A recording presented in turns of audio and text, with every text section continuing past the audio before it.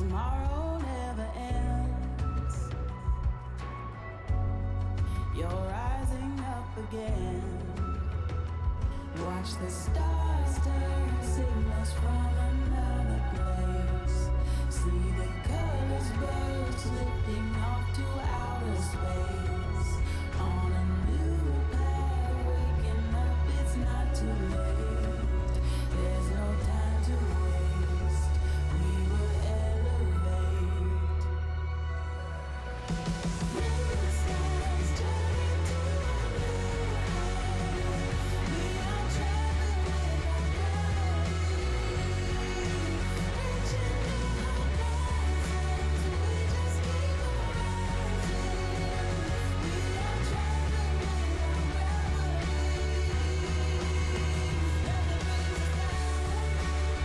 Nothing brings us down. Nothing brings us down. Nothing brings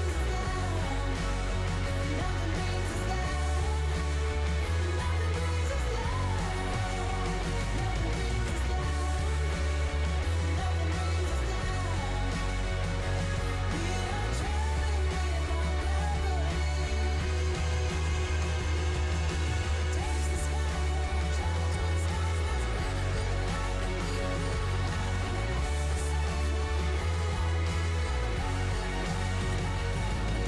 Taste the sky, travel to the stars, let's live a little life and be a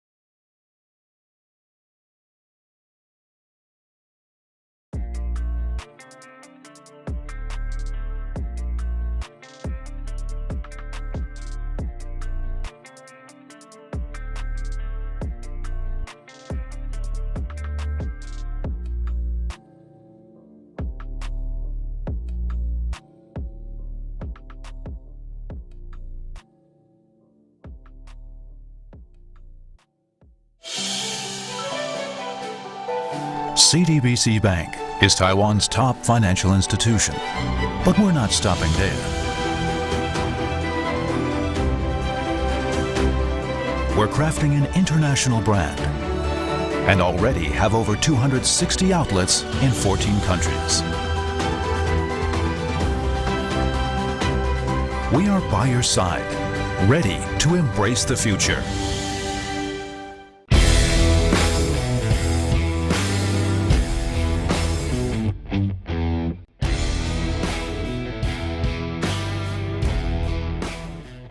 And then Whale staying very, very far back. He's not going to be able to do it this time, as Whale says goodbye. Yeah, bye, Whale. Okay. Tower should fall, even though Taco does get the blink. Chris does get taken down. Maybe they have a chance now that there's no Zeri in this one, but those Gangplank barrels are starting to sting here as Leaky goes on a rampage, and MMT might get a bit more. They grab Nesty, getting a little bit of revenge, but they are running fast out of health bars. However, they're still fighting here. Triple kill for the Gangplank and a Quadra.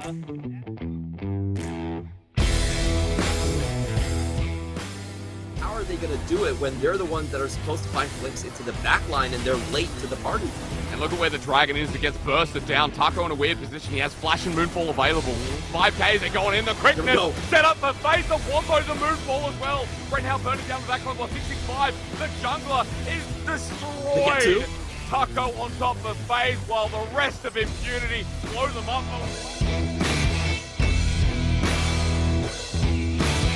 Been a little bit more fortunate, I would say, in his teams. Wako. Lazar. No, you dead. So long. Leon, it feels like Leon does not forgive or forget any slights. Have stayed looking to try and find a pick. Kino is the one that gets caught for just a moment. Meanwhile, the rest of the team comes forward. Man, those shock blasts are starting to hurt. They've got him corralled, and here comes Kongye looking for an opening around the side. Meanwhile, Enzo is going to get caught right in the middle, but he is tanking through. And they've got the kickback, and Wako goes to the skies and buried 6 feet under. Minji on the run from Uniboy. He might have the shockwave, but it just doesn't matter. And the team is cleaning up. Leong does get a double kill on the back half, and that might be enough to save the fight, but they turn their attention over to Kino and Usha. Big shock blast. They just need a little more, and they will be able to delete him. Driver on the front, chasing down Kino. It doesn't matter what Leong does because he's out of teammates. There's no one left on his side. Uniboy has the red smite, will be able to use it, reduce some damage, but Leong's still quite strong, but not strong enough.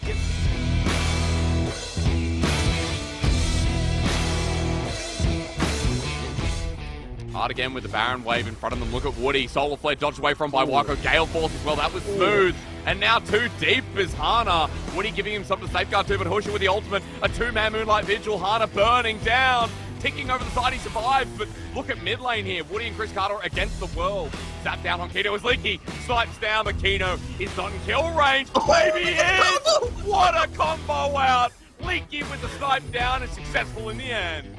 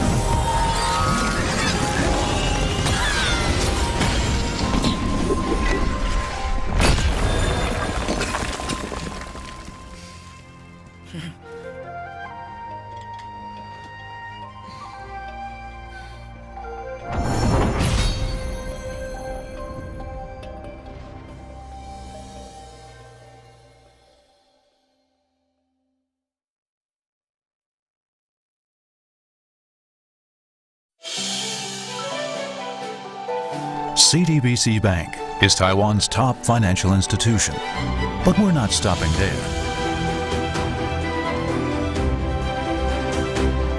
We're crafting an international brand and already have over 260 outlets in 14 countries.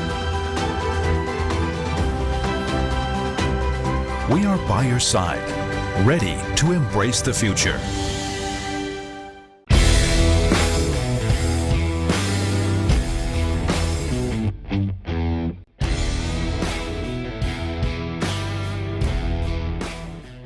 And then Whale staying very, very far back. Was not going to be able to do it this time as Whale says goodbye. Yeah, bye, Whale. Okay. Tower should fall, even though Taco does get the blink. Chris Cottis does get taken down.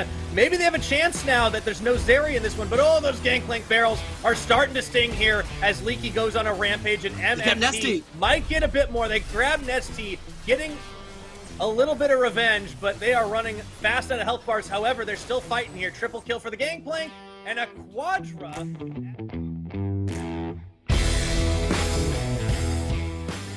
How are they going to do it when they're the ones that are supposed to find flicks into the back line and they're late to the party? And look at where the Dragon is that gets bursted down. Taco in a weird position. He has Flash and Moonfall available. 5Ks are going in. The quickness set up the face of Wombo's a Moonfall as well. Right now burning down the back line. 665. The jungler is destroyed. Taco on top of FaZe while the rest of Impunity blow them up.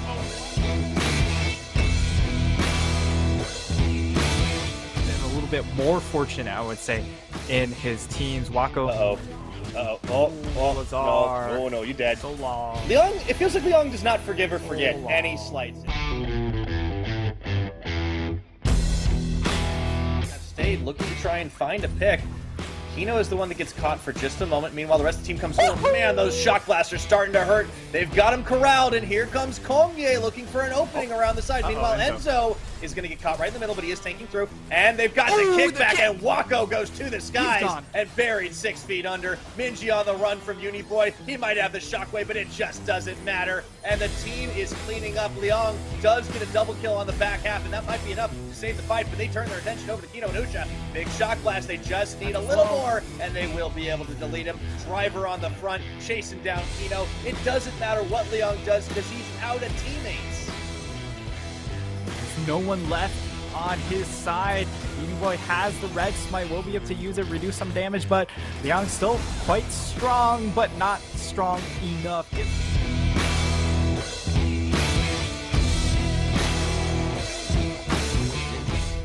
Hard again with the Baron wave in front of them. Look at Woody. Solar Flare dodged away from by Wako. Gale Force as well. That was smooth. And now too deep is Hana. Woody giving him something to safeguard to, but Husha with the ultimate. A 2-man Moonlight Vigil. Hana burning down. Ticking over the side, he survives, but look at mid lane here. Woody and Chris Carter against the world. Zap down on Kino as Leaky snipes down, but Kino is not in kill range. Maybe he is! What a combo out! Leaky with the snipe down and successful in the end.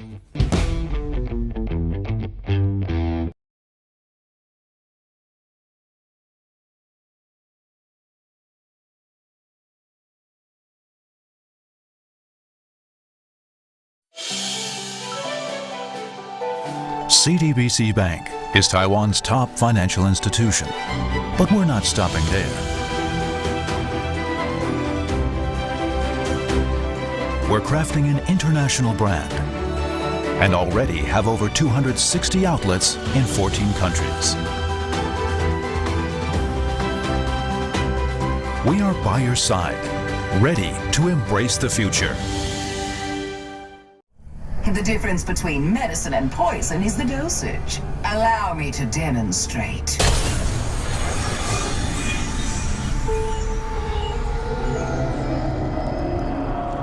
Ah, my favorite part of the job. Product testing. Oh, I love it.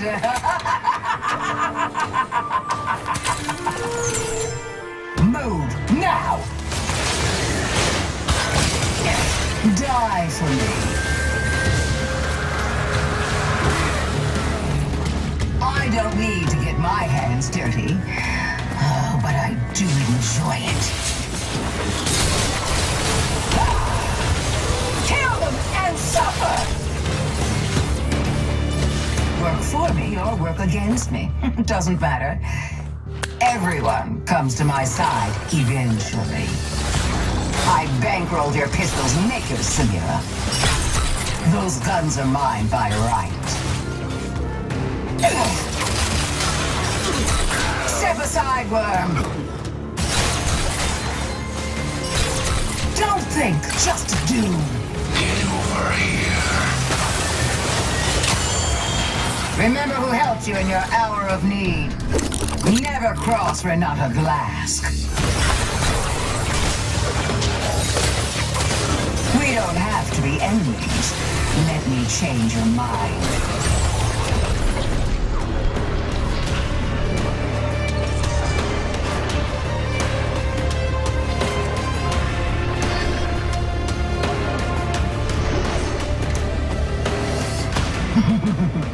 Progress. Competition is for the weak. I dominate.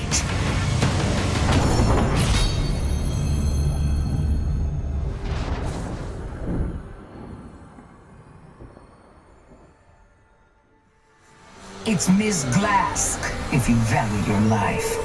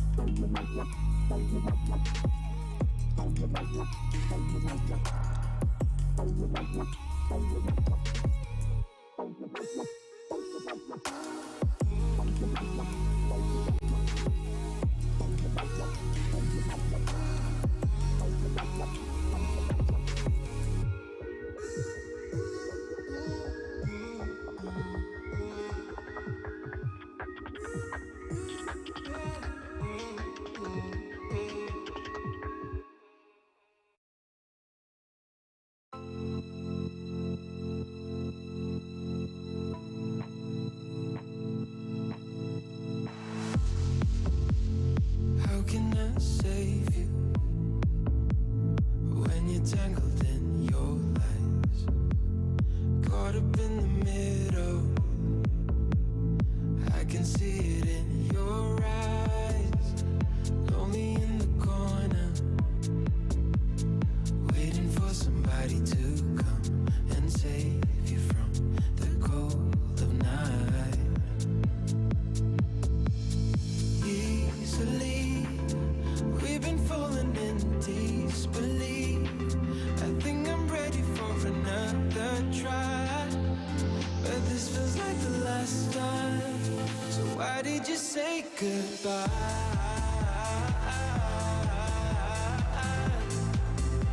It's better to say goodbye.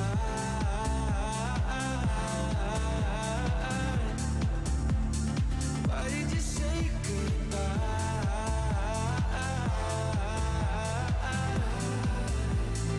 better to say goodbye.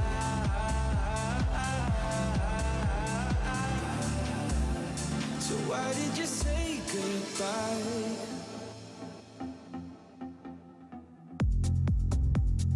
Quiet like the ocean,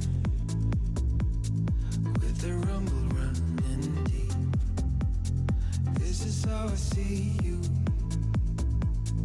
when you hide your feels from me. Why you heavy-hearted? Cut the silence, talk to me. Release your mind, get what you need. Easily, we've been falling in disbelief. I think I'm ready for another try, but this feels like the last time. So why did you say goodbye?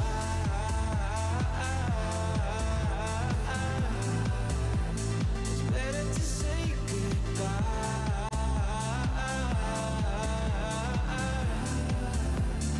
Why did you say goodbye?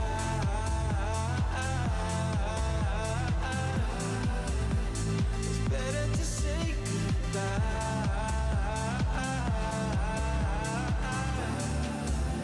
So why did you say goodbye?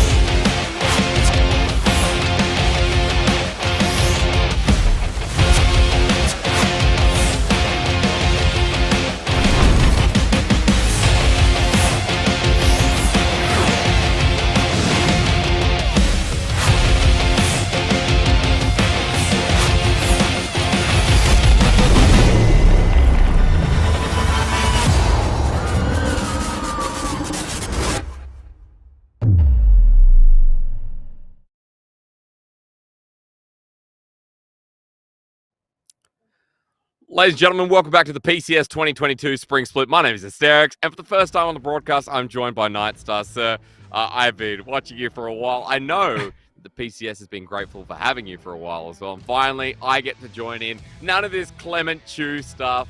It's me and Nightstar to take you through tonight. I think I speak for both of us when I say tonight's going to be exciting now that we're on board with the mission. Should be absolutely fantastic. I can't wait to get yet another double dose of 7-9.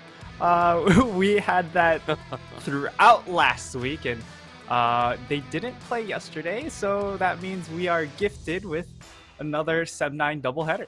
You sound very excited for it, Nightstar. I'm glad you share the enthusiasm running forward. Of course, sitting towards the bottom of the table, you mentioned, but yet one of the teams of the PCS here is we want to open things up and let you guys know, sponsored by CTBC Bank and Caliber. Thank you again. The match starts momentarily, but before that, I want to thank organizer and Riot Games, Carry Life Co, and Garena for PCS League operation and full production. Big shout out to our sponsors once again. Now, as we open things up again, Nightstar, you know, I was saying before, Sem9 are but one of the teams we're looking at here today. And they're sitting towards bottom. We've had a pretty competitive split, and I think coming towards the halfway point, you and I were talking in rehearsal that, yeah, we're kind of at that point. Middle of week 3, playing out. We only have 3 weeks after this week to go. We're at the halfway point where a lot of those standings are being solidified. Yeah, we're starting to see where all these teams lie when it comes to where they place in tiers, and it looks like this first game is going to be between two teams that are jostling for position to try and make it towards the upper half of that lower tier. So we do have yesterday's results though, and I mean, I feel like there was nothing surprising from yesterday's results. Agreed. And yeah. I think you're spot on, right? Beyond Gaming, getting a win against Frank Esports is one thing that I want to push as really important.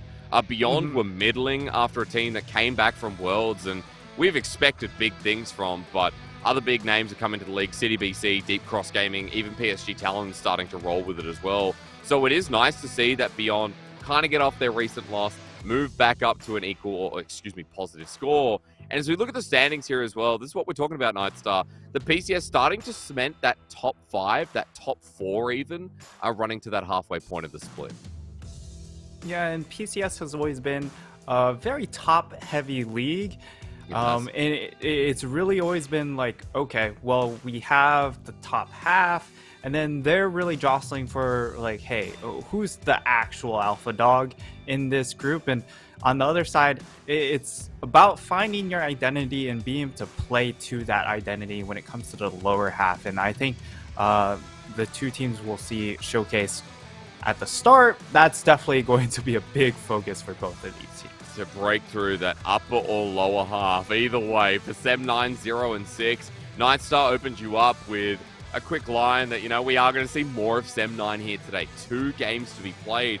One against Meta Falcon team, one against J Team later today. I think as well, seeing 2 of Meta Falcon team, Nightstar, that'll give us a bit of an understanding if this team can finally break through their 4-loss streak. And importantly enough, hold a position in mid-tier, because Frank Esports, Impunity are right behind them, and if they don't pick up wins today, they're in a pretty dangerous position as well. Yeah, and this is actually a very, very important day for Meta Falcon team because of the fact that they have 2 very winnable matchups against M9 and Frank Esports. If they secure those 2 wins, that brings them to 4-4. That is a big difference in trying to separate yourself from that bottom of the table here. And I mean, on the flip side for Sem9, it's merely about trying to find an identity, because they had Arashi in for the first 4 games, and then they actually substituted him out, bringing in Caspiel, and the identities have been very night and day. While the game has slowed down considerably, and they've been able to stretch out the game times, they look very uninspiring in those 2 games, though. To put it lightly, right? I think for Arashi as well, we knew that games kind of came down to him. Feels like with Caspiel, we're getting a similar look. For Sem9, like, we want to look for some advantage as we come into this first game. Now, before we talk more about Sem9, which is going to be a hard task, let's be honest, Meta Falcon team on the other side, we have seen, quite a bit here from, Taco up in the top lane. Who else do you want to talk about? I know you're talking about Wen in the rehearsal there, Nightstar. Any impounding thoughts you want to drop before we get into this game?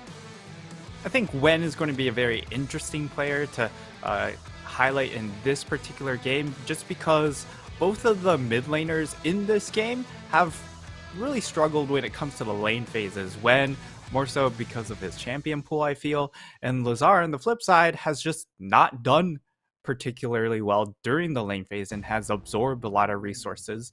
So for Meta Falcon team, I hope that they're able to really take advantage of this matchup and really attack these solo lanes with 665.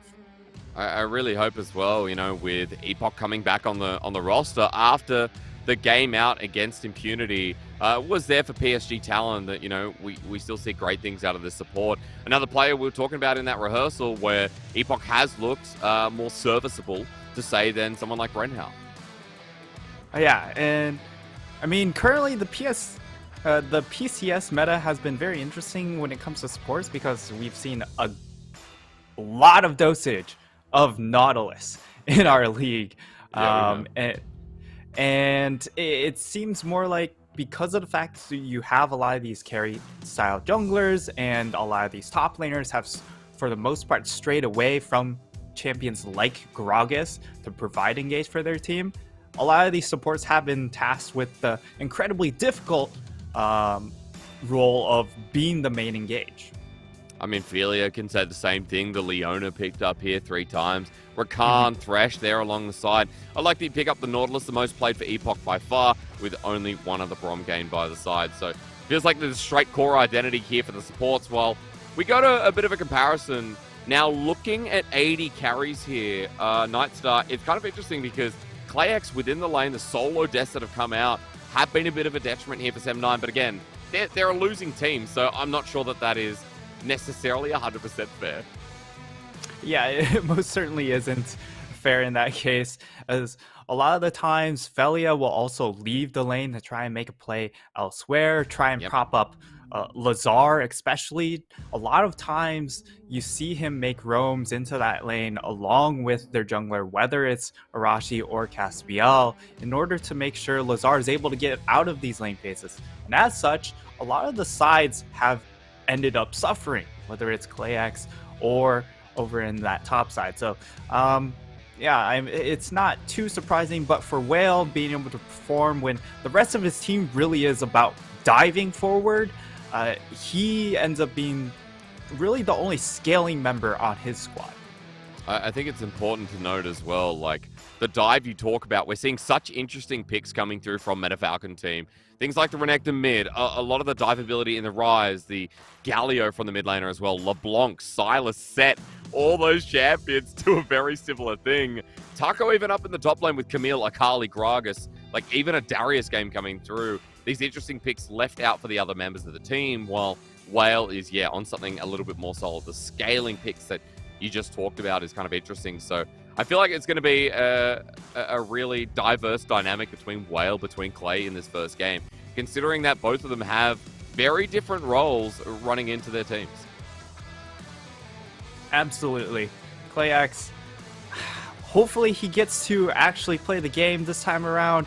He's fallen back onto very old school picks like the Xayah as well here. Something we haven't seen necessarily a whole lot in this current meta.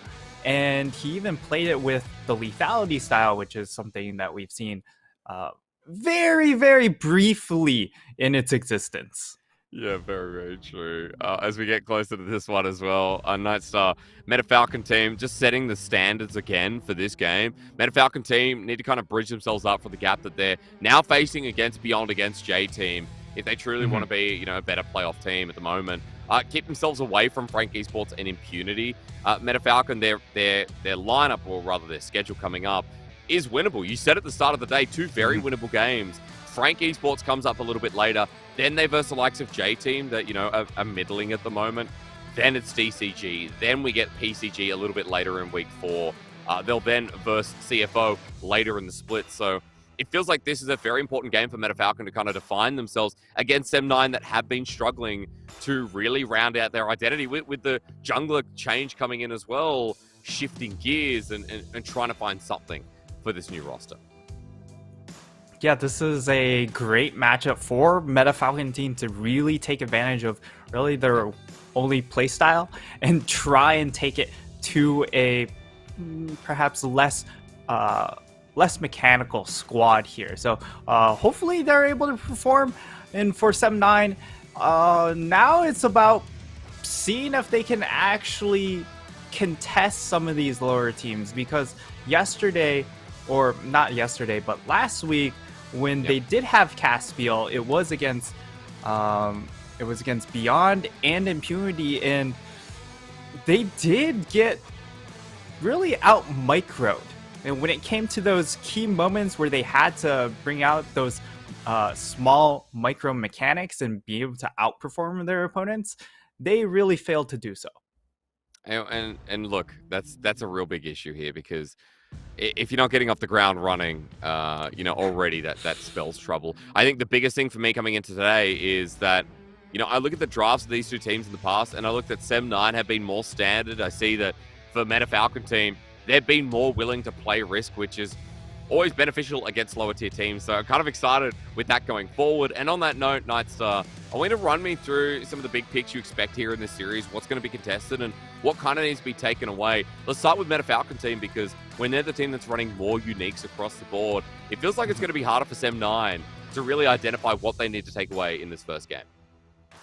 Yeah, I think for the side of Sem9, they should be looking at trying to pinch out some of the big carries coming in for 665 in the jungle. He seems to play a big part on how they attack the map, and they really do play around this carry style jungler. So things like the Gwen, like the Diana, I would expect to be try and focus down in the ban phase. And on the flip side, I think if you're Meta Falcon team, you can really attack Lazar's champion pool. I think Lazar on the Orianna, if he does end up falling back onto this champion, which he has done quite a bit, it's very good into the compositions that MFT do like to run. If you're going high, heavy dive, it makes it really easy to hit 4-man Orianna shockwaves. And even if you are a little bit behind, the amount of power you get out of 4-man shockwaves is still quite considerable. I also want to point out that with Lazar raised the concern of getting out of the laning phase itself. So many times has he been bullied around. Not sure if it was the mission game, but you know, Lazar against the Syndra was just destroyed. And it's been, you know, a real issue here for Sem9. So let alone him getting some of those big shockwaves, having the damage to be able to follow suit and actually make them impactful. I like that you're coming back to the jungle pool here of 665. You know, talking about the Gwen on Meta Falcon team as we wait to get in this game, folks. Thank you again for being patient, as it looks like we are a little bit slow to the chase. This is a flex for Meta Falcon team. And, you know, a really nice pick in the meta right now where Gwen is the safest blind up at the top lane and a champion that realistically should not be found through. Like, if anyone leaves Gwen open, I don't know, Nightstar. I feel like it's a little bit suspect sometimes. Yeah, Gwen is just still one of the most powerful champions in the game. I mean, the fact that she's immune says enough. And a lot of these backline champions just, especially without a whole lot of mobility, unless if you're something like an Ahri, if you're something like an Orianna, you just really struggle against the Gwen. When she gets onto you, it's so hard to get her off of you. So Gwen, definitely a very important champion in this matchup for the side of MFT, whereas on the flip side, while Shiromine can play it, it's not exactly because, again, of the fact that they don't tend to play towards their sides.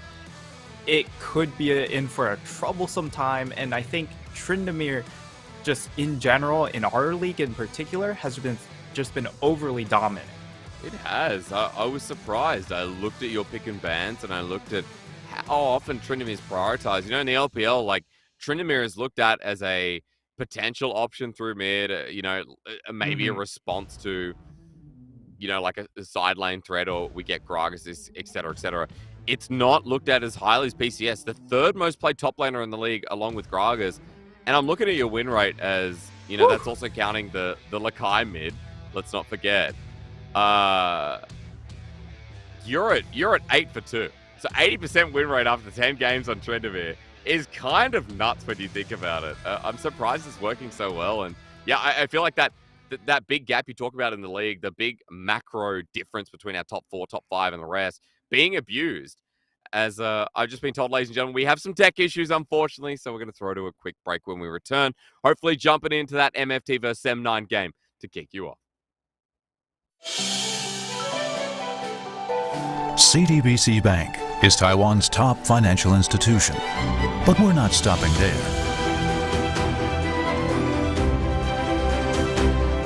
We're crafting an international brand and already have over 260 outlets in 14 countries. We are by your side, ready to embrace the future.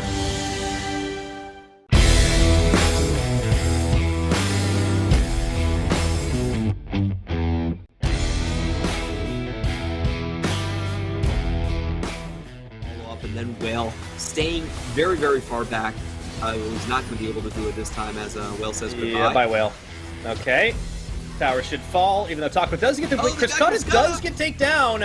Maybe they have a chance now that there's no Zeri in this one, but those Gangplank barrels are starting to sting here as Leaky goes on a rampage, and MMT might get a bit more. They grab Nesty, getting a little bit of revenge, but they are running fast out of health bars. However, they're still fighting here. Triple kill for the Gangplank, and a Quadra.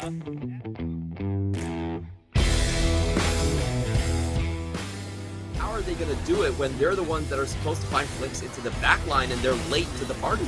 And look at where the Dragon is that gets bursted down. Taco in a weird position. He has Flash and Moonfall available. 5Ks are going in. The quickness set up the face of Wombo's a Moonfall as well. Right now burning down the back line. 665. The jungler is destroyed. Taco on top of FaZe while the rest of Impunity blow them up.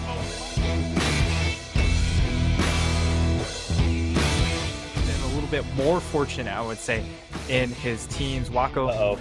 Lazar. No, you dead. So long. Leong, it feels like Leong does not forgive or forget any slights. Have stayed looking to try and find a pick. Kino is the one that gets caught for just a moment. Meanwhile, the rest of the team comes forward. Man, those shock blasts are starting to hurt. They've got him corralled, and here comes Kongye looking for an opening around the side. Meanwhile, Enzo is going to get caught right in the middle, but he is tanking through. And they've got the kickback, and Wako goes to the skies and buried 6 feet under. Minji on the run from Uniboy. He might have the shockwave, but it just doesn't matter. And the team is cleaning up. Leong does get a double kill on the back half, and that might be enough to save the fight, but they turn their attention over to Kino and Usha. Big shock blast. They just need a little more, and they will be able to delete him. Driver on the front, chasing down Kino. It doesn't matter what Leong does because he's out of teammates. There's no one left on his side. Uniboy has the red smite, will be able to use it, reduce some damage, but Leong's still quite strong, but not strong enough.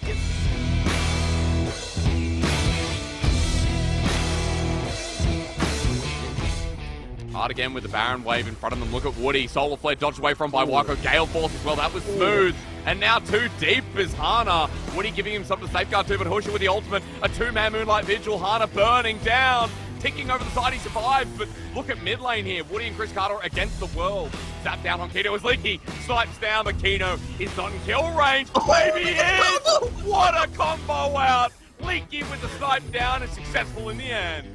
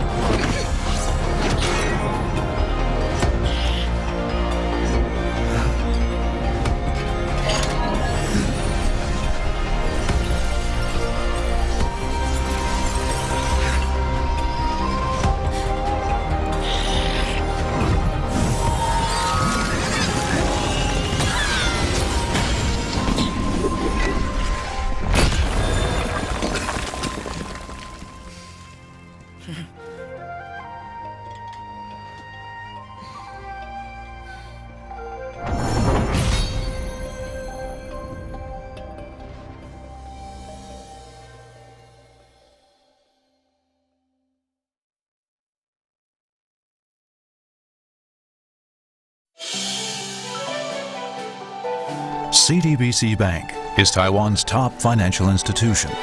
But we're not stopping there.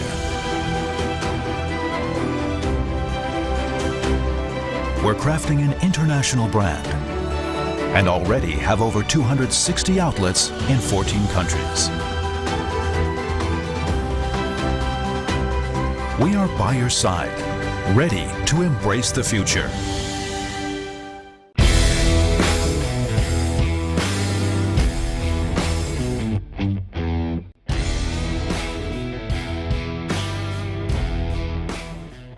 And then Whale staying very, very far back. He's not going to be able to do it this time as Whale says goodbye. Yeah, bye, Whale. Okay. Tower should fall, even though Taco does get the blink. Chris does get taken down. Maybe they have a chance now that there's no Zeri in this one, but those Gangplank barrels are starting to sting here as Leaky goes on a rampage, and MFT might get a bit more. They grab Nesty, getting a little bit of revenge, but they are running fast out of health bars. However, they're still fighting here. Triple kill for the Gangplank and a Quadra.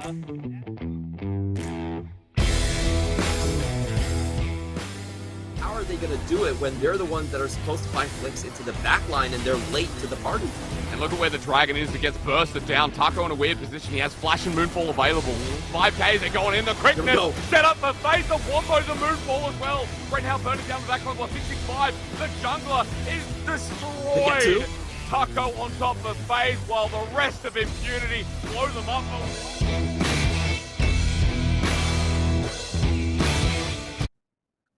Ladies and gentlemen, welcome back to the PCS. My name's Asterix. I'm joined here by Nightstar, and we apologize for the delays. Of course, running a little bit behind here as we've had tech issues for the first game, but we've been told that MFT versus Sem9 is ready to begin. So, Nightstar, we were having a quick chat before we went to the break, talking a little bit about how MFT needed to win. Sem9, of course, the same as well. But a little bit about what we came to expect, and for MFT especially, looking towards those unique picks in this first game, the picks that kind of simulate the great dives that they've been doing. Yeah, I think the big one is, of course, the Camille Galio that they pulled out at the very start of the split. That is pretty much the epitome of dive composition. Yeah. And then they've also mixed it up, of course, with the Renekton and the set in the mid lane. So I think a lot of the mid lane champion pool really showcases that they're just really tunneled in on this dive. Again, Renekton, Galio, Rise, Set, Silas, LeBlanc, like every single champion that we've listed there helps that out and hits one of those side lanes. So kind of excited to run into this one as MFT look for their win past 2 and 4. Sem9 still without their first win of the split.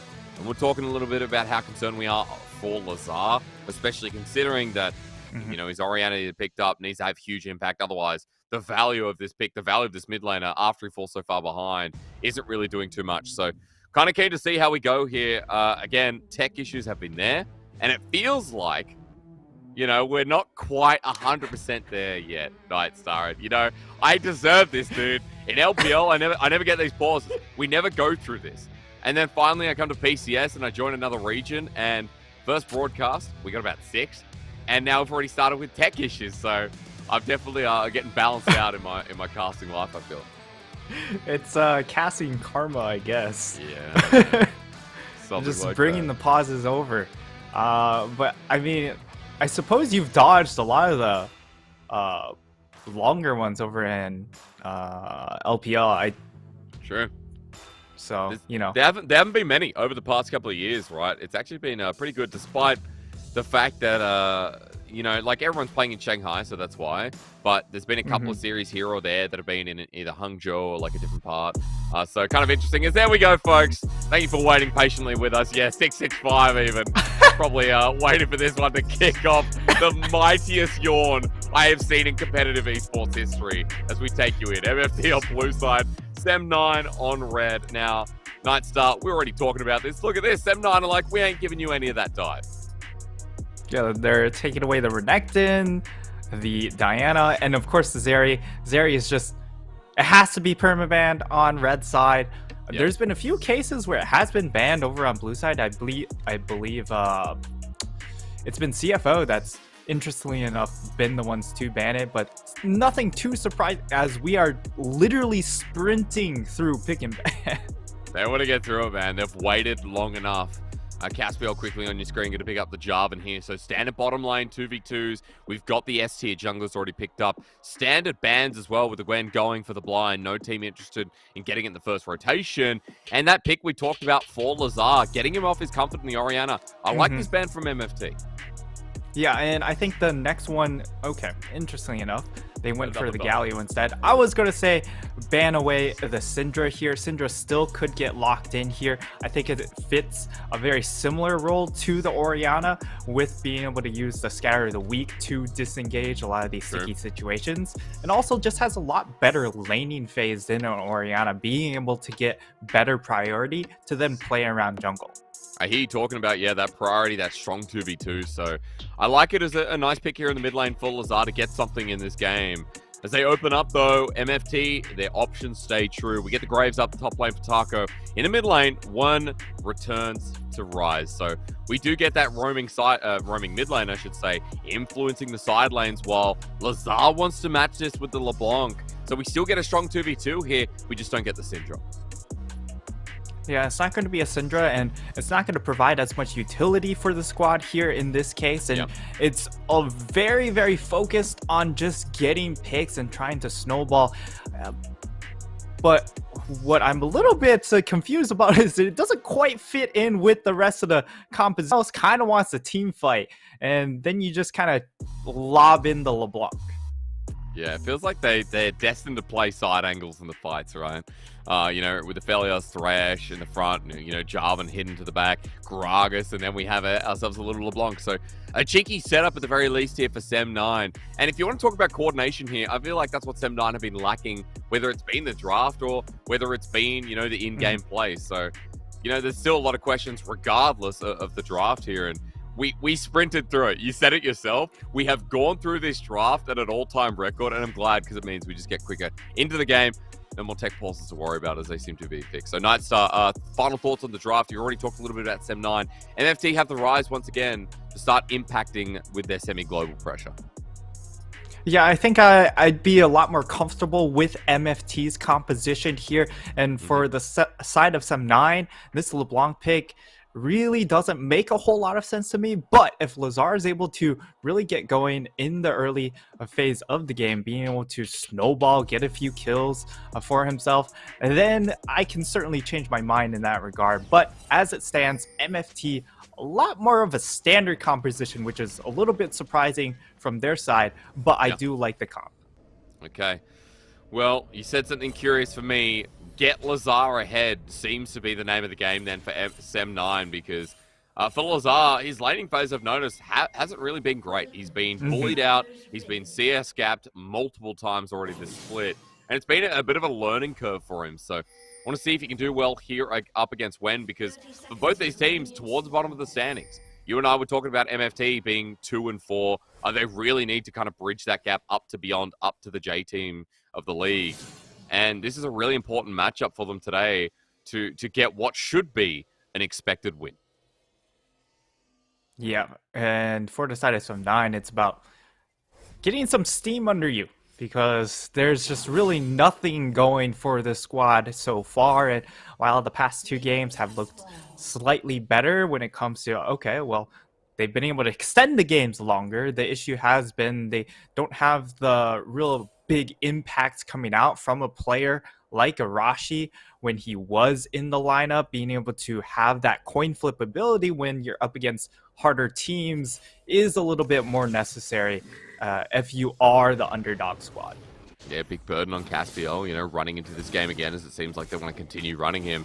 Tucker going for a bit of an invade here as he gets spotted out. This is just the top laner, but being a bit of a nuisance. I feel like this guy's been watching the shy, wants to make sure Caspiel gets a little bit lower on his clear, but it won't matter. Red buff Smite and continues to take the buff around. So going to be slower here to the top side, as Shuramain had to stay behind to get a longer leash. Yeah, and I mean, the nice part about that play coming in from Taco is that it does force out the flash, or not the flash, but the smite from Caspiel here. True. And it will result in being a little bit slower. So we'll see how he adapts.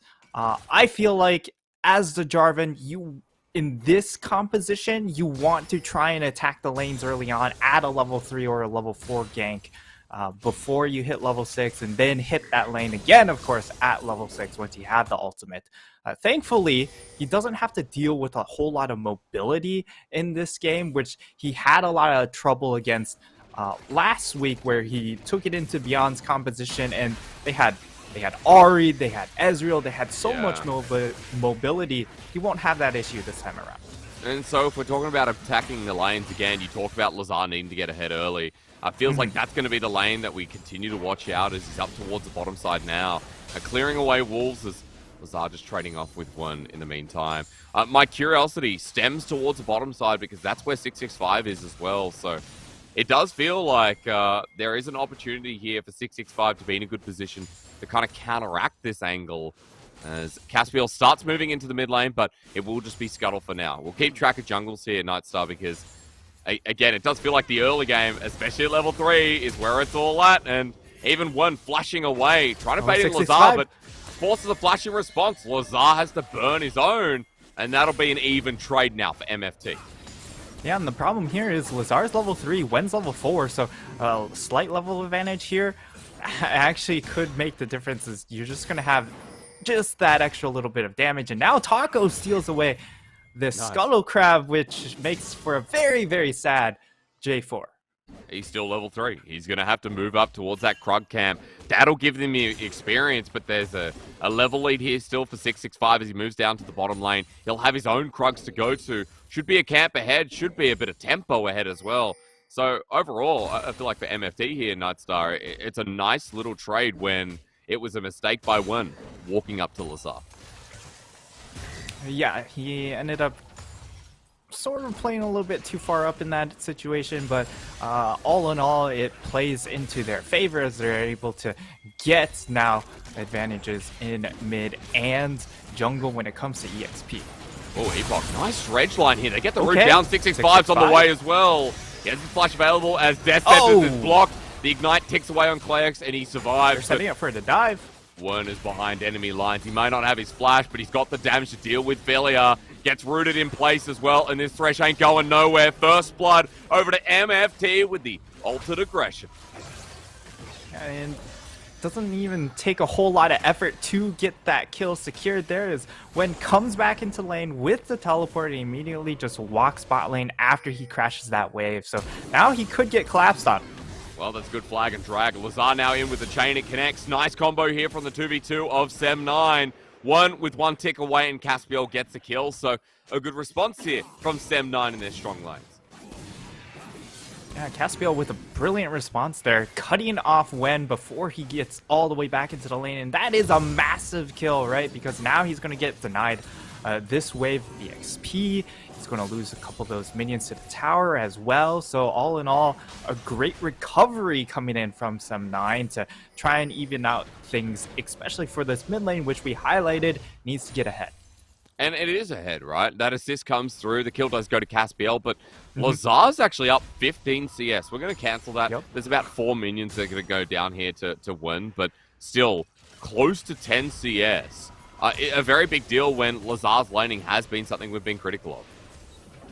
Yeah, and even more importantly, you have that level difference, right? So, and as a result, when with the Unsealed Spellbook on the rise, has opted into the Ignite to try and reestablish kill pressure in the event Lazar tries to go in for the kill with that level 6 advantage.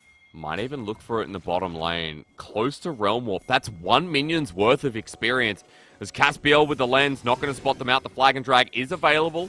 They spot him. 665 behind him as well. Safeguard, Rune Prison down, and it's a Sonic Wave that connects all the way over the wall. Lazar with the great root, though. May have saved his jungler's life as 665 going deep. Lazar saves the day. The weak member of Sem9 getting a good response while MFT collapsed and Klex and Philia walked into a trap. Epoch wants another dredge line, and even under the turret, he should not feel safe with MFT on the hunt. They're on the hunt, but thankfully, the wave isn't quite there to the tower, so it would make for a very difficult dive in that situation, but it also still denies Klex all of those minions and EXP. So right now, we're just going tit for tat for the most part, and I mean, the biggest losses have been really just these minions dying to the tower or getting denied away as they're forced into these recalls. I mean, every single time Lazar seems like he's pushing out the wave, then making the move as a response. So nice to see here from Sem9. They don't have the gold lead, but they do have my confidence play. Again, Caspiel, Lazar, great early game. MFT still responding, but I want to see how far they can take this LeBlanc. You did say, Nightstar, that condition for this game for Sem9 was Lazar getting those kills, that early access on LeBlanc, and he started to do that. Maybe not important. Wow. MFT still hitting bot lane. I'm going to bring it back. Lazar is worth talking about because we never talk about him on broadcast. At least not in a positive light. There you lately. go. So, and right now he has the sword food, so he does plenty of damage. As there aren't a whole lot of resistances built up on the side of MFT, of course. Yeah. But I feel like there should start to be some magic resistance being built up, because you look at Shiromine's build, he's actually going for, I believe, the Everfrost build instead of just going for the full tank, because he does have that Amta, which is interesting. But Caspiel is also in an interesting predicament. Yeah, he's been Dredgeline back in. The Flag and Drag over to use the kickback Sonic Wave as well. Philia saving the day with the Dark Passage. Ignite going down, but Whale snipes him with the Super Mega Death Rocket. And Philia, the next target. Zap blocked by Blue Buff. What a friendly encounter, but 665 makes short work of Philia. Flashes the IG emote with Epoch and LGD. MFT styling now that they've found their win. Probably one of the best flipping junglers on that IG roster. Of course, Ning, as he would oftentimes go for these. Yeah, absolutely. That's, I guess that's where MFT are finding their momentum, because I tell you what, when it all looks good for Lazar, for Caspiel, like, again, it feels like MFT are really capitalizing on this jungler being in the wrong place at the wrong time. Yeah, Caspiel, for the most part, has been able to identify where he needs to be, but just a couple slip-ups here or there, and when you are, of course, the underdog team, these slip-ups are going to be very costly because of the fact that you don't expect to get a whole lot of leads. We get to see the replay. Caspiel just goes a little bit too far forward into the river, and he doesn't have that mid-priority quite yet when able to make the faster rotation, and Philia is just really a casualty of war in that instance as well, because he just wants to help out his jungler, and his jungler brings 3 goons. I mean, as well, the Super Mega Death Rocket adding so much impact. Like, Whale, his ability to be near that fight, whether he's in it or not, as we see a Flag and Drag again, Cataclysm through the mid lane, Ignite placed down by Wern, but I think this is turning, and even though Lazar's done great damage on top of Wern, he'll be taken down. Golden in the nick of time, and Caspiel wants the flag, the Ignite down, he dies, Super Mega Death Rocket avoided in the mid lane as well.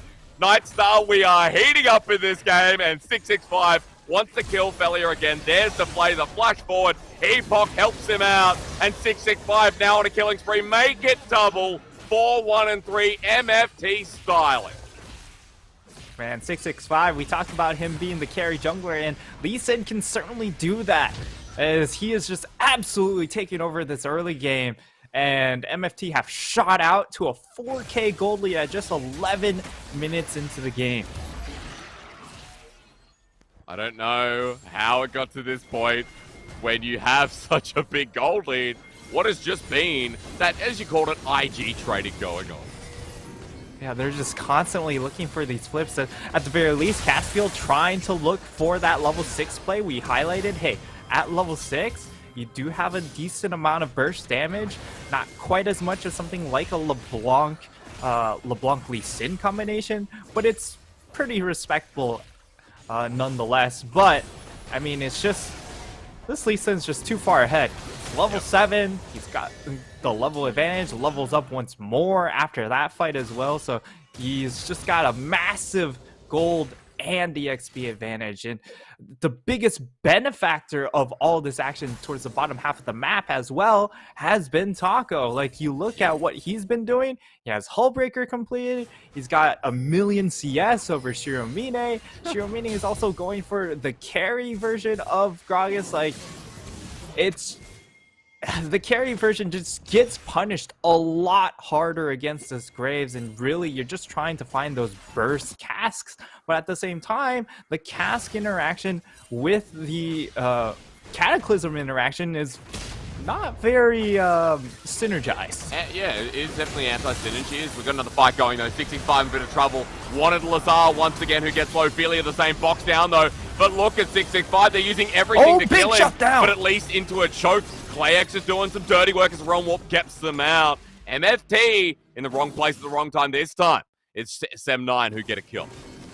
Sem9 get a massive pick there because that kill goes into the hands of Clayx, and a lot of the times when we were looking for that earlier invade onto that blue buff coming in from MFT, Clayx couldn't make that rotation over because he wasn't level 6. That's why the rocket comes out and has more impact in that situation.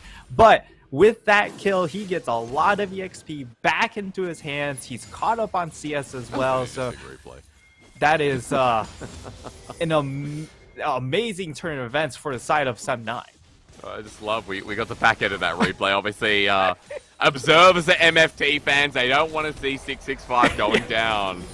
But look, at the very least, a really nice play here from Sem9, but we have to remember, coming back to reality, Herald's there.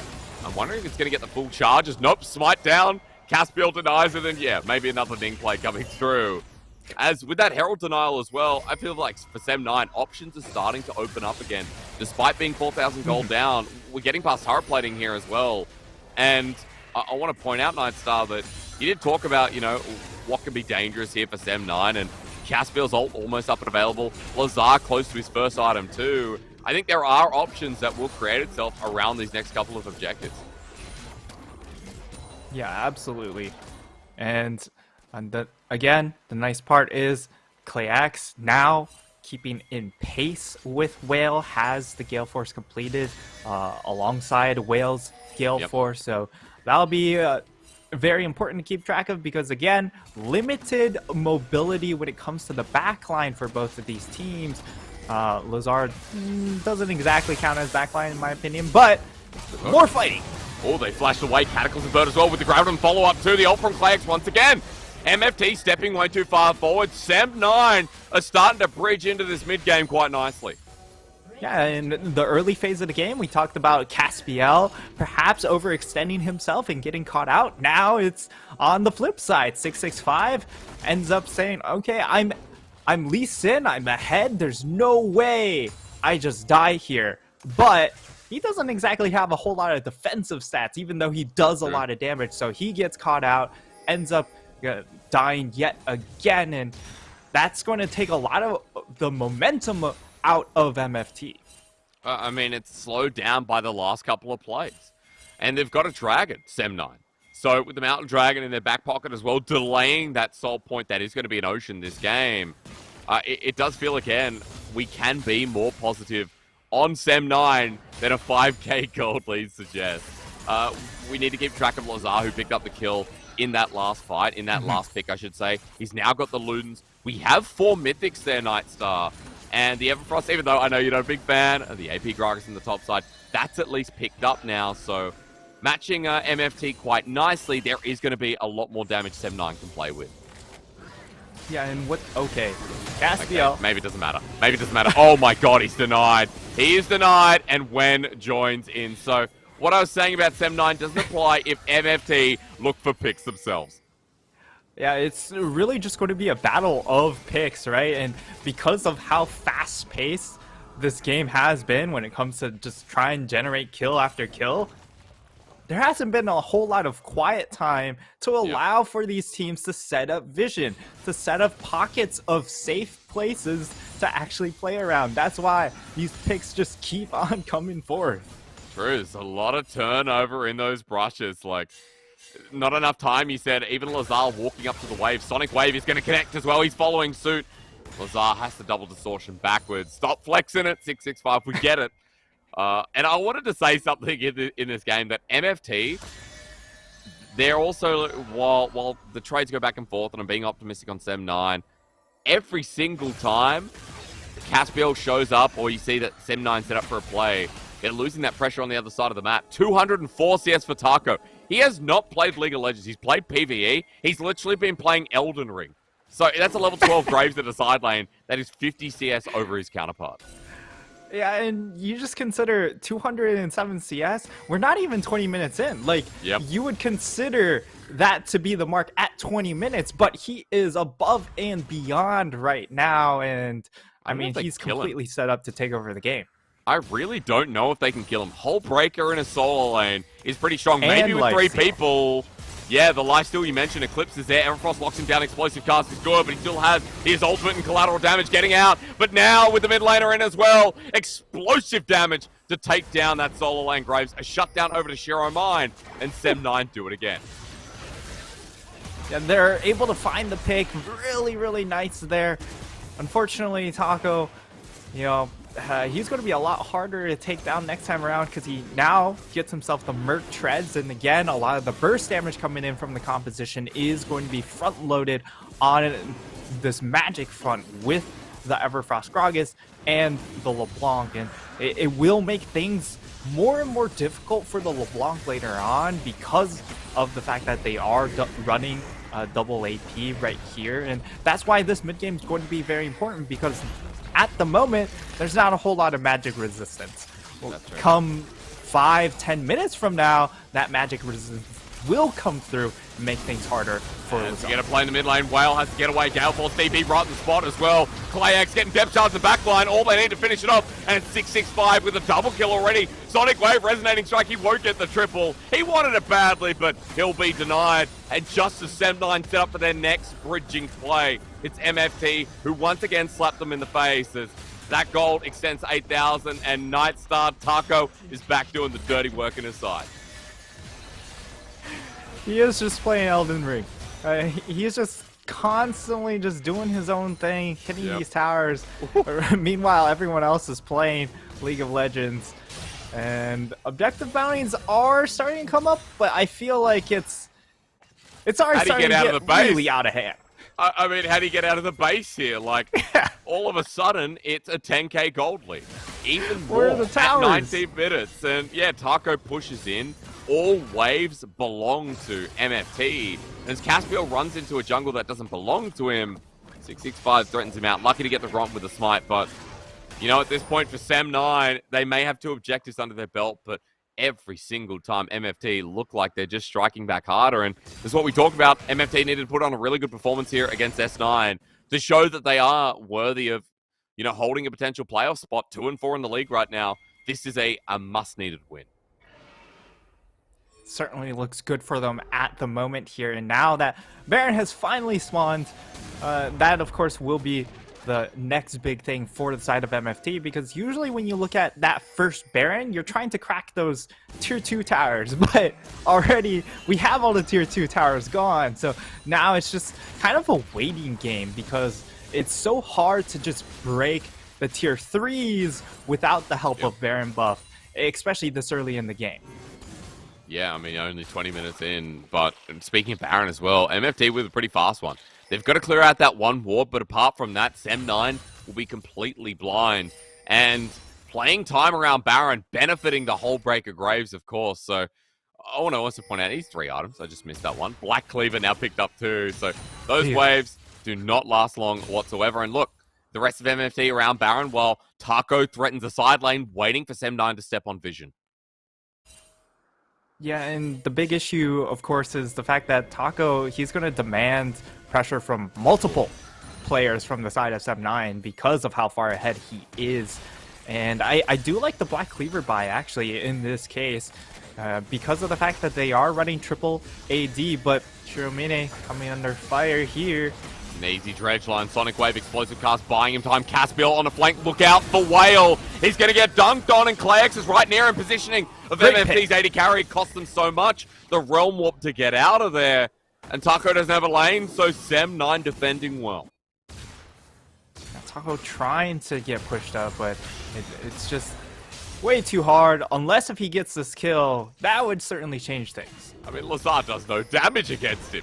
Look at this whole Breaker Grave. He runs in for his burst. That's he just ignores them. And yeah, completely laissez-faire against Lazar. There goes the inhibitor turret, and Lazar can't do anything against him. Oh my lord. Of course, also has the life steal coming in from the Eclipse, so that means he's able to heal up on whatever jungle camps are his now as well. So, yeah, it's looking great for Mr. Taco. Yes. He's really exclusively played PvE. Yeah, and the whole of Sem9 have to send an army to try and get him now. Before, Lazar was the finishing touch, but I wonder this time. Taking a lot of damage from Shuramanu's Caspiel, willing to come in, end of the line once more. The burst comes through, Super Mega Death Rocket won't do a thing, and it's a shutdown on Taco once again. When nothing's being taken, Sem9 are still getting resources on the map despite being so far behind. Yeah, and this is what we did like to see from Sem9 in the 2 games that they had Caspiel, was that they were able to slow down the game when it came to trying to mitigate risk and capitalize on what they were being offered, and in that case, they got a free Taco right in that moment. Because MFT were on a reset timer, they weren't able to respond immediately to turn towards something like the Baron buff, and now we're going to have a bit of a dragon dance here, but because it's happening so fast, Lazar's not quite able to set up flanks. Well, I want to see if Sem9 stick their guns on this, though, because Wern behind them with a Realm Warp in front, stolen easily. Ooh. MFD just walk right into this Caspiel with Cataclysm. But you know what? It already looks lost here as Lazar's poked out. Shuramain in the front line. The LeBlanc beaten down bloody. Taco finally joins in, and this is the result. Flash kick to the face. MFT are done with Sem9 in their opening game. Yeah, that's going to be certainly the beginning of the end here, as they should be able to get themselves, well, one more kill. But there is an open inhib, of course, and they can go ahead and just turn their attention over to the Baron buff as well. That timer's not quite there yet for them to actually straight up end the game, but surely they will turn their attention over to the Baron buff. They seem to be pretty slow moving around, so I guess we just get to dance again. It's a very low game days, I think I've seen from a team, so MFT probably just not feeling confident to go through to push either for an end or, yeah, start the Baron. Look at the fight again, because it didn't look good at all for S9. It absolutely did not. Caspiel dives in to try and set things up, but again, with this composition, because you have yourself a LeBlanc and you have an AP Gragas, it's really about trying to set up flanks, being able to generate picks, and because they weren't able to generate a man advantage at the start of this fight, that's when, well, the better team fight composition on the side of MFT really just gets to sing all over them, and I mean, they already had a gold advantage coming into that fight, and it's pretty easy pickings straight up. So I want to see them finish it off because it's 12,000 gold lead, but it really doesn't feel like it with how cautiously MFT are playing. The fact that Sem9 are out of their base with such a disadvantage are kind of speaking to the fact that they're getting more control than should ever be allowed. 665 walking into enemy brush right now. Caspiel going to run from the dredge line. And now we begin the Baron dance you want to talk about. There's a couple of wards in the pit. One will be spotted out. Control ward in the tri-brush behind. And waves being matched while Taco goes back to the solo lane. MFT deciding on whether they're going to take this fight. Yeah, now it just comes down to how are you going to be able to check the Baron pit? Oh, they're just going. They are. Caspiel runs in with the ulti. Epoch is by himself for now. Sonic Wave connects from 665. Won't take it as the poke's coming through. This is a 12k gold lead, ladies and gentlemen. Taco is in the side lane by himself with 4 completed items. Inhibitor's going to be exposed, and Sem9 now making their way back, and Baron's there, so this is what MFT wanted to do about 5-10 minutes ago. Yeah, Caspiel, it seems like he understands that they need to try and force a play, but unfortunately he uses the Cataclysm on a Nautilus, and they just aren't able to burst him down because they're just not there fast enough. Yeah, he's just dead. Sonic Wave over the wall. We're going to take a Realm Warp, and one brings Whale with him. Caspiel waiting for that last flag and drag, but Whale takes him down. And meanwhile, it was the top laner in Taco heading towards the next turret, so MFT turned back to the Baron again. Nice and easy does it. Yeah, and this time they should just commit and secure this Baron, as there's not a whole lot Sem9 can do. They're stuck at home, really stuck in quarantine here. They just are not given any ability to leave. And it's sad because we kind of saw that this game was coming off to a really nice start. It was Caspiel finding good picks, Lazar getting ahead, and we talked about the condition of this team being in the fact that this LeBlanc wanted to snowball, wanted to really find good opportunities to get picks in this game, but even despite that, 665 came back with a vengeance. He threw away a little bit, and then the rest of MFT picks kept following suit. So it's been such a roller coaster of emotion, this game. But I think we have seen some development from Sem9. They're just still not at that point where they understand how to transition. Yeah, not quite all on the same page. When it comes to map rotations here, it really just seems a bit discombobulated, and I mean, it looks somewhat okay right now because they're against MFT, who haven't really exemplified too much themselves, but that's true. Oh, Caspiel going to give it to them though, and a nice step charge onto the back line. Clay-X, Gale forcing away both summoners available. Taco joins in. There's the Realm Warp as Clay burns all his summoners in front of 4 members, and MFT take their pickings. Now running straight through the base. This looks like finally we're going to end this game. Yeah, looks like this game will come to an end at long last for MFT. They secured this victory, which certainly bodes well for them and for Sem9. Same old so far. Yeah, 0-7 here as they move to the halfway point of the PCS spring split. MFT move it up to that halfway point in the standings. Try and take themselves a more opportune playoff spot. A much needed win again, and that ends the 4-loss streak of MFT, which, you know, has got to feel good. Absolutely, especially when there's super young players as well. Of course, this is our collegiate squad, and when it comes to, I feel like when it comes to younger players, momentum is really key in having and being able to play off of that and have a positive mood as a result. Maybe veterans, you're able to absorb losses a lot better, but I would say it's a lot more important when you are that younger team. Yeah, and again, like, people believe in this team. They see the development. So the fact that it's not just the youth coming through, but it's also that they're developing the experience in the split. The games like we saw there, working on how to close it out. All important lessons here for MFT. 3 and 4 is a much better scoreline to be running into the middle of the split in with. I was concerned if Meta Falcon team were starting to lose control of that game, if they continued to take out losses. Teams like Impunity, Frank Esports, even Hurricane Gaming, even Sem9 with the win that they could have found there, would have been a very, very different league. So, again, much needed. But I think as we go back and diagnose this game a little bit, what we know is that junglers played a huge part in that early game. And you talk about Caspiel on the Java and like what he needs to do. There was a lot of movements around Lazar in that early game that looked successful for Sem9, but just didn't, I guess, transition. Yeah, and I did like the jungle mid interaction coming in from Sem9 this time around. It looked like they weren't as heavily invested on needing Felia to come over to assist them this time. So that bodes well for them moving forward.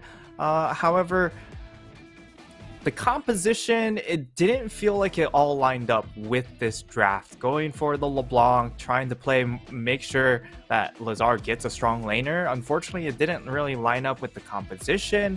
Then you have this Gragas that went to AP, also has dis-synergy with this Jarvan pick. So it was kind of all over the place with the picks, and you saw that really reflected towards the mid and late game when they tried to get back into the game with these team fights. Where, you know, the 80 carry on MFT was in such a good position where it's like, okay, if you're not landing onto him, if this, you talk about the synergy not lining up, you know, someone like Whale loved it. You know, explosive cast use, okay, that's down. All I have to worry about is Cataclysm.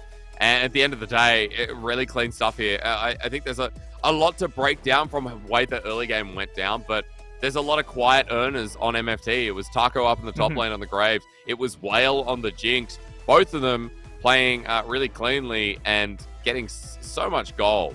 off of these little trades that just built them up in the game. Absolutely. The side lanes performed very, very well. Wen had a solid performance. And I mean, 665 really took control of the game. And yes, he also tried to toss away the game. We talked about the comparison. It's Ning, you know, he's going to have these moments, right? And it's about being able to build up enough lead for your sides or in your solo lanes to then be able to take some of these blows later on. Yeah, again, 665. I feel like he, despite him, as you just said, trying to throw away the game, it's an MVP candidate. 665, 9, 3, and 10, still one of the most impactful members. And I want to say, I'm glad they're running Epoch again. I think this is the strongest support by far and was really, really, fundamental to the win there as well.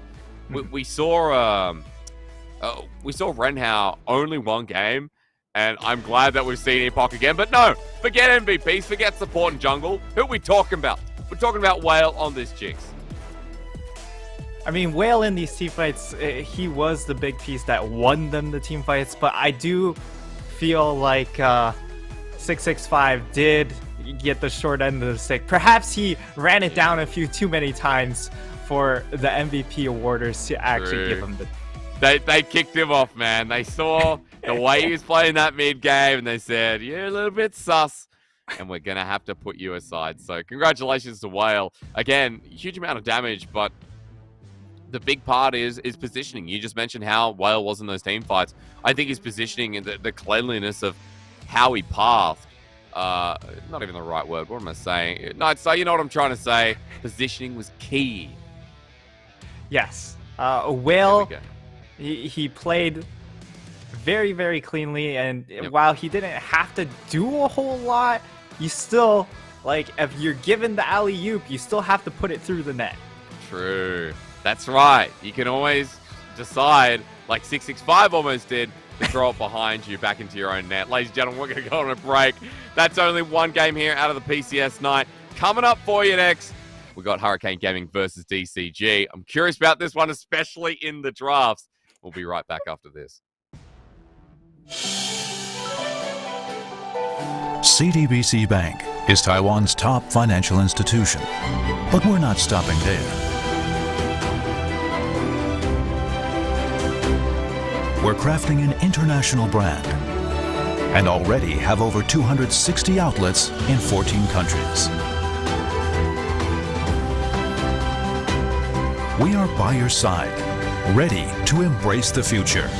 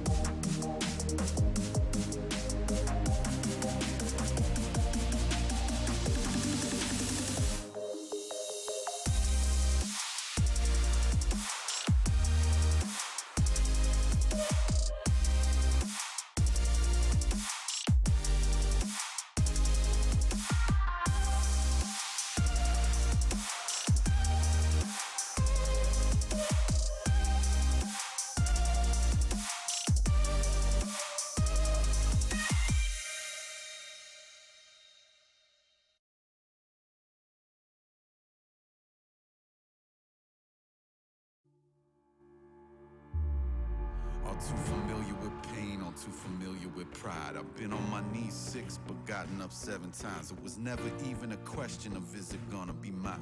It's not a matter of chance, just a matter of time. I've been watching the clock, 10,000 hours go by. I keep putting in work, the tears are filling my eyes. I swear I've never been tested like this, but this is mine. It's not a matter of chance, just a matter of time. Never look back. If something standing in my way, I always push back. If something seemed impossible, I never took that. Nah, cause now I know better. Can't stop, won't stop, I won't quit ever. Deepest waters won't take me. The highest fall won't break me. The blood and sweat is what made me. I'ma get mine, just a matter of The time. deepest waters won't take me. The highest fall won't break me. The blood and sweat is what made me. I'ma get mine, just a matter of time.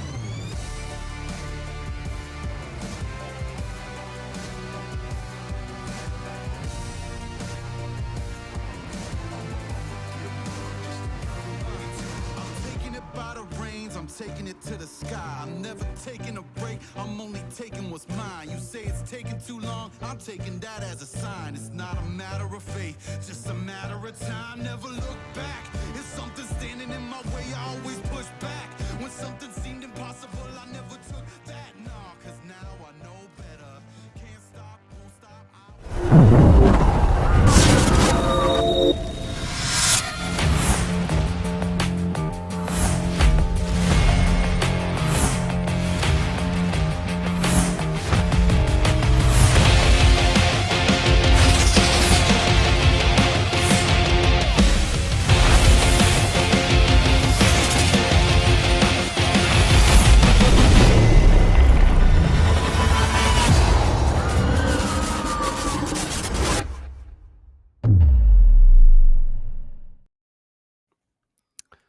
Ladies and gentlemen, welcome back to the PCS 2022 Spring Split. I'm Asterix. I'm joined by Nightstar for the first time here. The PCS, of course, sponsored by CTBC Bake and Caliber. And we also want to thank Riot Games, Carry Live Co, Garena for PCS League operations and full production. Nightstar, we just went through the ringer with MFT taking a wing over Sem9. They had like 12k gold over Sem9, but it took a little bit to close it out, and there were some moments which were a bit suspect. Yeah, the game didn't really feel ever out of hand for MFT. It just took a while to actually conclude the game. You could say maybe it's perhaps playing with their food or just not knowing how to close things out. It was probably a bit of a mix of both. But one team that isn't going to struggle with that is DCG. This team knows what to do on the map, and it also really knows what to do in the draft.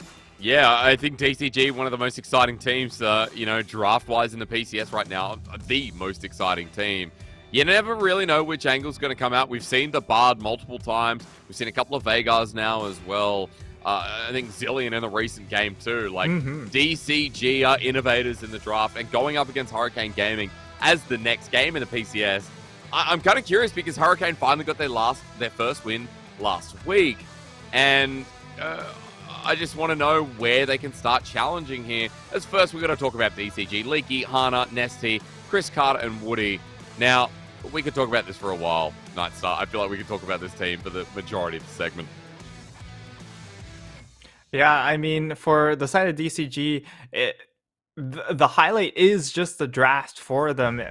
And they just tend to get a lot of advantages through draft that when it gets into game, yes, they can make a mistake here or there, but always the scaling is going to be a major factor. And then it's just a lot of their early rotations when it comes to macro play also tends to get them ahead in a lot of these situations that seem really slow and standstill. Yeah, like the macro that's had to come out when the Bards come into the Rift. I think it's something that can be really difficult to play, especially when you're going up against a split-pushing top laner.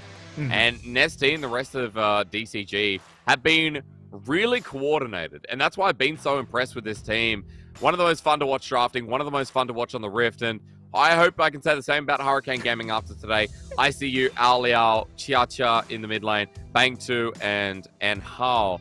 I want to point out that the lifeblood of this team for me is ICU in the top lane, Nightstar. Like how do you get such a good top laner on a team that's so towards the bottom of the standings?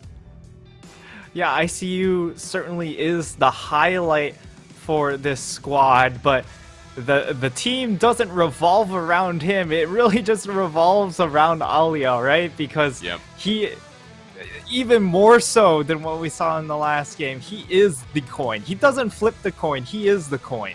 And he's even pulled out some odd picks like the Echo jungle that we just don't see anymore. He's also lost to PvE on the Hecarim yesterday. So he's not even a box of chocolates.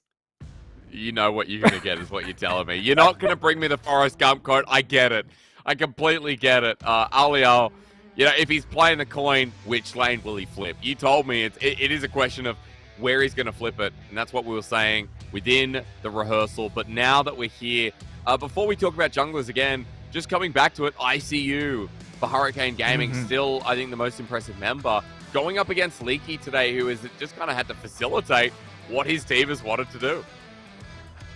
Yeah, Leaky hasn't needed to step up, but he's had some really key performances, like on the Tryndamere, like on the GP. When he's given resources, he has indeed delivered. But, I mean, you can see in the stat comparison, the damage percentage, the damage burden taken by ICU is enormous. True. I think that damage taken stat, 30% is beyond any stat I've seen today. But I also like in the other comparison, while KDA is high here for Leaky, look on the other side. ICU, 32% of his team's damage. You can tell that even though they don't always play towards this guy, it has been about, what input he can bring in. And if he does find himself ahead on things like the Gwen, the Jays, he can have carry performances. So that's why for a 1-6 team, I believe, yes, 1-6, I am still pretty high because this top laner is so good at the game. So kind of keen to see how they play towards him in this one. I believe they are actually 1-6. That is a bit of a typo there. Deep Cross Gaming are 6-1, if I'm not mistaken. So a bit of an error there. Ignore that for the time being, guys. DCG on blue, HG on red. Now, walk me through draft here, Nightstar, because we already talked about top laners being the focus matchup. They've taken away Leaky's side laner for the time being. Yeah, the Tryndamere, I thought would be a really important pick for the side of Hurricane Gaming to take away. And for DCG, they might want to remove away the Jace because ICU has really leaned towards this pick, and Tryndamere, a very good matchup into that. While he doesn't have a great time during the lane phase, once he gets going, of course, you are just running down in essentially an AD carry, and it's just so easy to bully later on in the game. But they will go ahead, take away the Hecarim. They don't want to see Aliel lose the game level 1, so, you know, DCG helping out a bro. Yeah, somewhat, hey. DCG also interested in putting Hana on one of his comforts, so one jungler taken, one banned away. It means to the other side of Aliel, like, he's not going to get his Hecarim, but more importantly, not going to get something like the Xin Zhao as well. That can make those flips we were talking about. Yeah, just really one of the best early junglers in the game because of if he doesn't get snowballed early on, he still is able to facilitate for the rest of his team when it comes to those team fights, having the utility coming in from that ultimate. And for the side of Hurricane Gaming, they're just going to go ahead and lock in that Trundle, which is, I would expect to go into the hands of Aliel, but perhaps in certain situations you can toss it into top lane or into support. This would be a very early Diana pick. It would, Okay. and again, it would make us question the Trundle a bit more. So Bang2's going to hit onto the top of the Ziggs. So we get a bit of scaling to be built up here for HG.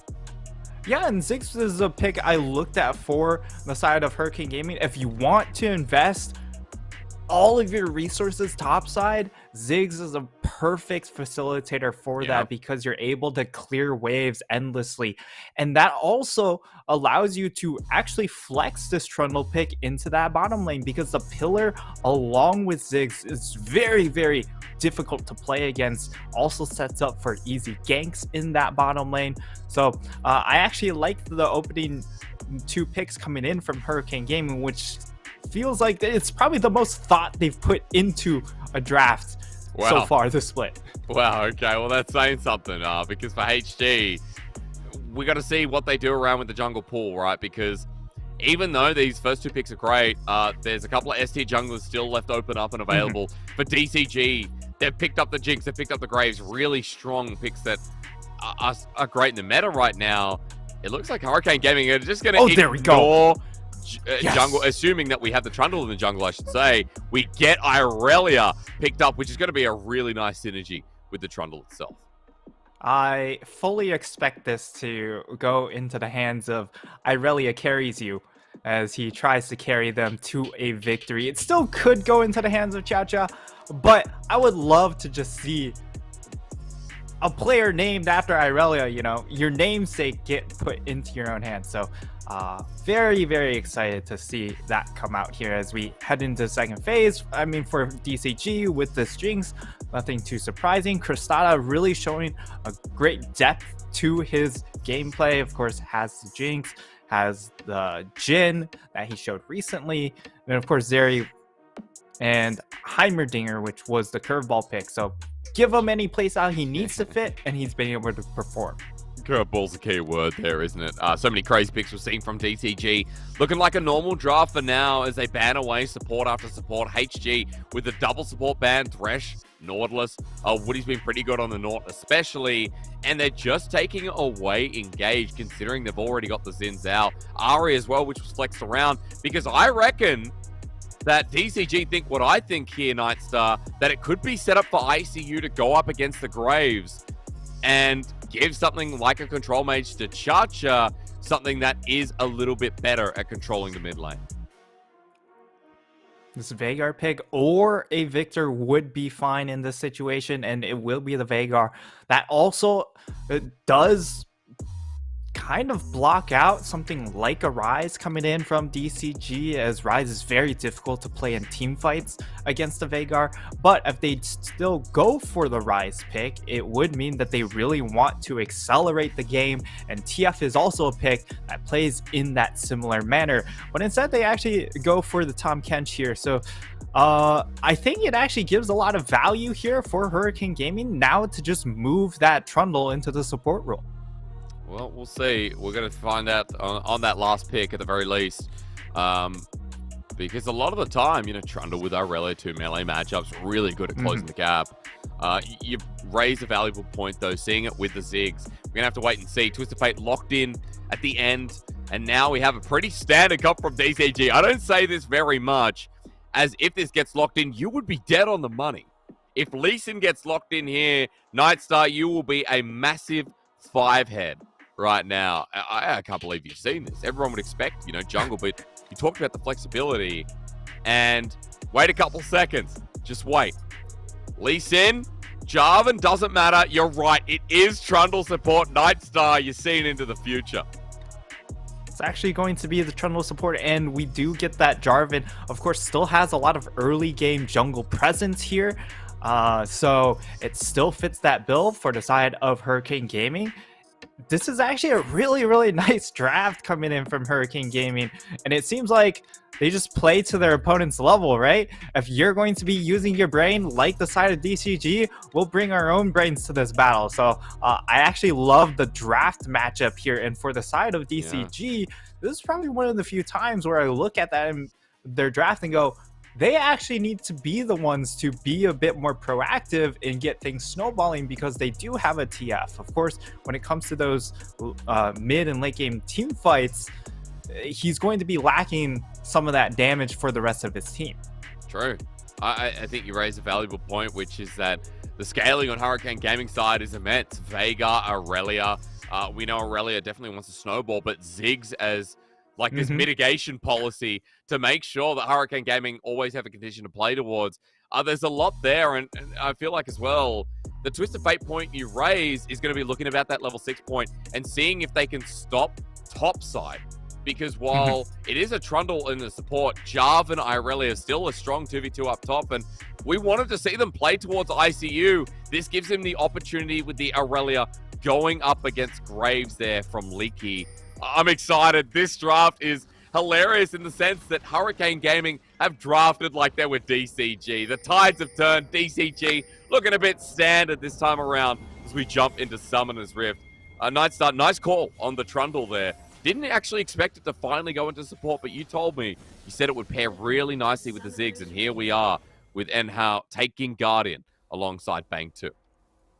Yeah, and the best part about Trundle support is, as we might see a level 1, okay, Aliao going to come under fire. He is, of course, the early game engine for the squad to really make things work for this draft.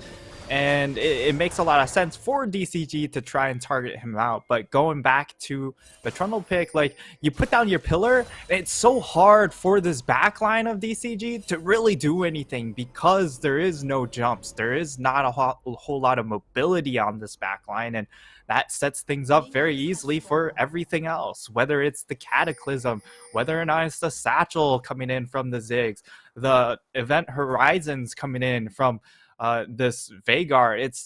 It's perfect setup here to really lock down this backline.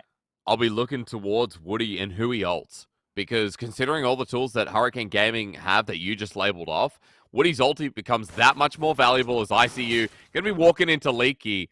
Nice little bit of trading here as ICU not going to get the beneficial version of it, as the Aurelia top definitely going to be our focus here running into this game, and Aliao is going to be pathing all the way up there as he starts on his blue side. Yeah, for the side of DCG, I mean, they have that ward around the Raptors, so they'll know when he makes it over to that section of the map. But for now, bot lane should be looking to try and play as aggressive as they can level 1. And I mean, as the lane goes on, especially after that first buy, that's really the big power spike for Ziggs because you get that lost chapter, and that's when you can really endlessly clear waves without really any punishment. So DCG, it's about this early laning phase if they want to get advantages down in that bottom lane. And from Nesty too, further to your point. So waiting for the level 6 on Twisted Fate Ultimate, as you talked about. DCG on some kind of a timer. Despite the fact that there is a Jinx, a Graves, like I like that you referenced that it still needs to come down to what this Twisted Fate does. As Hana doing a bit of dirty work in the jungle himself. That ward placed by Leaky at the start of the game. And it looks like Alial's red will be contested to kick things off. Alial just waiting to steal it back over. Nesty has priority in the mid lane as well, so Cha-Cha has to move over in front of a gold card. It's time to flip. Here we go. Well, Smite goes down. Nothing happens at the end of the day. Cha-Cha just moves away. And for Nesty, he's done his work. Hana gets out, and that's a nice little invade. Yeah, that is certainly going to be a nice pick off there for DCG. Denying the red buff, of course, adds that extra gank pressure if it was to go into the hands of the Jarvan. So not having that slow makes life a lot easier for Leaky. As Leaky what is a just pain. like, I'm taking matters into my own hands. The whole of DCG, there's 2 members now who've just gotten in the face of his jungle. Alial is 2 minions behind. He lost half of the Krug, lost his red buff. They're making sure that Jarvan doesn't get a fun time, moving straight to top or at least getting early impact in this game. Yeah, and that's also the benefit coming in from these soul lanes right now, or just all these lanes in general, is the fact that they are going to have a better time getting shove to be able to help out their jungler. Yes, these lanes don't necessarily hard punish the lanes on the side of Hurricane Gaming, but it does mean that they can hard punish this Jarvan jungle, and so far he's feeling the brunt. Look at him again. Nesty and Hana making their way out. Nesty doesn't even have level 6. Alial every step of the way is being tracked, and I just love that for DCG, this team that has been doing so well on the PCS. They're constantly playing these early games so well as a unit, whether it's Bard or not. Their macro, their map movements have been pretty clean. Yeah, it's really about the draft and then the map rotations when it comes to DCG, as it looks like we're having to play bot. Great tongue lash, and look, they get the knock-up as well. Alial's here, but his Ignite goes down. Bang 2 without much mana. Satchel Charge gets him out as Woody going to pop that grey health shortly. Hunter as well running away from the pillar, and it was just a jungle v jungle gank. Nesty even made his way down with the teleport of the turret, and it looks like everything quells from there. Yeah, nice teleport coming in from Nesty just to make sure that if things were to turn and Hurricane Gaming wanted to make that move, he'd be there. And because of the fact that the wave wasn't crashed towards his tower, he just doesn't miss out on anything. So well done from the side of DCG, but a great read coming in from Alial to dissuade that play from continuing. Well, Nesty joins back in the mid wave. He's going to push out the wave. Now has the ultimate available. Nightstar, you're talking a little bit about what Nesty can do here on the Twisted Fate, and he's already made his way to the top side. ICU doesn't have himself the Vanguard's edge, and against the wall. He hits 6 now, but he's got 3 members to deal with. Doesn't pop the ulti, doesn't pop the flash. First blood given over to DCG.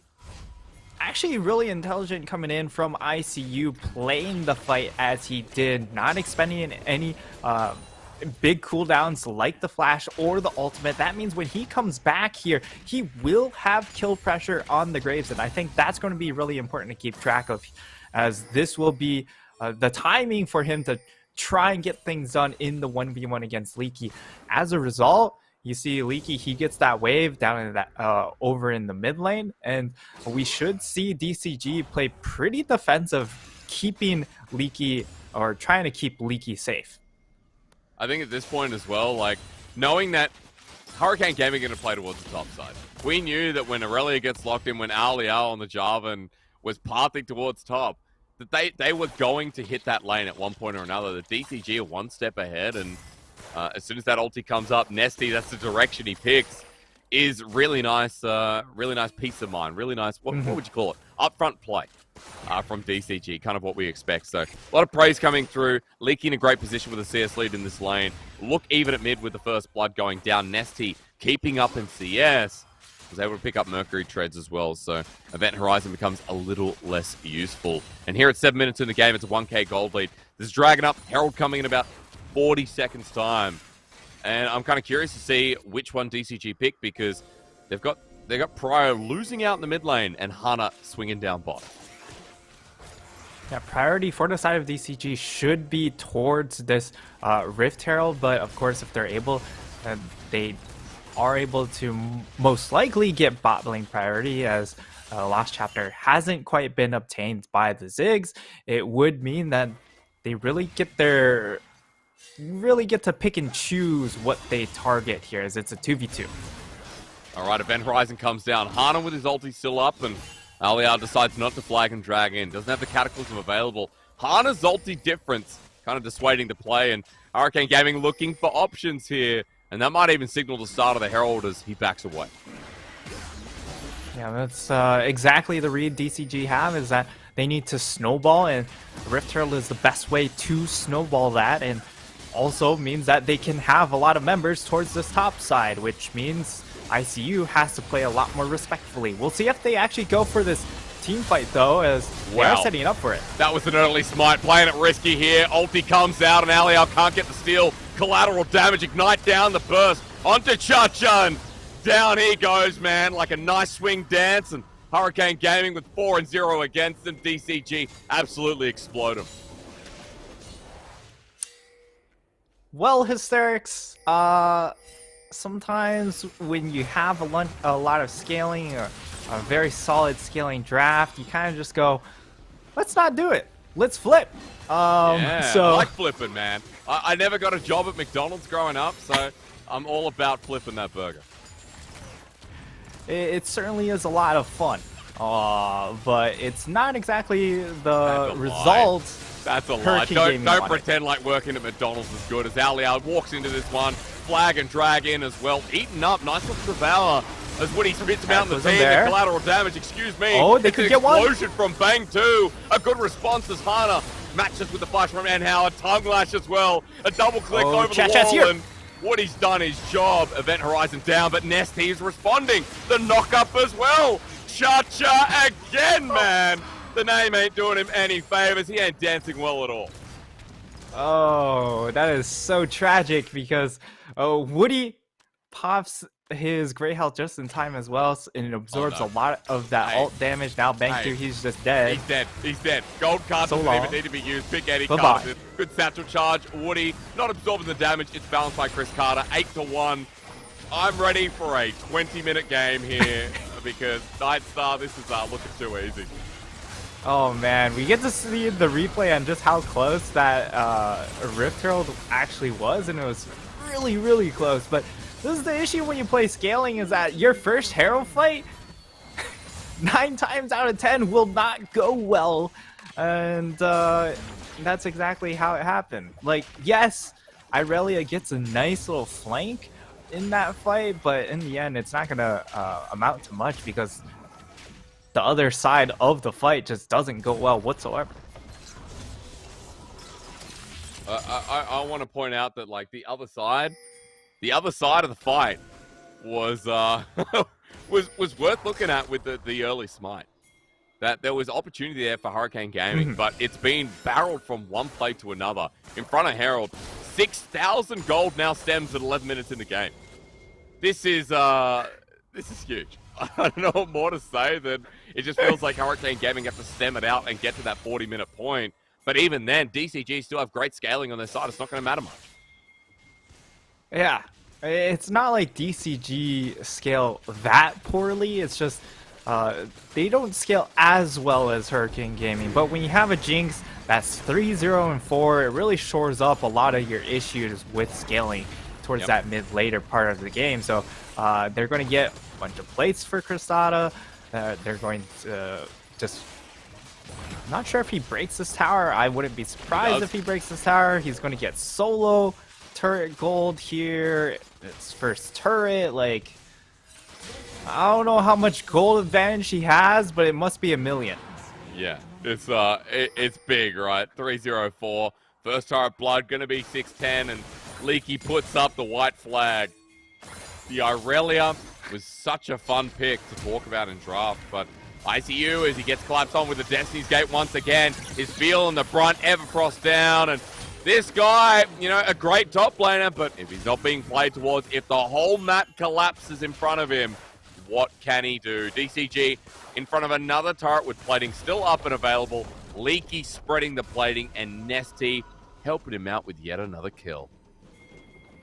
Yeah, and I mean, there's really no other lane for the side of DCG to attack that they really need to attack here. Is even if you do throw attention onto the Ziggs, he doesn't feel bad by getting set behind a little bit, but the one that's going to feel the big brunt of getting attention thrown over to him is, of course, that Irelia. And now this Irelia pick really just out of the game. 0-3-0. Yes, you're keeping up in CS, but Leaky's the one able to get a lot of that plate gold. He's the one that's able to share part of that turret gold as well. And he has 3 kills to his name, has the Hullbreaker to his name. So he's in a very comfortable spot as full item mid lane difference is also very close to getting shattered, and that will also go into the hands of Kristana. That means all 15 pieces of turret plating will be broken before the 14-minute mark, as it's about to drop down. Chris Carter gets it, gets excited, but doesn't step forward. Aliao is off in the wing trying to find a counterplay. And for DCG, 3 turrets under 14 minutes. Leaky now with a Hullbreaker, having a great time with his cannon minion, pushing his luck, trying to find an inner, as even the jungle camp is contested.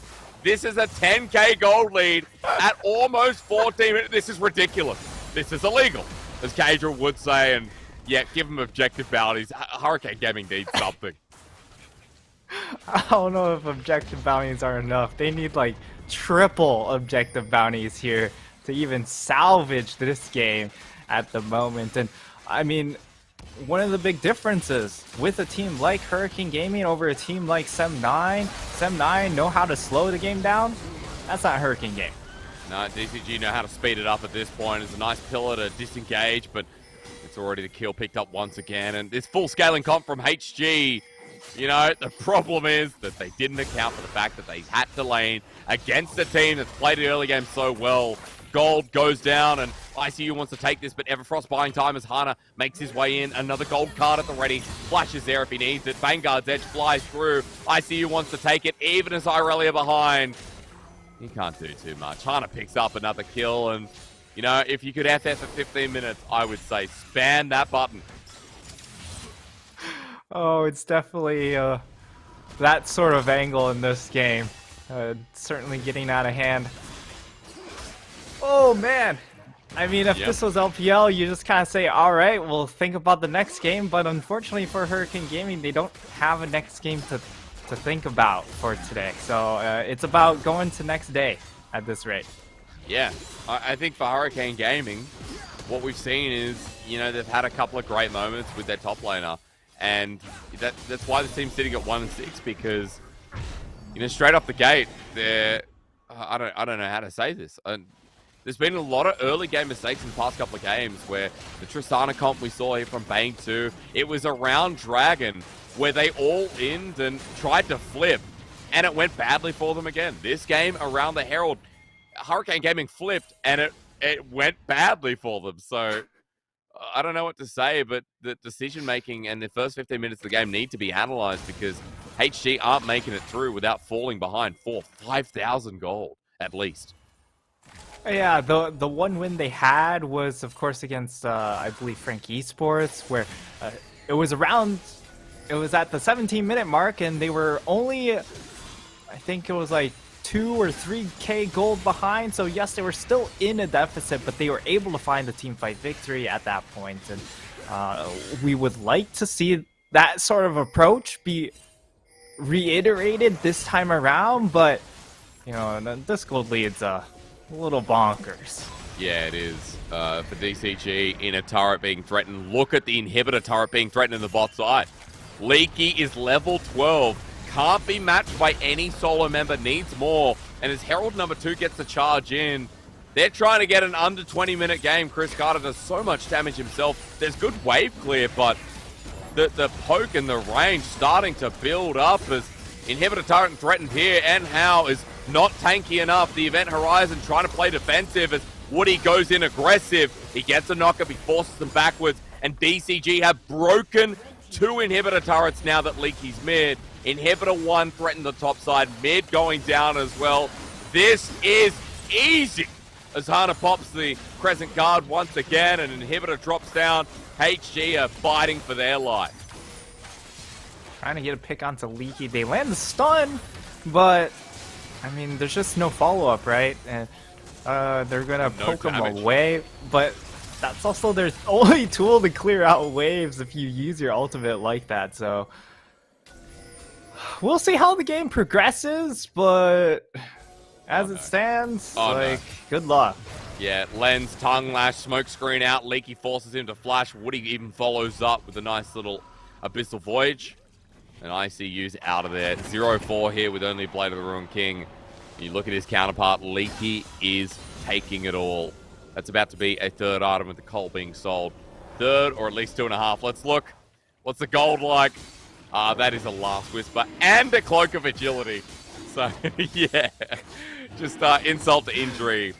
Nightstar, it's a 14k gold lead, dude. I don't know how much morale can be taken from Hurricane Gaming, but DCG are planning to take it all.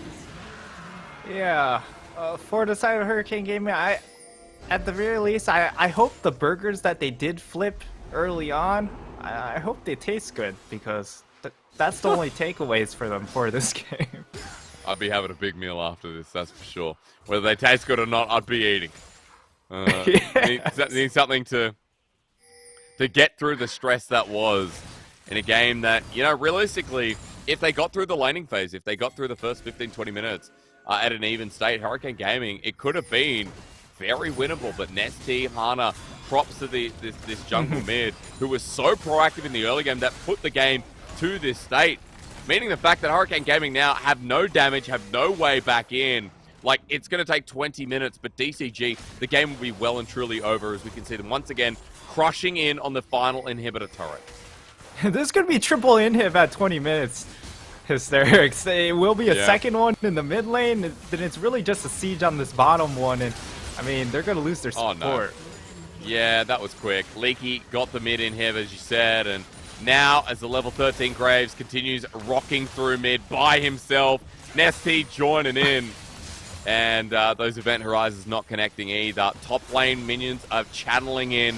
Here goes the final inhibitor turret. The final inhibitor at 20 minutes on the dot. DCG so strong.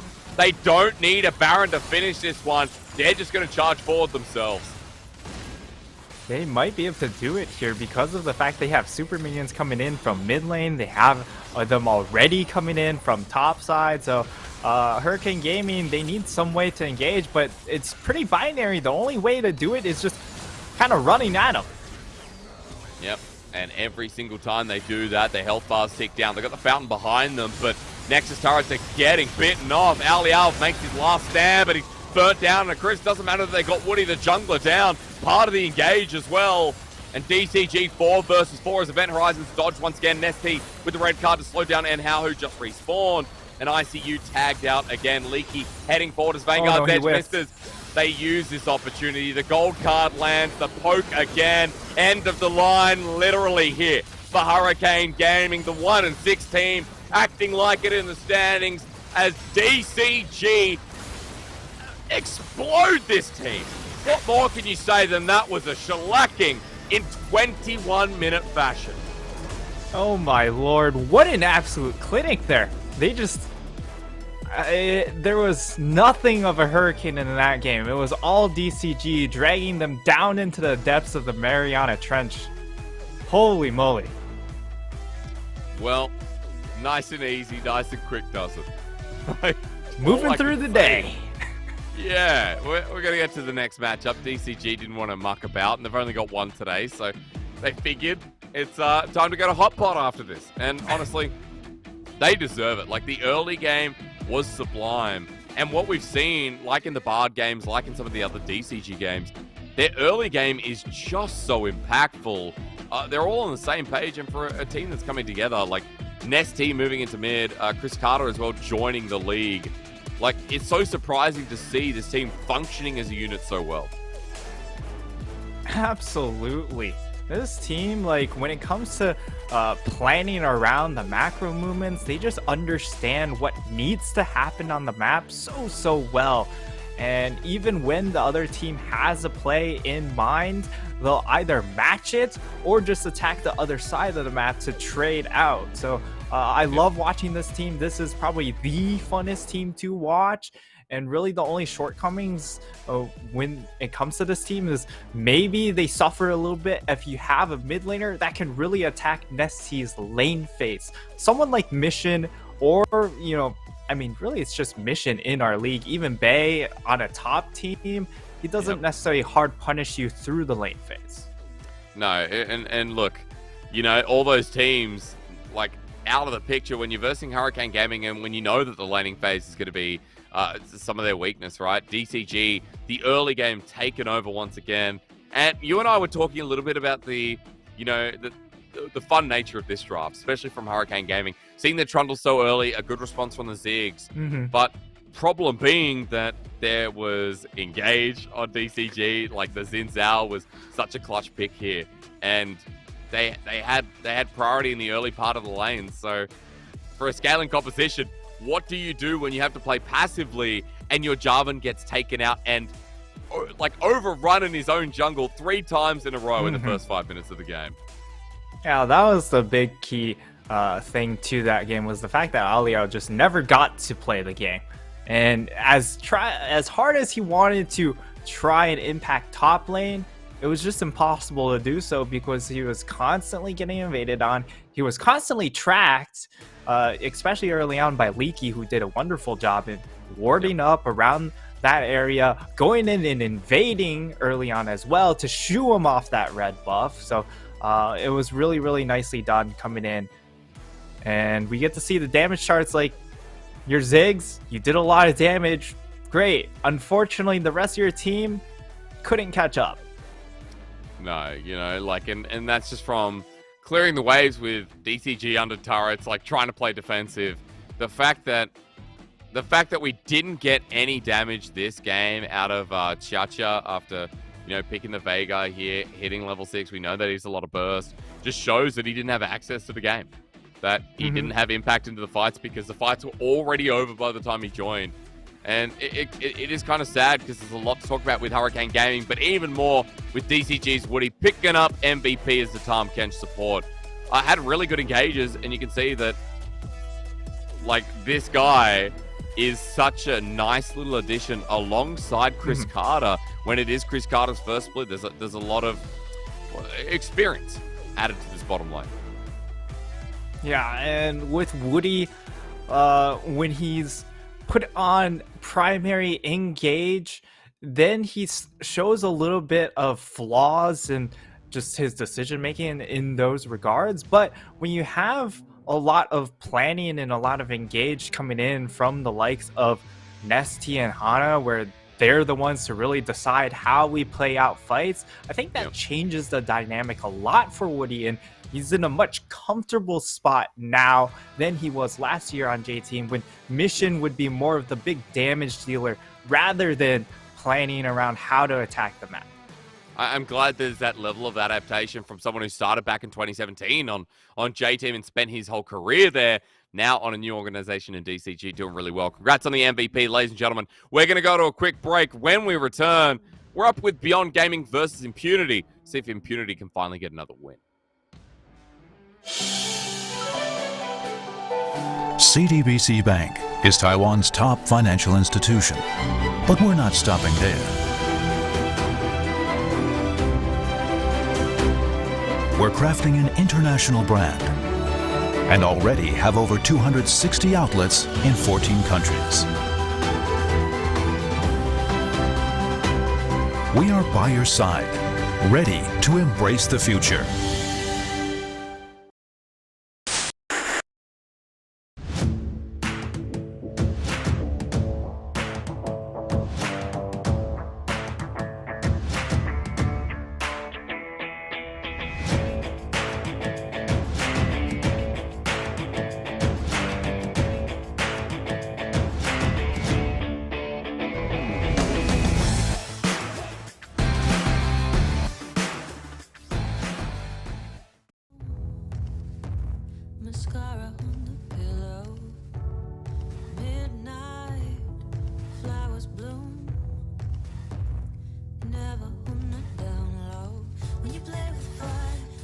mess with something out of control, you're a cheating liar, and you're gonna get burned. When you fan the flames, when you spark the fuse and set it alight, you know the game, a knife to a gunfight. In a heartbeat, did I make you crazy? Did you love me or need somebody to hold? Won't see me cry no more. I'll leave my teardrops on the dance floor.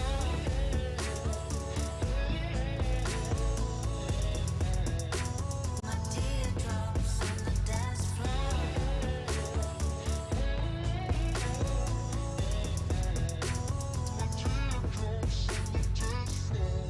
Your kiss is dangerous.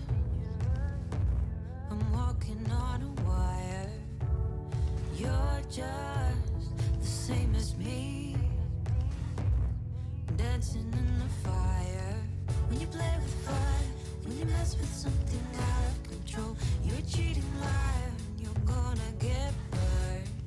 When you fan the flames, when you spark the fuse and set it alight, you know the game, a knife to a gunfight. In a heartbeat, did I make you crazy? Did you love me or need somebody to hold? Won't see me cry no more. I'll leave my teardrops on the dance floor. In a heartbeat, did I make you crazy? Did you love me or need somebody to hold? Won't see me cry no more. I'll leave my teardrops on the dance floor.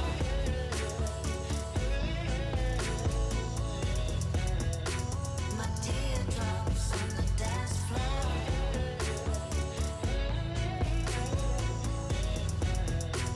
My teardrops on the dance floor.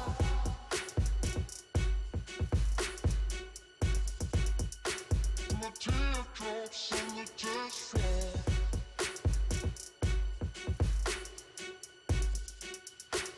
My teardrops on the dance floor.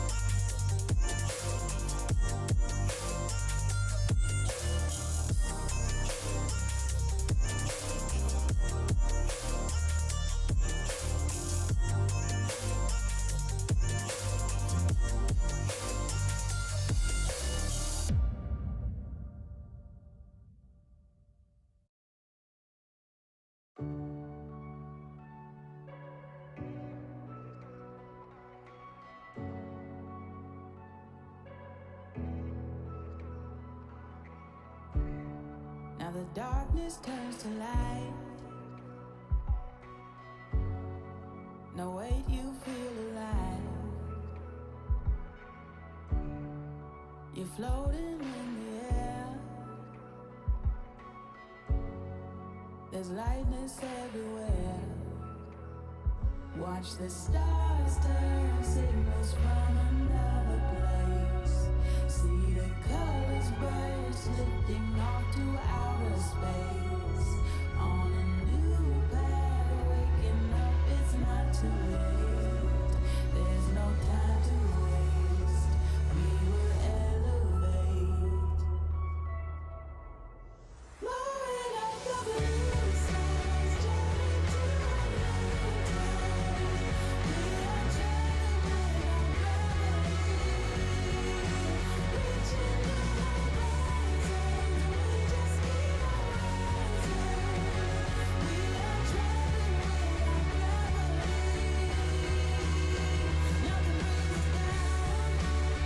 Nothing brings us down. Nothing brings us down. Nothing brings us down.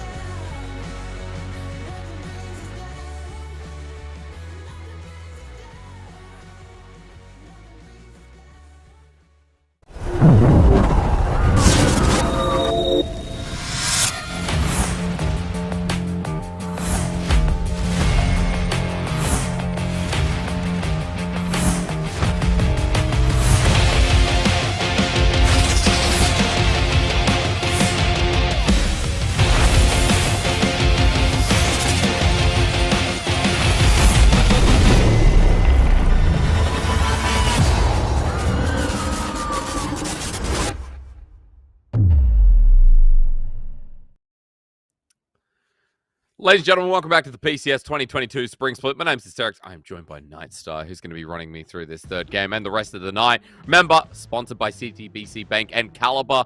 And we want to thank Riot Games, Carry Live Co. and Garena for PCS League operation and full production. Huge shout out to our sponsors in full. Nightstar, last game was over in 21 minutes, good sir. And now running into this next one, I have a feeling that Beyond Gaming Impunity should be looked at with that same kind of skill level once again.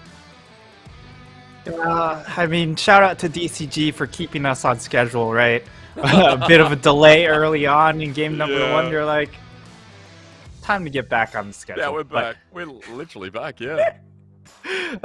In this game, Impunity Beyond Gaming, like, this should be a fun one. In fact, that for Beyond, they're somewhat slumping as a team, but when it comes to the individual play, we still know that these players individually can perform. And for the side of Impunity, it feels a little bit more of the opposite, where team play wise, they seem to understand where they have to attack the map, but sometimes their individual mechanics can fail them. However, the last 2 games have looked a lot better from them mechanically. So this is making out to be a lot tighter matchup than we would initially think. Yeah, and again, like, you know, because opening up, like, I still have that feeling about Beyond that I had, you know, them coming off Worlds, right? But we know that the feeling of this team is a lot different. We know that Beyond are being outclassed at the moment by the teams like CDBC or Flying Oyster, Deep Cross Gaming, even PSG Talon.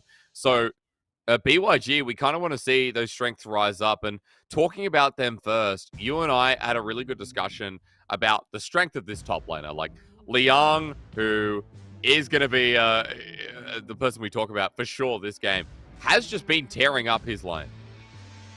Yeah, Liang's really had a fantastic split so far.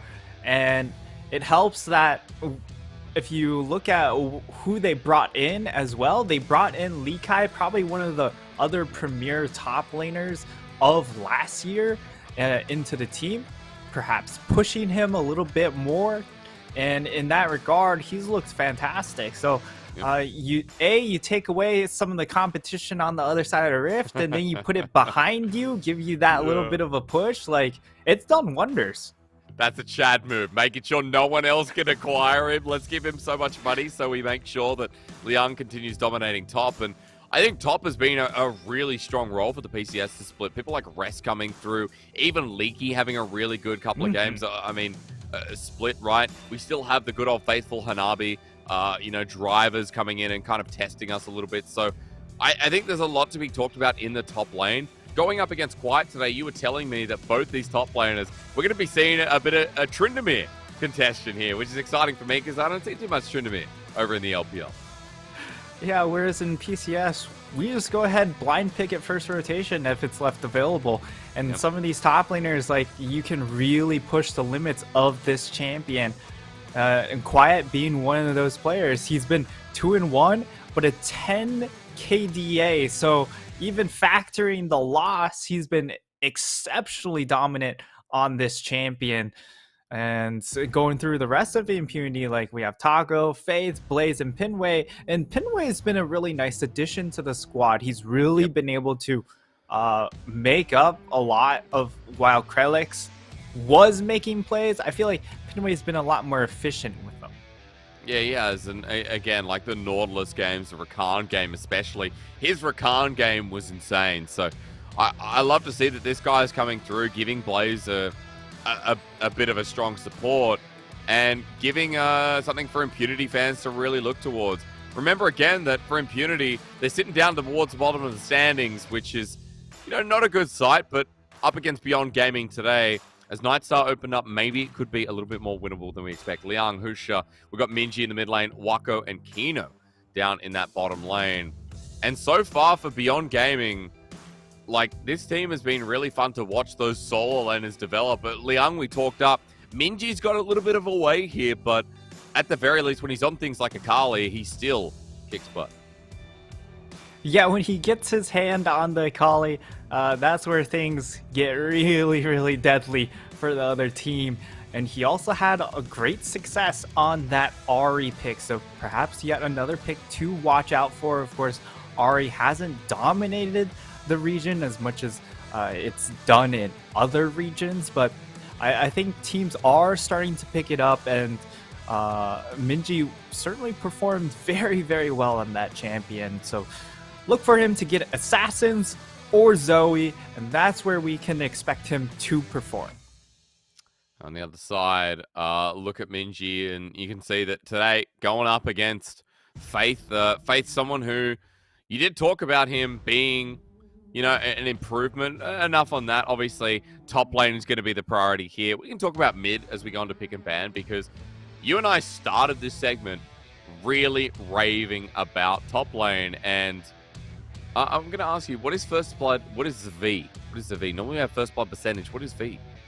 Verse? I am going to have to get our producer to tell us what that one is. But you know what is surprising? The fact that you're on a losing team and you still have 3 solo kills. True. That's impressive. That is. That reminds me of Rascal over on KT Roaster, who's just absolutely murdering people in the top lane. He has, I think, the most solo kills in LCK right now, and that's on a losing team as well. So, I mean, apparently, the top lane talent, that's where you get the solo kills. Yeah, apparently. Liang one step ahead, and First Blood victim, so actually kind of interesting to see that Liang has never died to First Blood, whereas Quiet has been a bit of a target 28% of the time, so 1/4 of the time just about. Even more so, I should say. So kind of interesting to see top lanes compared here. Solo lanes, we wanted to make a comparison, but as we're into pick ban, let's hold it for now. Beyond Gaming have gotten rid of the Tryndamere, considering they're on the red side. So that's off the table here, Nightstar. We don't have to worry about that. We can just go on our merry way, looking at the standard picks for that lane. Yeah, the Akali taken away, the Jace also taken away. That means the Gwen's going to be the champion left available, and that just comes as a consequence of how many other champions that they do have to take away, right? You have to take away the Tryndamere, and Tryndamere also does relatively well into the Gwen we've seen. Even though Gwen can have her moments in lane, it's really about the team fight when she exceeds something like a Tryndamere. But it also means BYG, they get themselves the Jinx, and I would expect the Jinx Aphelios handshake here. And what I love is, just speaking about the Gwen before, as you talk about Jinx, Aphelios, we've also got the Viego. The Jace banned away from Liang, which is one of his strongest champions, but also a really good response into the Gwen up in the top lane. So I like that they've done their homework here and given Quiet the best matchup possible. While they're also saying, let's add in aggression. At the moment in the LPL, this is being played quite a bit. Again, the Rek'Sai making the resurgence and giving a bit more priority here in the early game. I actually would have loved to see the Ahri pick in that moment. Echo, I mean, unlikely. And now he's just cycling through literally every single champion he owns. He will settle on the Rise, which I have not been enthused by PCS Rise. Oh no. But, you know, I think Rise in general has underwhelmed a bit, even in other regions.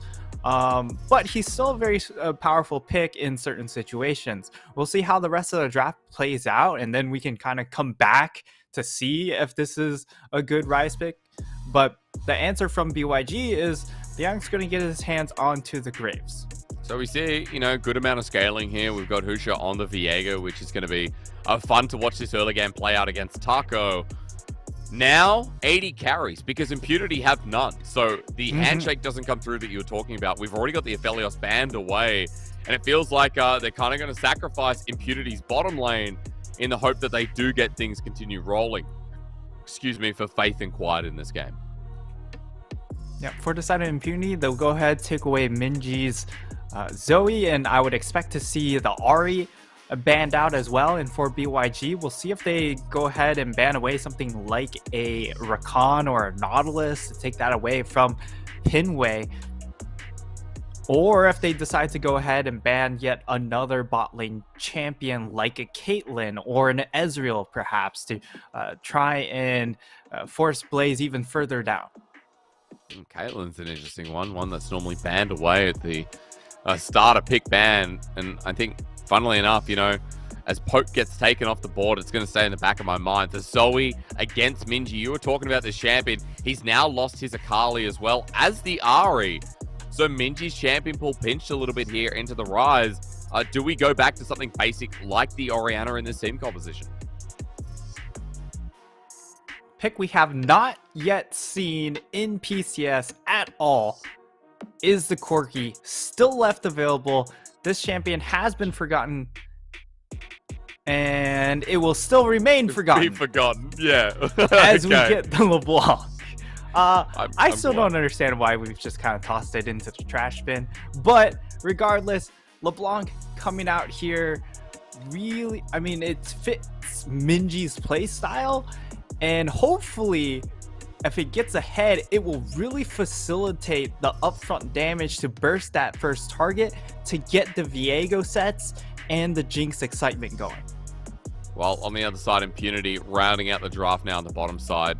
This looks like a lot of utility, a lot of added extra into the Rise is going to be playing semi-global. So we can talk about that in a second, Night Star, because I think Impunity's comp actually like this quite a lot as an adaptation against Beyond Gaming. While for BYG, while it looks a bit more standard, we need that support to round it out. Nautilus still available. Looks like the easy lock-in for Kino. So run me through Impunity's draft, what they want to do, because there is a lot of early game, a lot of 6 that I need to keep track of. Yeah, for the side of Impunity, it really is about this top half of the map and being able to snowball this Rek'Sai in particular. If he decides there's like decent gank setup really in mid and bottom lane, so he can attack those really aggressively. And then once you get to that mid late game portions, that's when Quiet will start to scale up, of course, and really be that big carry threat on that Gwen. So look for really the game to revolve around Taco on this Rek'Sai pick. Which is exciting because for Rek'Sai coming into the PCS, like a pick that needs agency in the early game, needs to get off the bat. Impunity want to build themselves up tempo in this game, and against Beyond, kind of nice to see considering that they're the ones running the Jinx, they're the ones running the Graves. It is, you know, like a pretty standard day in the office for them. But if Impunity get off the ground, then it looks really hard to see how this game doesn't go their way. A nice little touch-up when Beyond Gaming, we talked about the strength of top laners in this matchup and how Liang was dominating in the laning phase. This feels like a way to give a bit of priority back to Impunity and make sure Beyond Gaming don't get to play the way they want to play League of Legends. Yeah, absolutely. And while Husha gets his hands onto the Viego, we all know Viego in this moment, in his current iteration, not that strong and really reliant on his team to get going in some of these fights. So given that fact, like Taco, he should be looking to be really aggressive, whether it is attacking mid or bot lane or looking to invade here and try and punish Husha directly. And if Husha gets put behind, that just makes it even harder for them to get those Viego sets. Okay, Taco, how far can he take this game?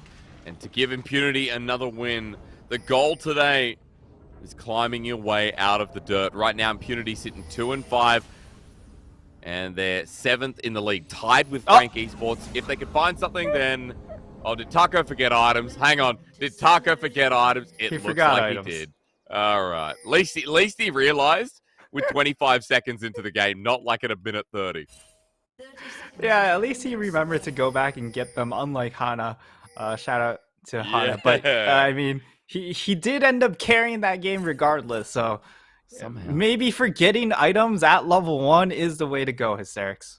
True. It's a new strat. We're learning it here in the PCS, and it is kind of surprising to see it 2 times in the 2 times I've casted. So shout out to Taco for keeping it entertaining. Here on the rec side, the pick's going to do that as well. As Kino's just dropping a ward here. Faith will fully see that, and they have information as Taco drops his own.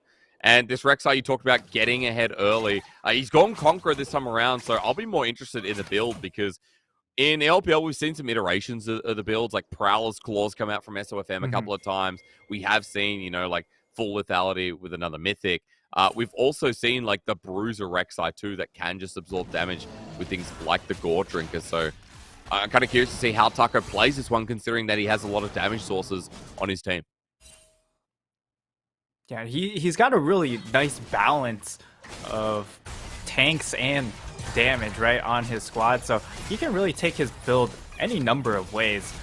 And since, of course, you know, Faith is going to get tanky with his build, you have a Tahm Kench, you also have Gwen to provide some frontline as well, so any which way he wants to take it. So it's set up for him to carry or for him to just kind of snowball and go for more of a maybe a Gore Drinker build. Yeah, we'll see, because again, snowballing, the key word here is Husha making his way towards the opposite path. A jungler is going to be what we talk about here before we get towards that top lane matchup. And for now, everything kind of playing out pretty standardized. You can see that Husha is ahead of the curve in CS. Taco a little bit behind now, just finishing off the Wolves. So the only thing on the map that really stands out for now is that Liang is pushing Quiet into the turret and adding a little bit of pressure, but Quiet should be able to get some decent trades here as he gets closer towards 3 and W comes up. Yeah, and all eyes will be towards this bottom side, at least for Impunity, because of the fact that you have probably one of the better gank setup AD carries in Jhin. And Blaze, while for the most part he's been tasked with being that bridge carry towards the mid-late game, this time around he's not going to have that same sort of impact as the big ticket carry, but rather the actual bridge. Cheeky little recall though from Wako in the meantime. Went back down, got himself the cull to start off after shoving the wave out. So nice Blaze, little cheater. Yeah, it means that we're going to get, you know, nice little piece of scaling for Wako. The lane is going to match him too, so great timing here. Beyond Gaming just knowing their recall windows, and Taco even spotting out that they're coming back to lane now, so Kino drops a ward. Taco, they know that he's down in that bottom side. Well, hang on a minute. This could be bad, Nightstar. Yeah, I'm not sure. The flash needs to come through. Husha holds for the W, but it expires. And look, Minji's coming up as well. He's trying to cut off the wave, see what he can do, but it means he's used his mist already, and that will force out the teleport. And I mean, it's a win for Quiet, but definitely an L for Faith there, because he hadn't even gone back to buy, which means that he has to hoof it all the way back into lane.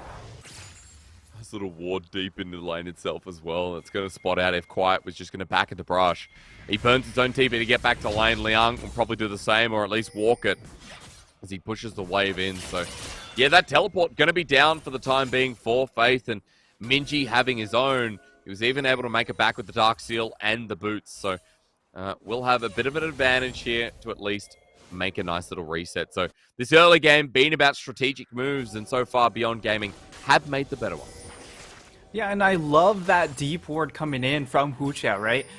That ward is going to make sure they know where Taco is, whether he goes to the Gromp, which is also warded, or he comes straight in for a lane gank. So I think that was the reasoning why that ward was there, and it spots out Taco. So it serves its purpose, and now Taco is gonna see what he can find here, and unfortunately it's a whole lot of nothing, as now it's Beyond Gaming with that bot lane priority going over to Dragon, and we'll see if Impunity go for a contest. Yeah, Minji waiting in the brush as well for Pinway, excuse me, so almost lose my voice. We're going to see that knock-up come through, and Blaze with the Deadly Flourish lock them down. Ward on the back of the pit. They want to take the Blast Cone. It's a steal. It's a 50-50. Hoosher in front of it gets it stolen, but it's first blood over to Beyond Gaming while Wako gets reset. Flash forward from Blaze. A better trade incoming for Impunity as Beyond Gaming just decided to flip that one to buggery. Oh, man. What a fantastic start coming in from Impunity. Not only do they get the 2 kills, one of them being first blood, they also secure that dragon. So Taco living up to the coin flip that you need to live up to as the Rek'Sai. He wins it out, gets the damage down, and now he's off to a fantastic start. He even has a small bit of EXP lead here. Of course, getting that Smite secure helps out in that regard as well. Now Faith is level 6, and all of a sudden, all the options open up for you if you are the side of Impunity. And Blaze, who was in a bad position in the bottom lane, almost 15 CS down, has caught back up, picked up a kill, pickaxe, double longsword as he heads back to lane. It feels like here for Impunity with a 300 gold lead, the lane that was suffering the most is going to be in a much better position. And now with Face ulti that you just mentioned there, Nightstar, like Herald's coming up in about a minute, Impunity can make a rerun on this as they hit some pretty big 6 windows. This level 6 will be really, really nice here. They can also go ahead, attack this top lane, try and capitalize on Liang, as he does have lifesteal, but it's not necessarily a whole lot of combat stats. He's just got a lot of sustain as he tries to really mitigate that lane, make sure he doesn't get ganked on. So it's going to come down to wave manipulation. But now, looks like we're setting up for a 4-man dive. We are over control. It'll be spotted out, but for Beyond Gaming, they'll continue. Busha needs level 6, and he's half the way there, so I guess the dive stops for now. Taco heading towards the top side. Liang is on a ward. Blast Cone taken over. Look at this pathing as he walks through. Oh, it's beautiful. Oh, no. The needlework comes through. He flashes away. Gwen immune, that's right. As Taco waiting for the ulti up. The execute down. And a beautifully instructed dive. Impunity with 3 kills on the board. Absolute perfection, Hysterics. Quiet just tanks up the tower for his jungler as well. It's just so well done coming in from Impunity's top side there. And even that bottom side playing very, very well, knowing that Taco was top side. Faith comes down, he hides himself on the map, and they don't know if Faith can go and make that roam and protect that bottom lane, so they're forced to back off. But as they start up the Herald, remember that they got the kill, but they didn't reset. Quiet with no ult, he gets hooked down. Minji jumps in, Taco, I believe he got the Herald, but now reset time as Realm Warp to get on out. They'll take 3 as Impunity escape, and for the Herald, that's going to be costly. Ladies and gentlemen, reset, buy your items before you take such a big fight.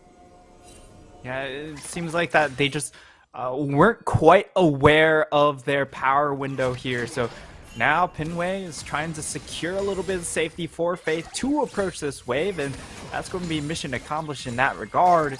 And Taco, well, he does have the Rift Herald. We'll see where he goes to drop it to try and accelerate. I'd imagine it goes towards his Gwen lane to try and get that lane scaling as fast as possible. as we get to see the replay, Blaze gets a hefty chunk in that situation, and because they're attacking from multiple angles for the side of Beyond Gaming, it makes it very difficult for Blaze to set up for this fight. Hook goes in, and a massive chunk goes down onto Taco, which means immediately they aren't even thinking of trying to follow up with the rest of the fight. I mean, I think it's heroic from Taco to take back what I said, you know.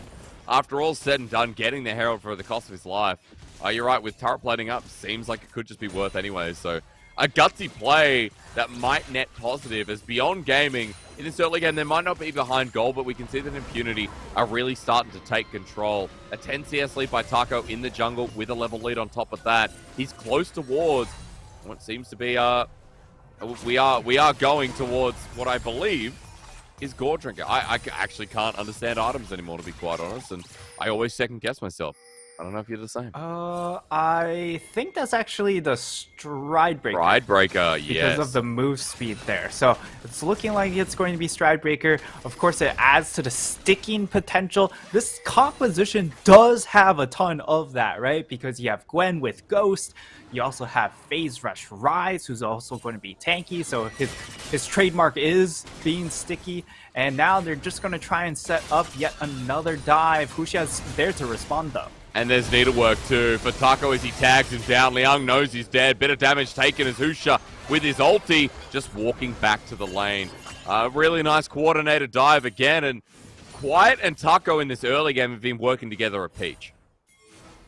It's been beautiful to watch.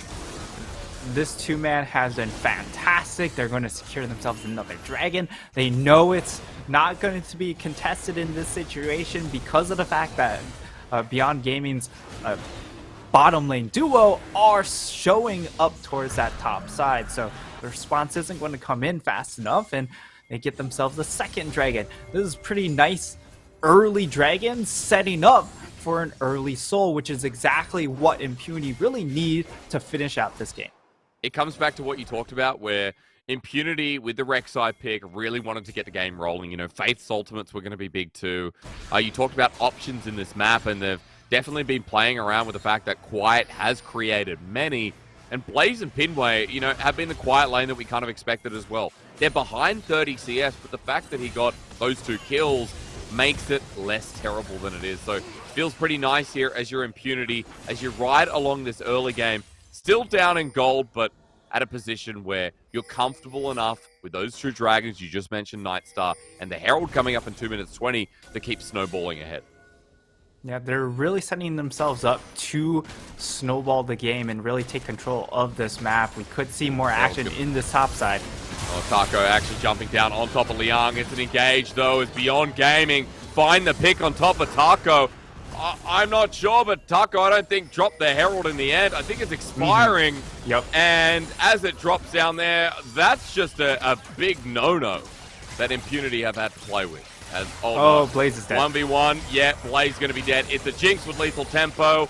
All of a sudden, Impunity down 1,500 gold. Yeah, Impunity really, really good at moving around the map, as I told you earlier when we were in pregame. But what's their really failing part? It's some of these micro decision making, right? It's the small plays, and in that situation, Taco, I mean, he gets caught out. But even more baffling is Blaze saying, "I'm a Jhin. I'm about to 1v1 this Jinx. Watch me." And watch we did. And it was a disaster. And he got a piece of plating off of it as well. So make that 2,000 gold.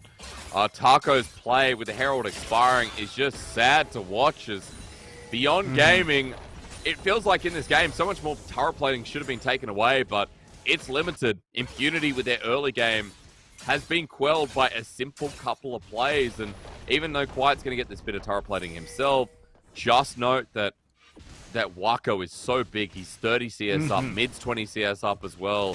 A Nightstar, I definitely like how Beyond Gaming are moving into this mid-game stage. The bottom half of the map really, really doing well here with their lanes and just accumulating leads really organically here. So that's the big thing. This was what I've been critical of for Faith, especially when it. And while he did get to play MFT and Sem9 to boost his lane stats, Oh, it's not been great.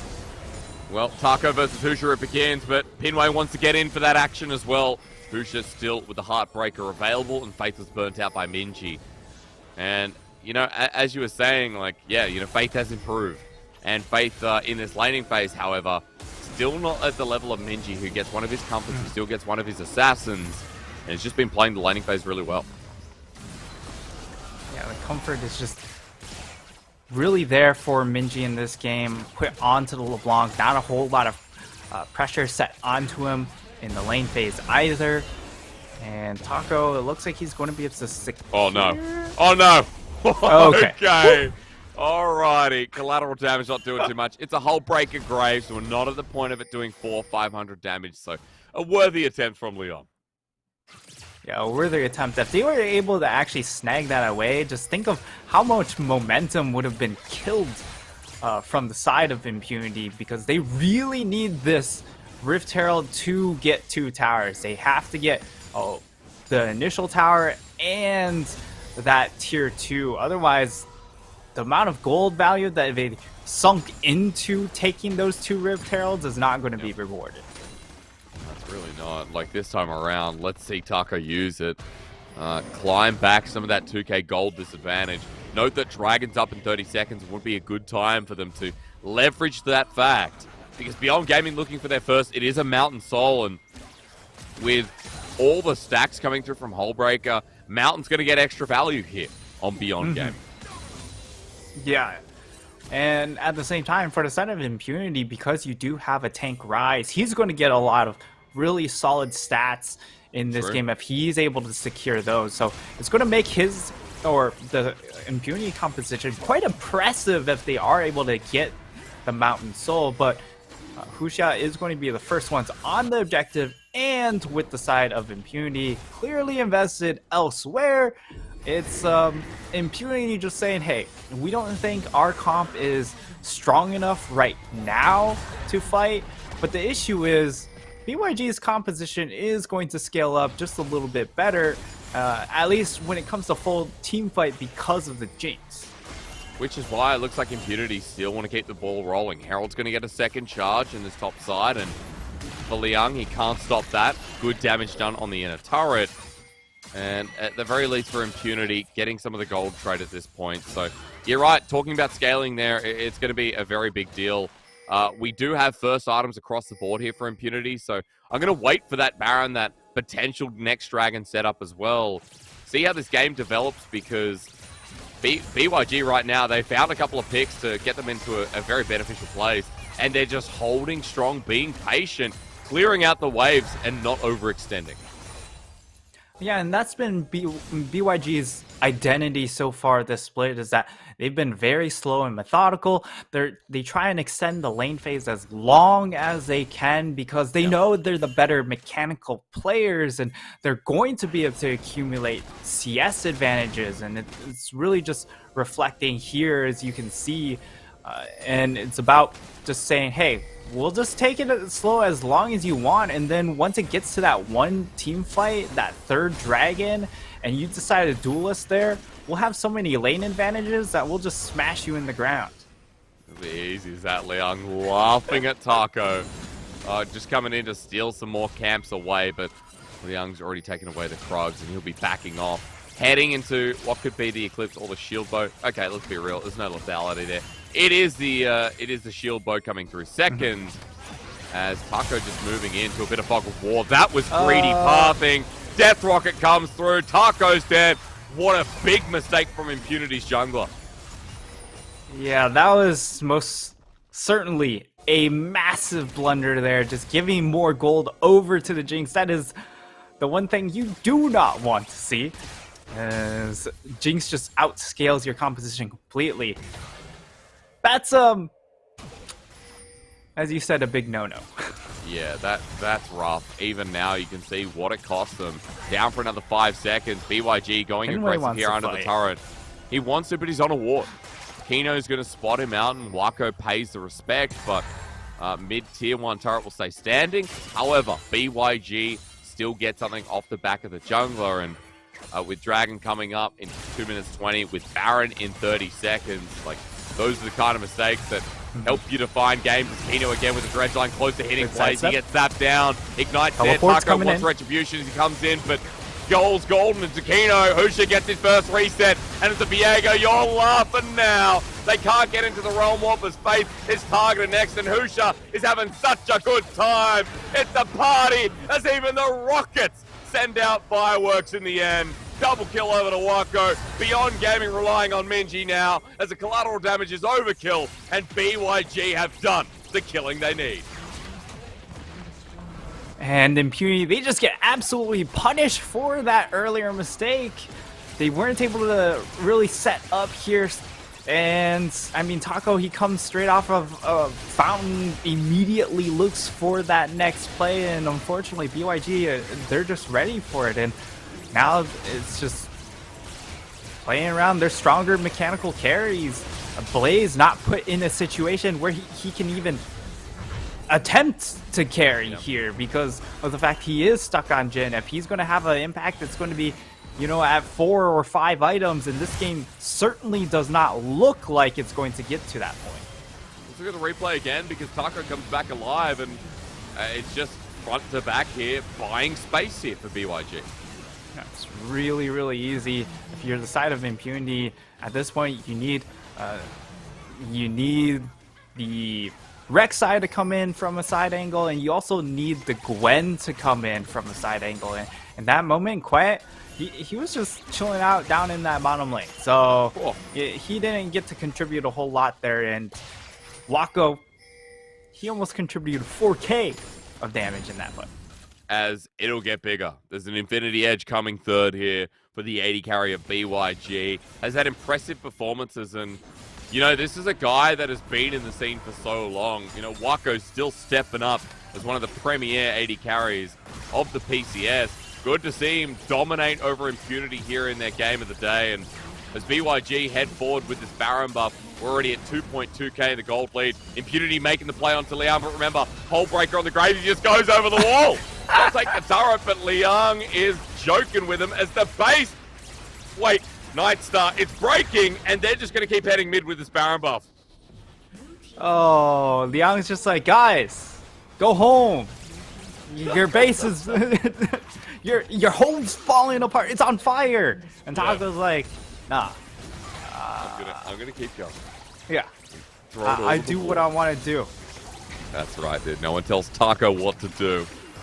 I think Impunity at this point just want to throw the Hail Mary with this Baron buff against them. They may have gotten a turret on the top side with objective bounty. That'll catch up a bit, but BYG relying on Wako to continue outranging. Kino locked down. They want to pick, but he goes golden again. Pinway, not the real tank of space. You can say the same. Super Mega Death Rocket gives Husha a reset again as he becomes Rise. Look at this.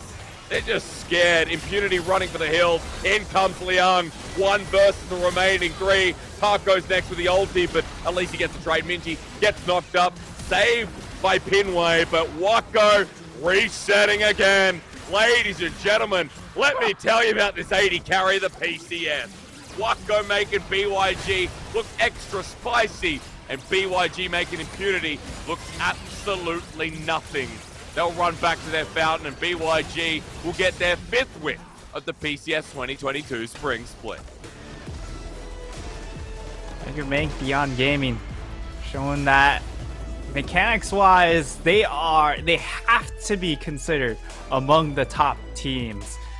And they sure showcase that in this game. For Impunity, you know, I still like what I see in this team, and they're definitely one of the better teams in that bottom half, but the score lines and, I mean, the record just isn't quite reflecting it quite yet. It's not, and, you know, Nightstar, I don't know what you think about this game, but I'm kind of sad that Impunity started so strong, and we saw such great early game, I guess, coordination.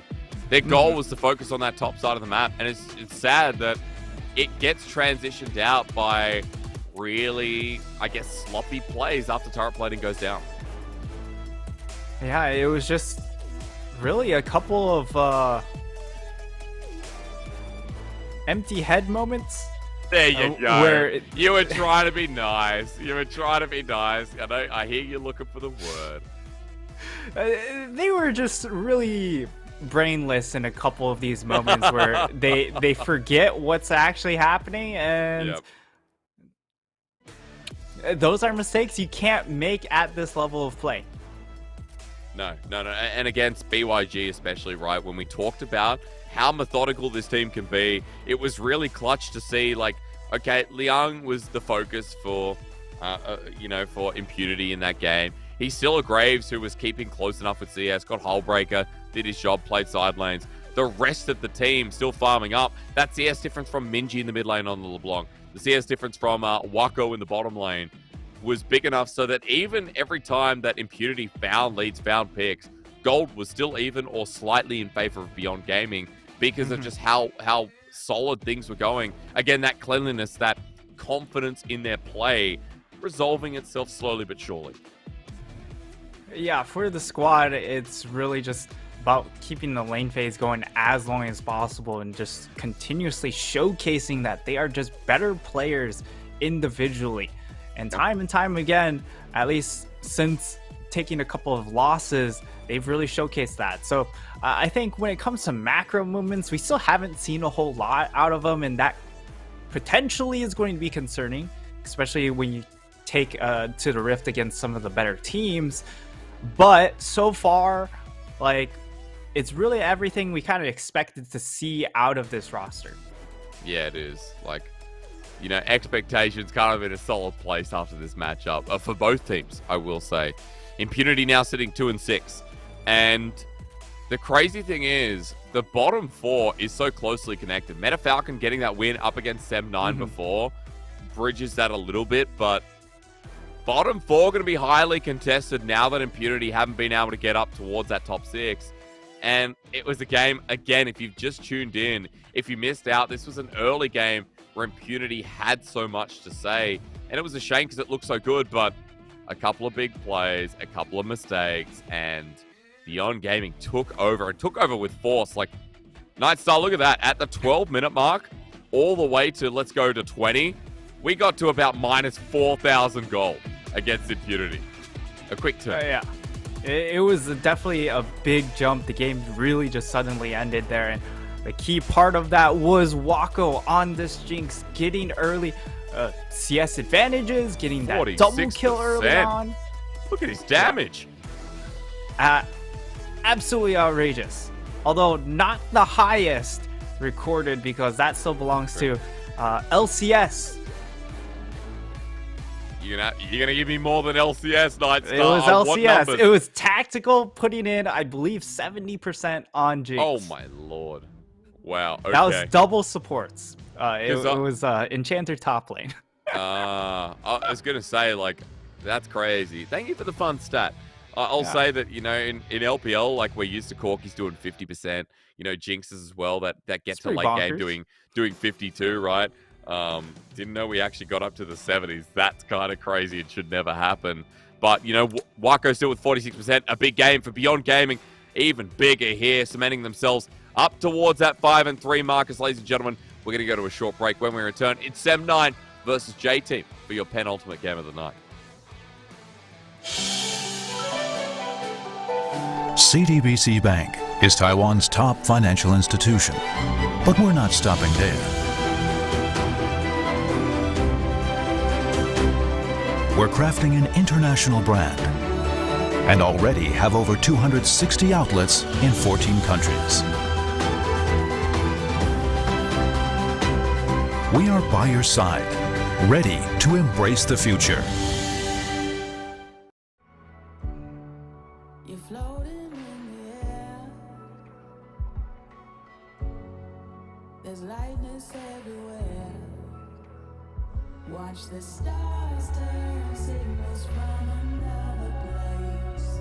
See the colors burst, lifting off to outer space. On a new path, waking up, it's not too late.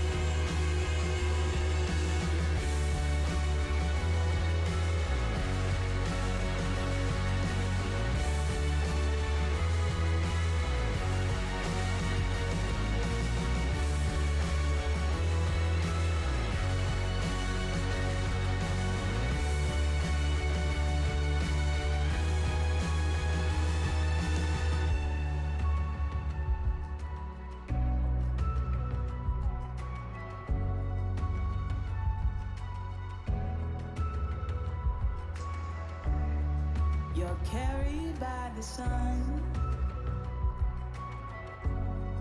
New chapters have begun. Tomorrow never ends. You're rising up again. Watch the stars turn signals from another place. See the colors birds lifting off to outer space. On a new path, waking up, it's not too late. There's no time to waste. We will elevate.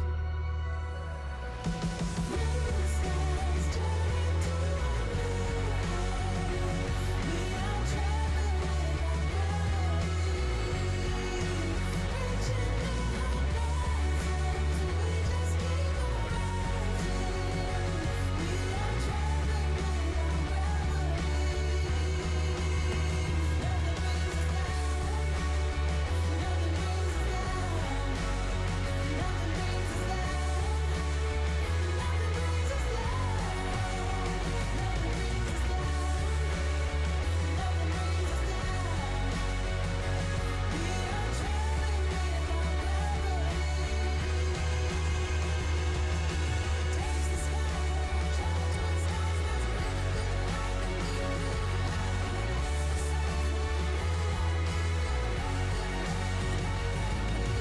Taste the sky, travel to the stars. There's a little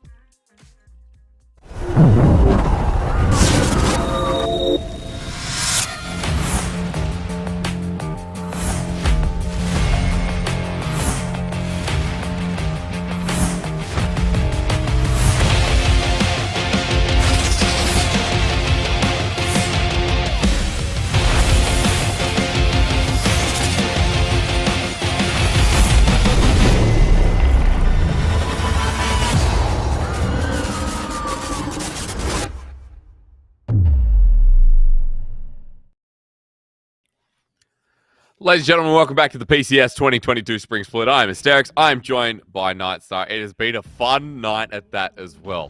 As we let you know, we're sponsored by CDBC Bank and Caliber. And remember, thank Riot Games. We do, and we thank Carry Live and Garena for league operation and the full production of the PCS. If you don't thank any of these people, we will just stop casting and we won't come back tomorrow because PCS has to run on. And honestly, with the way it's been running tonight, let's be real here, Nightstar. It's been a lot of fun, and that last game especially was mind-boggling because Impunity looked so good, and then Beyond Gaming happened. So we have to move on, and we have to talk about how Sem9 versus J-Team is gonna be a lot of fun as well. So far, after a slow start to today, it looks like we're just really picking up steam and just plowing through these games. So could be in for a short night. And it could be short work of Sem9. We'll see how this one goes because J-Team have been on a bit of a streak. But I would say the one weak point of J-Team has been Uniboy, slightly underperforming when it comes to lane phase. He's been put on some oddball picks that just haven't panned out. And when we looked at Sem9 earlier today, we talked about, hey, Lazar has to be someone that needs to step up his own performance. Otherwise, this team really has been falling apart. And he did look better in game one. Can he keep that up? He did. I loved watching Lazar in game one for the first 15 minutes because Caspiel, who we confirmed is playing again in this game, played a lot of attention around Lazar, got him into a great point on the LeBlanc, but it kind of fell apart, and it's sad to see considering that Sem9 felt like they were building momentum for their first win, but it was not meant to be. Sem9 still the only winless team in the PCS. Right now sitting 0-7 in the league. And as we look at J-Team on the other side, I have a lot of opinion against his opponent today. Now, casting the LPL, I watched Uniboy go through LGD, go through V5. He kind of had the Maple experience where he came from the PCS after being like this great mechanical mid laner, and it all fell apart on those rosters. When he went into the best of 3 environment, he struggled, and he was getting outlaned by the majority of LPL mid laners. And I'm talking about people towards the bottom like Forge, who I always considered to bottom 2. So it's kind of interesting. He returns to the PCS, and we still don't get the Uniboy that we knew and loved, who went to the World Championship. And I've got a lot of questions here today for you, Nightstar. How Sem9 in this second game can kind of abuse that fact you're talking about with Lazar playing a bit better today. I do think it comes up to Caspiel because you were talking about him at the start and what this jungler can actually input. Yeah, Caspiel seems to have a really good read on the map, and he's being able to allocate a lot of attention towards Lazar, which I don't think we saw that with Arashi. He was really looking to try and get himself ahead, as we are going to see that mid lane comparison. Of course, Uniboy on a winning team versus Lazar on a losing or winless team. Yeah. The KDA is going to look definitely a lot different. Yeah, winning versus losing. Well summarized. You talked about Uniboy, though, in his champion and going on some strange picks. Like, we've seen the Lissandra come through, which is often seen as a good little counter, not in the lane itself, but a nice little touch against the LeBlanc. I'm wondering what Uniboy is going to pull out here today because, that mid lane champion pool's extending. In 12.3 that we're in, the mid lane doesn't feel as compressed as it has been in previous patches. So kind of excited to see mid play out as we return to pick and ban. Nightstar, what else are you looking out for? Well, so far it's the removal of the assassins by J-Team. So Lazar, he might be relegated towards Orianna duty unless if the Orianna ban also comes out. But it will be left available as they go ahead, allocate their last ban towards that Tryndamere. And for Sem9, it's, unsurprising. Well, as we get to that first pick, Zeri, always so surprising to see her banned. Lil V has been a focus on this J team, so we're going to get the Jinx once again. and see what Sem9 respond with. They need something new, I feel. They need some strength because this team, you know, playing standard hasn't really gotten them too far. This time around, they will get their hands on the Xin, which has been banned away a multitude of times against them. So that'll be a nice little pickup for them. Hopefully, we get to see Caspiel really perform on this pick, as his Jarvan, while somewhat impactful at the same time, doesn't quite have that really oomph in that early game that a Xin would have. And the J team really looking towards the Viego for Kongyue. Kongyue, I feel like, hasn't been as dominant of a carry this split so far, unless if he's on something like the Diana. And I mean, besides the 2 games that he got it, like, he's probably never getting that champion ever again. Yeah, that's a permanent ban, not only within just the J team matchups, but within the league. Diana, you guys are loving it at the moment, so it's paying a lot of respect. And as he locks in the Viego on the other side against the Xin, we do finally get our top laner. So a safe Graves pick here when Gwen's already banned away by Sem9, making sure they get the last of the, I guess, the top tier. Now going in the second phase, I'd imagine Sem9 will just go ahead, double ban Uniboy here, take away the Zoe, probably take away the Rise here, as that would be a pick that would really be able to facilitate getting that first reset for them. And for the side of J team, you're, I guess, trying to take away safe supports, force them into a matchup where it is going to be a little bit more coin flippy, and perhaps be able to capitalize and play around Lil V, who has been really, really good this split. Yeah, I like it because for J team, putting bot lane into a great matchup, you know, feels like the direction that J team have always wanted to play anyway. So heading towards bot, it's going to be the Rakan. Felia picking that up. He's been someone I've been watching on things like the Thresh, but now with the Jhin, it looks like they want something that's a bit supplementary. For J team here, you know, Uniboy and Kongyue, they've been a great 2v2 duo in the past. Syndra gets locked in, and I'm hoping we can kind of say that about this game. Syndra plays very, very well with what they want to do, get that first reset, of course. So I like that pickup, and we'll see what they round things. Okay, they immediately just turn towards this Gnar pick here. So adding some teamfight power, and now it's going to be Orianna. Yep. Yeah. I mean, it was expected to come out here, but the hover on Corki, like, man, the Corki would have been so much better. Hysterics. Yeah, I see where you come. But you guys are on 12.3. No one wants to deal with a package in competitive play that doesn't angle around dragons. Like, you know, I see they need damage. Yeah, they do. You're right. Like, because we're going to be taking a long time to get to that point. Jhin, Graves, Orianna, like, we're going to buy some time. Jhin going to be the early escalation point. But on the other side, I want to quickly talk about J-Team, because we see Viego, Syndra. We see a really strong 2v2. Uniboy, you were talking about not really having the same impact that he's had in previous splits. The great mid laner of the PCS that kind of, would you say, took over the reins of someone like Maple and, you know, kind of tried to fall out of his shadow? I mean, he really surprised a lot of people in there nationally because of the fact he got onto PSG during that world stint. It was a very brief stint, but we got to see him really showcase and take over with the Syndra and the Zoe. So I was very surprised that we didn't get to see the Syndra banned, and now it's in the hands of Uniboy, one of his few really hallmark champions here. So I look for the side of J team to really take control of this, playing around this mid 2v2. But on the flip side, for Sem9, like, Caspiel, he finally gets the Zins out. Let's see what he can do here.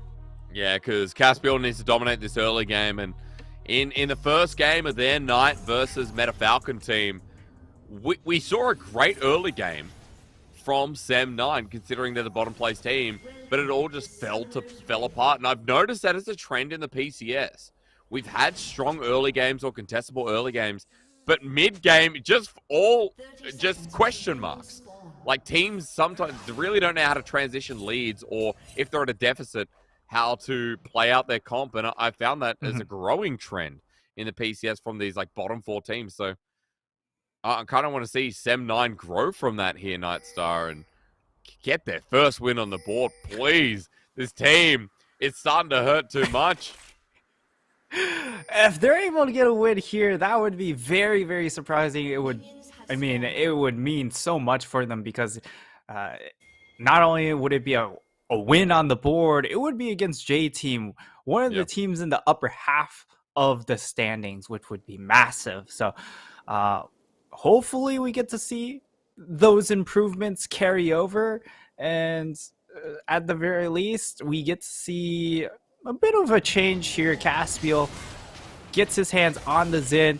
When I compare Caspiel to Arashi, Arashi was more of the all my lanes are on fire, but I'm going to go ahead and go on my merry way. He kind of ignored all the disasters and tried to get himself snowballing, whereas Caspiel, I mean, he's trying to put out these fires, but it hasn't necessarily been successful. No, and you know, all the fires that come through. Nice dredge line onto ClayX. Enzo with a root down onto Felia as well. He's maybe engaged. Ignite goes down. This is going to have to be another summoner as he flashes away. Now back onto ClayX, who walks into melee range. Oh no, they flash again. Lil V as well. J Team's bottom lane with the absolute Chad move. All right. Usually you won't see a level 1 death right there, but I mean, it's just a bit of an overextension coming in from Sem9. They just don't play the spacing outright, and it allows Enzo to get himself that really nice hook there, and they're able to transition it into a first blood.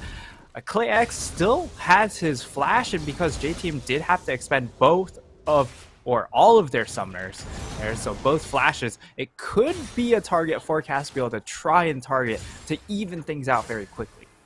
It's just crazy to me that 2v2 looked like it was done for a summoner trade, and then Enzo flashes in, Lil V on the same page.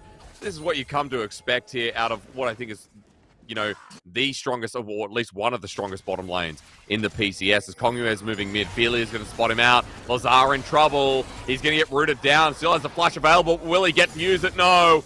Lazar targeted, and the 2v2 mid even adding insult to Sem9's injury. Hysterics, I don't know why he was hugging towards bottom side. He knows his jungler is towards the top side, and Felia just came out of spawn, and just doesn't have that, not a whole lot of control. And this is one of the issues we've said time and time again about Lazar, is that he just doesn't quite seem to have a handle on how to play some of these lane phases. Yeah. You know, at this point, we've seen it all from Lazar. We've seen decent lanes, but we've mainly been seeing lanes like this where he gets bullied out nice and early. The flash wasn't burnt, but Lazar is down a little bit now with Uniboy able to pick up that kill. It's going to be a tier on the Syndra as well, looking for the new ability haste from the Seraph's Embrace. And as we come into an early game state at 4 minutes, just note that it's a 1k gold lead for J-Team. Kongyue in a great position, and Lazar will be lucky if he can continue getting trades like that. Yeah, and the big thing is Kongyue hasn't been really put under pressure to try and make a play before he hits level 6, which means he's going to be able to get to level 6 very comfortably. Caspiel now is on rooted fire. Down. I mean, that's a Hex Flash over the wall. Caspiel now getting hit with the Nautilus face-to-face. He flashes over the wall, but Felia now getting hit himself. It's going to be a reset, but Caspiel stops it. That's great as Lazar comes in. No shockwave available, but Enzo buying time for Uniboy, and ClayX gets him as well. A shutdown, a stampede from Sem9 to stop the rushing from J-Team. An excellent turnaround coming in for Sem9 as Felia, he gets a great knock up there to save his jungler, allow Caspiel to flash over the wall, and this time the team's there to respond to him being on fire, and now they help bail him out. He's in an okay spot, and ClayX also able to recoup some of his losses. I love that Caspiel had the audacity to jump back in, knowing that he could actually help out with the play, because if he didn't, then Kongyue gets the reset. Yeah, that's right. And the fight goes very differently. So making the play there for Caspiel, again, trying to put out the fires. That's what you were saying about this early game from the jungler of Sem9. He's different from Arashi in that sense, and this time around, it really benefits Sem9. Getting back into an early game that already looked like a disaster. Yeah, and while they are still down a little bit of gold, it's fairly manageable in this situation. And I mean, you talked about Caspiel making a very audacious play. Could you say he made an audacious charge? I could indeed. That pun is going to come with a flash for flash on screen. So no more of that, Nightstar. You've been put in the corner with now Lazar's summoner finally being down. Kongyue burning his own is interesting, but still going to be a worthy trade. Yeah, you'll definitely take the trade when it comes to jungle versus mid flash. As okay. That was pretty... driver in the solo lane. That, yeah, pretty big, right? The flash now being burnt from Shuramain after the Gnar ulti, and Kongyue is down on the bottom side doing Dragon. So they want to contest, apparently. They do, but Dragon's already gone down. Caspiel coming in. Dredgeline, though, lands on Ophelia, the zap as well. Caspiel doesn't have the ulti. It's a 3-man shockwave, but it does no damage at this point. And with a reset, Kongyue becomes Caspiel. Zap down, Lazar dead, the flash burnt before, and even Driver in the top side as the rocket helps out. J-Team thinking in 4 dimensions as the early game once again returns to their solid favor. Oh my god. The side of Sem9, they really wanted to try and contest that dragon, but A, they were late to the party, and B, well, ClayX was behind on the play. He couldn't get inside track. That means Lil V is able to output safe damage, and ClayX, he's just left trailing, really, to watch the rest of his team go up in flames. We're going to see the replay as we are able to see, well, Enzo's here, and Philia decides to jump in, and now Lazar, he doesn't have a whole lot of mana. The only mana he has is to just cast his shockwave, which he does, and it lands. It's great, it's beautiful, but I mean, it's really just wall art at that point. There's no real point to it as J-Team just run away with that fight. Oh, we've seen so many beautiful plays coming through from J-Team in this game. The overextension towards the bottom side, the only mistake. Everything else has been bliss. And Nightstar, we're back to a gold lead. That's pretty big for an early game. 2,000 gold this time. As Philia keeps roaming, trying to give safekeepings to Lazar. He knows that Kongyue is always hunting, and at this point, like, Sem9 playing the defensive to stop it from getting any worse than it already is. Yeah, and Sem9 are investing a whole lot of resources. We kind of just see this all the time, at least in previous games as well. Caspiel's under fire. He's got ulti this time, though. Scatterweek comes through onto Philia. Kongyue still poking him Lazar down. has ult. Yeah, that shockwave, an important tool you just mentioned. And it's around this Herald that they now want to proceed. J-Team, though, have the health bars for now. And Driver has Mega Gnar in the top lane, which is worth mentioning. So we'll see how Herald progresses now, Nightstar. As Caspiel, again, is the target. Bit of trading here from Kongyue. Smite goes down as well. He starts burning Philia to help out, but Kongyue gets pulled into the shockwave. Okay. And again, J-Team a bit too deep. His Driver's in there, though. The Mega Gnar brings it back. Drive all the way. Where are you going? Lazar didn't pay for the taxi service that he's given for an absolute freedom. Now he's just going to run down Shiramini as well. And it's going to be a great success. He has, of course, the steel cap, so he is going to be a lot better off in these trades. And man, J-Team, I mean, it was Kongyue going a little bit too far, but he knows that there is going to be follow-up. He knows the rotation is going to be there faster coming in from his top laner. And now Caspiel is in pinch. He's got no Crescent Guard as well on the wrong side. He can't get Mega Gnar though. And he plays but Kongyue's over the wall. Now with the unleashed power from Uniboy, it sets up the first reset of the battle. As Kongyue returns, gets a knock up, the 3 Talon Strike, and a Heartbreaker to boot. J-Team, just when they get caught, they pull them back in. Starting to look like an LPL game here. We've got 14 kills in 10 minutes. Like, dude, you guys always look like an LPL. To be fair, I think PCS is more aggressive this split than LPL is. I say that with absolute truth. I mean, you guys have picked a lot more Corki, so that naturally is going to slow things down quite a bit. So, but I mean, we just finished fighting, but Rift Herald spawned, Hysteric, so we have to fight for Rift Herald too. We do, of course we do. The PCS loves Blood and Heartbreaker almost off cooldown as Enzo's engages have been great. Look for the shockwave though from Lazar. It's going to be big as Enzo will be the first to go down. Driver joins in. His ulti still up and available. He's about to go Mega, but no one from J-Team wants to return. So Sem9 still getting a trade despite being so far down. Sem9 strike back immediately. They get themselves this Rift Herald.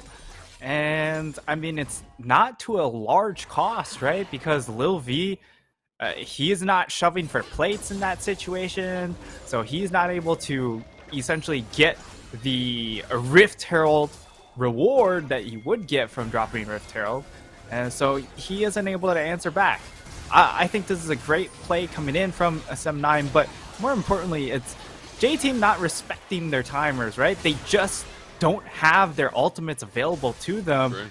So as such, Crescent Guard becomes available. All of a sudden the fight advantage is actually in favor of Sem9 in that instance. Early damage of Xin Zhao as well, and you know, Lazar's shockwave has to be respected too. Didn't get it off in that last fight, but if it did, J-Team, it could have been so much worse. Herald goes down, Sem9 have it on Caspiel, and that Gore Drinker Xin Zhao, we'll have to see where he puts it, because we've got top, we've got mid, losing lanes.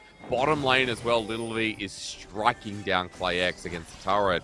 There's not many options available, and Caspiel might have to create them here as Kongyue runs interference.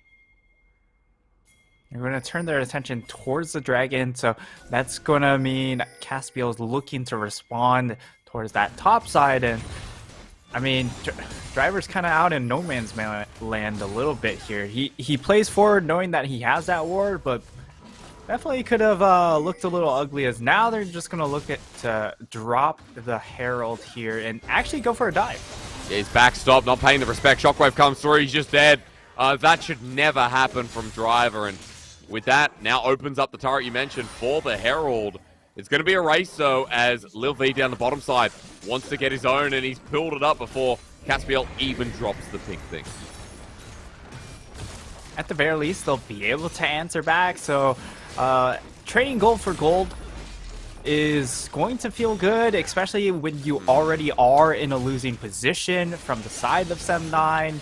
So keeping pace is going to be nice. However, Lil V is actually putting down a ton of damage on this tier 2, which if he secures solo gold onto that, it's gone. I mean, we buffed the gold on those turrets, and that's just a large chunk of gold going into his hands now. Yeah, so that trade not going to be worthwhile. It looks like pings were going down from Sem9 for assistance bot, and they were thinking about sending that top tier 2 in with the rest of the team, but considering that ClayX was mid, that's a free second turret. You talked about the gold value. Lil V has a rapid fire cannon and tier 1 boots still there, so that's a full item over ClayX from what has just been a simplified trade that pushes J-Team close to 4,000 gold in the lead. He's really just exacerbating this gold differential down in that bottom lane, and I can understand why ClayX didn't want to walk up to try and clear out the wave or even get close to the Jinx, because we saw in just that last game, right? Blaze walks up with that Jhin to try and 1v1 the Jinx and just gets absolutely shellacked. So it's understandable why he just goes, you know, if I'm not getting help from my team, y'all can have this tier 2. I'm not going to try. Well, for J-Team, you know, at this point, they've now got to realize that they've got a tier 1 in the mid lane that should be easily accessible. I think more so, Sem9 realizing that if they don't get this next fight with a shockwave or at least everyone in the AoE, this gold lead is going to continue ballooning out of their reach. Uniboy in a very great position. Driver still, despite diving, in one himself. Lil V is massive. And now they have full control of what looks like this topside jungle simply because they've got numbers advantage. Looks like we're going to have another fight. We are. Caspiel gets knocked up, but I'm wondering, does Kongyue have enough damage? Maybe he does. Yes, he burns over the wall. With the match flash, Uniboy dealing with Shuraman as well, and Enzo waiting for a dredge line. He gets the auto, he gets Riptide, and Shuraman gets nothing. J-Team with 2 more while Driver sits in a side lane. It just looks too easy. It really is just all too easy for the side of J-Team at this point. Whole lot going in the favor, and it's really easy at this point to just keep playing around your strong players, right? You have Syndra that's 4-0-4. It's very hard to get onto this champion.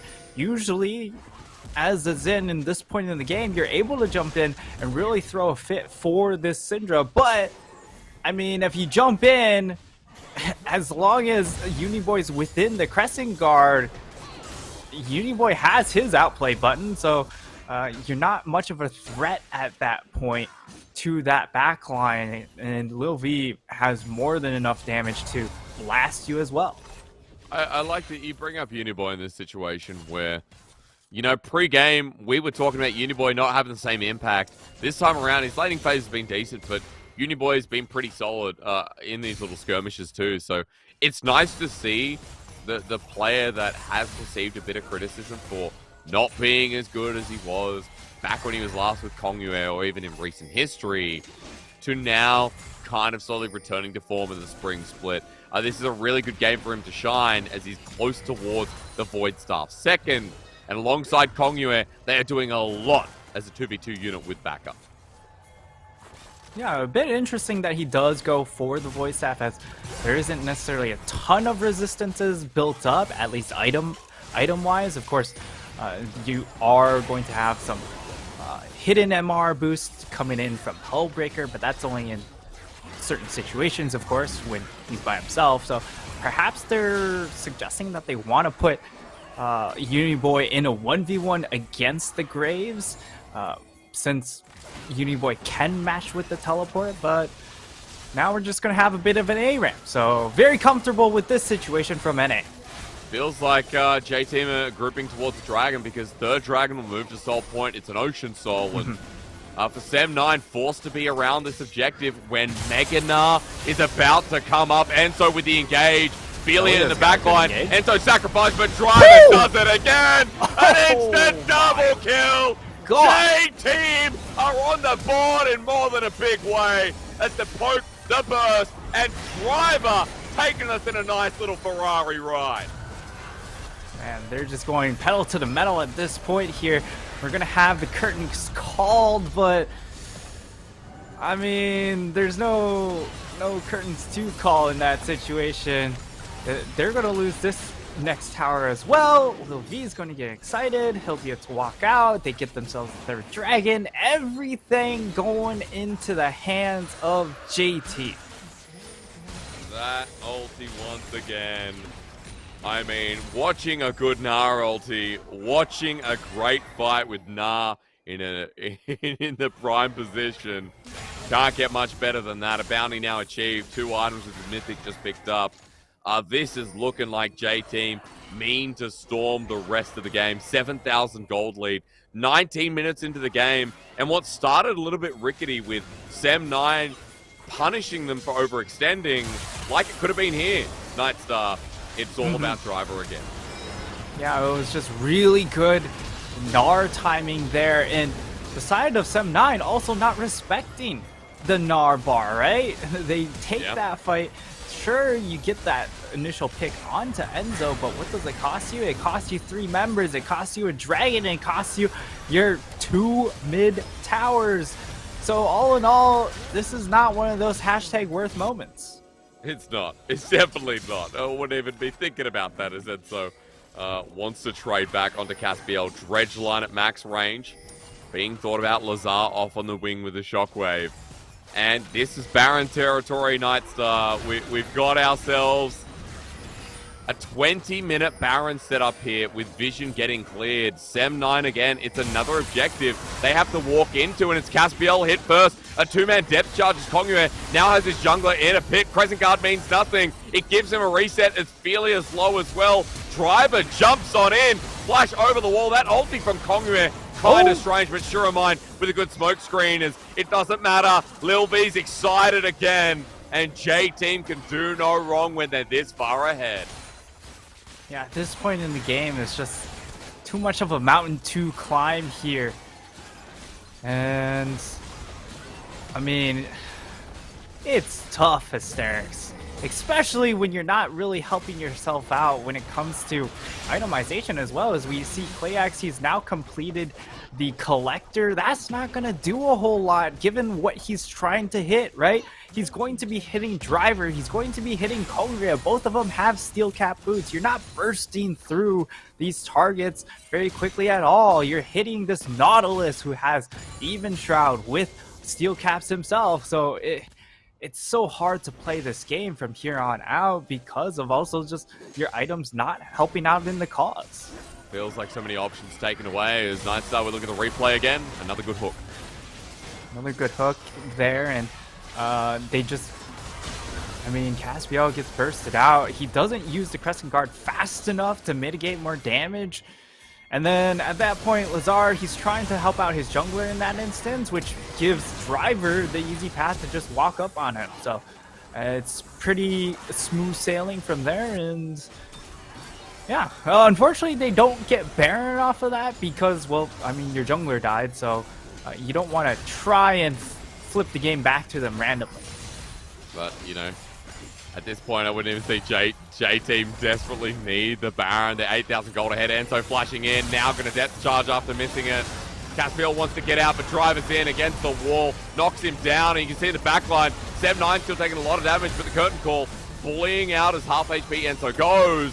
But look at Kongyue, still a threat until he got down to about 1/3 of his HP.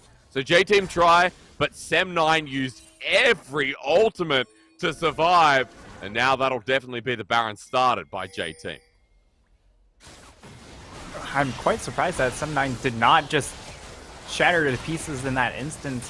Caspiel playing the fights really, really well still, and able to provide easy ball targets for Lazar on this Orianna, but unfortunately they're not going to be able to get close to this Baron, so that will be Baron going into the hands of J-Team. They'll go ahead, recall, spend the gold that they have. They've accumulated a lot of gold leads still, and it should just come down to this next dragon fight, Hysterics. Well, this next one should be an easy one. 30 seconds till it comes up. Feely are going to drop some wards, but guys, it's just about 10,000 gold lead here for J-Team at 23 minutes into the game. That void staff completed for Uniboy, who is well and truly on the way to getting his third, which would be the Seraph's Embrace. But J-Team with the Baron buff and teleports available, as Seraph's, was just completed by Uniboy, flat out. Are now in front of the Ocean Soul and the peak of moving to 5-2 in the PCS. Sem9, you got to feel for them once again without a win, and this is looking like it's going to remain that way. Yeah, and it feels like they're just a little bit shell-shocked here, because you even looking at itemization, Lazar, he's gone for the Hourglass second item. Clayax, we already touched on it, going for the Collector. That's not going to help him get kills. And same with Lazar on with this Hourglass. The only way for you to get back into this is to hit a multi-man shockwave that just decimates the other team. And Hourglass does not help you in that regard. So it feels like they're just really just too shell-shocked to really respond. Trying to buy time and get somewhere in the game, but the game's going to be over because Enzo's found another hook onto Caspiel. Crescent Guard's out, the curtain call in the back line, Kongyue the target, and not sure who the rest is. Enzo's just going to take it, but he doesn't care. It's Ocean Souls, the dredge line is being prepared again. Inhibitor goes down onto the Nexus turrets. Enzo's target is going to be Shiromine. And with the shockwave you wanted, it's a whiff. Dear. Enzo goes golden. Even if he dies, it won't matter. Look at Uniboy and Little V in the backline. S9 can't walk up. Nexus turrets are dying. Super Mega Death Rocket. Kongyue having a great time. J-Team, the members we talked about being slow, being a little bit underwhelming, have blasted this game against S9 and completely shattered the dreams of the fans of this team. J-Team dominate this game. Uniboy looking fantastic. Kongria really in a comfort zone on that Viego, looking good, and Driver getting one of his comfort picks in that Gnar, really putting it to great use here for the side of J-Team. It doesn't end up falling into the classic PCS Gnar trap where you just go ahead, blind pick it, and it ends up not having any sort of impact whatsoever. It ends up having massive impact this time around. So well done, really top to bottom, because even Enzo, he was just finding hook after hook. For some 9, like, is there a way that we can put both Arashi and Caspiel in our lineup? Because it feels bad that our best 2 players on the squad are in the same role. Yeah, but it's hard, right? Because Caspiel trying so hard to bring it back, and like that team, you know, Sem9 are really getting outclassed by all teams. Now 0-8, and looking through it, they've only got. I'm trying to figure out who they haven't played yet here, Nightstar, because CFO, PSG, DCG, Hurricane Gaming, Beyond, Impunity, MFT, and J-Team. They just need to verse Frank Esports, and then they will have lost against every team in the PCS. And I'm not trying to make fun of them. I'm just letting everyone know that this team is, you know, they don't have any options against anyone in the league, and it's really rough to see. Yeah, they're running out of rope. Absolutely, Hysterics. Yeah. Going through the first round robin, the core issue is that they just don't have a lane to play around. Yeah. Their best player is in the jungle. So unless if it turns into you're able to somehow transition into a hyper carry jungle playstyle, I just can't imagine them being able to pull out wins, because even though Xin is a fantastic pick, even though J4 can carry some moments, it doesn't carry late game scenarios. It doesn't carry a lot of mid game scenarios unless if you're giga ahead. So it's a tough spot. Yeah, it is. And, you know, that kind of play style in the meta we're in, where we have Jarvans, Lee Sins, like Xin Zhao's being picked, right? We know that facilitating lanes early has been the way to go, like snowballing games out of control, especially within the PCS. Like the first 15 minutes, you know, can go evenly in some games, but it's just about building that bridge into the mid game and running with it. And here in this game, like Sem9 had a good response to some of the deep play, some of the aggression that J-Team were pulling out. But again, J-Team were just insistent, and you can stop some of the plays. But if your team's not on board, if your team's not, I guess, following that same wavelength, kind of all over the place, then J-Team are going to keep picking you apart. And it's rough to see, but it is also a sign of a good team in J-Team who pick up their 5th win. Yeah, J-Team, they just were so relentless in their aggression, and because of that, Sem9 never got a chance to reset mentally and think about what would be the next play. They constantly had to just play response, and eventually a lot more of those punches are going to stick from the side of J-Team, and the responses are going to be fewer and fewer from Sem9 as we get to, like, the gold graph really exemplifies how that game went. Sure, there were a couple of plateaus, but after each plateau, there would be a large jump. It's a difference right now. You know, Sem9 looking like the weakest team in the league, almost assuredly, as Driver gets MVP. This is well deserved. If you are just tuning in, the Gnar ultis were sick. Like, Driver in these fights, Nightstar, you can say it better than I can. They were just amazing. They were absolutely amazing. He had some really well-timed Mega Gnars. Probably one of the interesting stats coming in from an MVP is the fact that it's a 33% kill participation. You don't see that a whole lot, but the impact on Driver was very, very good. He dominated the lane phase as well and really put in a position to succeed, and he really showcased that he put the resources to good use. in this game. Yeah, again, the Nah pick big, and, you know, the kill participation, for context for everyone, whole breaker Nah. So, of course, he's in the side lane. Like, it was about those big ultimates that helped J-Team win some of those solid fights. As, folks, J-Team with their 5th win of the PCS Spring, it's looking good, and they're really starting to ramp up, as we've only got one game left of the night to take you through, however, and that is Meta Falcon versus Frank Esports. We're going to take a break, and when we return, we'll run you through with that. CTBC Bank is Taiwan's top financial institution, but we're not stopping there.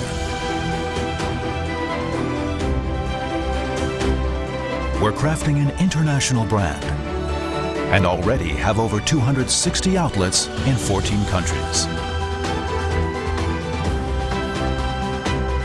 We are by your side, ready to embrace the future.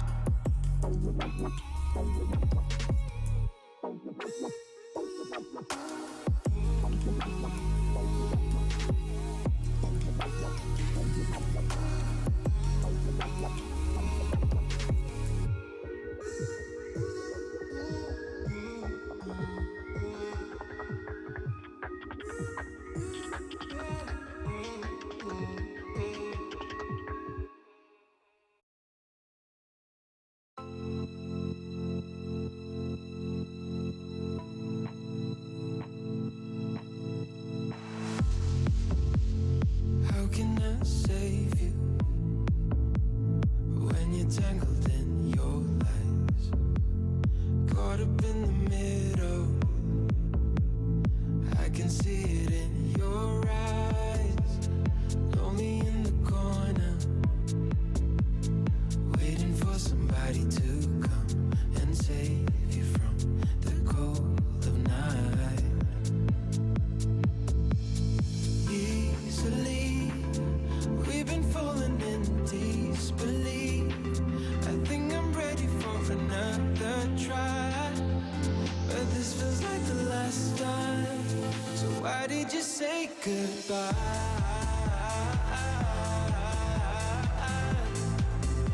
It's better to say goodbye.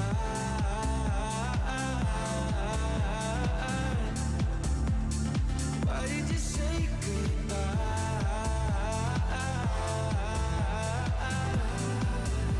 It's better to say goodbye.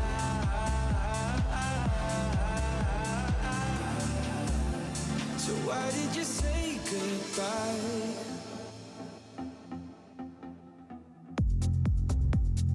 Quiet like the ocean, with the rumble running deep. This is how I see you when you hide your feels from me. Why you heavy-hearted? Cut the silence, talk to me. Release your mind, get what you need.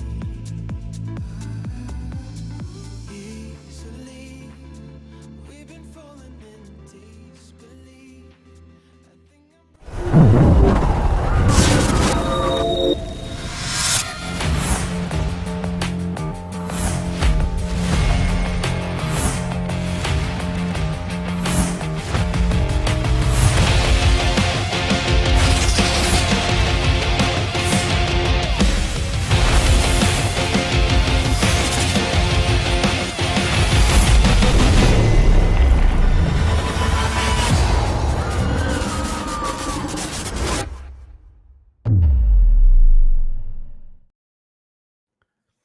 Ladies and gentlemen, welcome back to the PCS 2022 Spring Split. My name's Cerex. I'm joined by Nightstar for the final game of the night. MFT versus Frank Esports.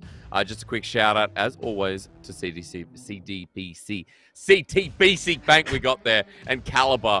And also thank you to Bright Games, Carry Live Co, Garena for PCS League operations and all the full production as you see here. Shout out to our sponsors, You know, a lot of people expecting more matches tonight. Of course, unfortunately, PSG can't play their matches. They have been delayed until next week. So that big CFO versus PSG matchup everyone was excited for. We have to wait, Nightstar. It's sad. It would have been a banger. Even the DCG versus PSG, I think, would have been very good as well. Yeah, PSG is going to have a very... I don't know if it's going to be a fun week for them next week, but for sure it's going to be action-packed because they do have to take the Rift against all 3 of the other top 4 teams. So, but we can't get into that here because we do have Frank Esports, Rebirth saying hello. Yeah. Or maybe just trying to... I think he's trying to fix the I think Zoom he's trying issue to fix, on the camera. Yeah. He's trying to fix focus, but you know what? We could say he's trying to say hello to Eminem because Eminem gave him a wave back. Yeah, well, Eminem has been, you know, the focus of this team, so it makes sense. Wave to the carry. If you guys are just tuning in, you know, Frank Esports, kind of that middling team as well, 2-5, going up against Meta Falcon, who earlier tonight got a win against M9, and you were telling me that for Meta Falcon to kind of prove themselves as a top 6 team, they have to win this matchup, the matchup that is threatening them in the standings, and that would make them neck and neck with Frank. Yeah, them being able to take this match here really creates a lot of separation between them and the rest of the bottom half here. And for Frank Esports, it's about being able to keep pace with MFT in this instance. It's interesting that they do go ahead and bring Rebirth in. The one game we did see him, he didn't look too great. And it looks like our comparison is going to be in that mid lane. Pretender, of course, has been mostly on control mid duty. He's played the Victor, he's played the Veigar, does have the Ahri as well, but it didn't exactly look too sharp. And on the flip side, we know what Wen does. He just kind of runs at you. Yeah, you know, Wen is someone who we talked about earlier tonight, you know, being part of the dive tactics of Meta Falcon team. It's a fun roster to watch if you haven't tuned in before, like Camille, Akali, Gwen. We saw Graves earlier for the first time from Taco, but 665 was someone who controlled the game against M9. It was the Lee Sin from hell that hurt so much. So it's exciting to watch once again Meta Falcon team look to find success in the PCSs. Nightstar, we are back in pick and ban. Meta Falcon on the red side, Frank on blue. And honestly, a jungle ban against 665 makes sense, but we are kind of seeing standard bans that we've been seeing all night.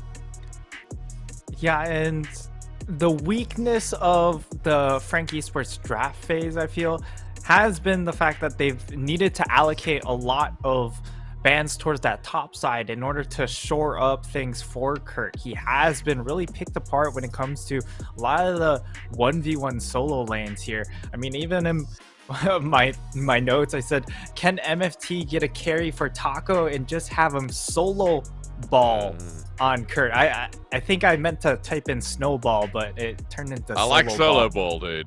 Solo ball on top of Kurt. I like that a lot.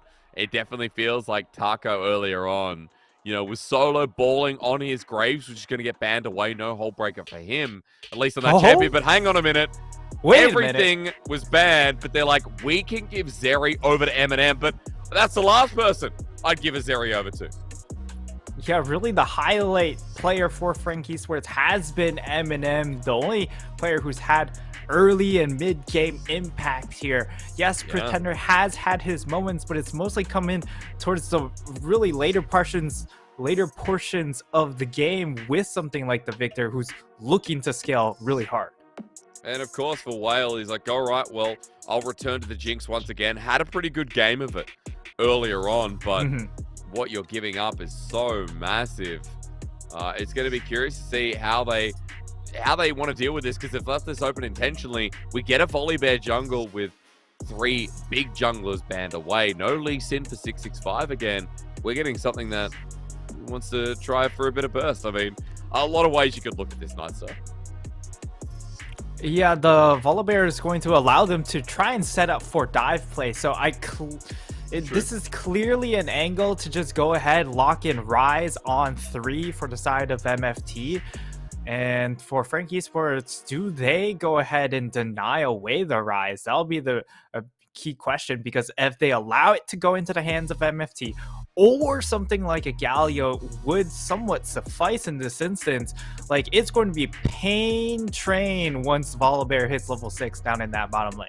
I'm glad you brought that back up. Completely forgot. Diving for MFT is the identity through and through. So we're going to get on Frank Esports the other side. The Viego that's been popular tonight. We get the Nautilus as well. And so the bottom lane Insta-lock. And yeah, you were mentioning the Rise comes through. We do get the mobility and access from mid lane and the dive that you wanted to see. Nicely done once again. Yeah, now for the side of Frank Esports, really the only way to mitigate this is to perhaps ban away. Just go ahead, double ban supports here, because that's the only way you can try and mitigate the pain coming down there.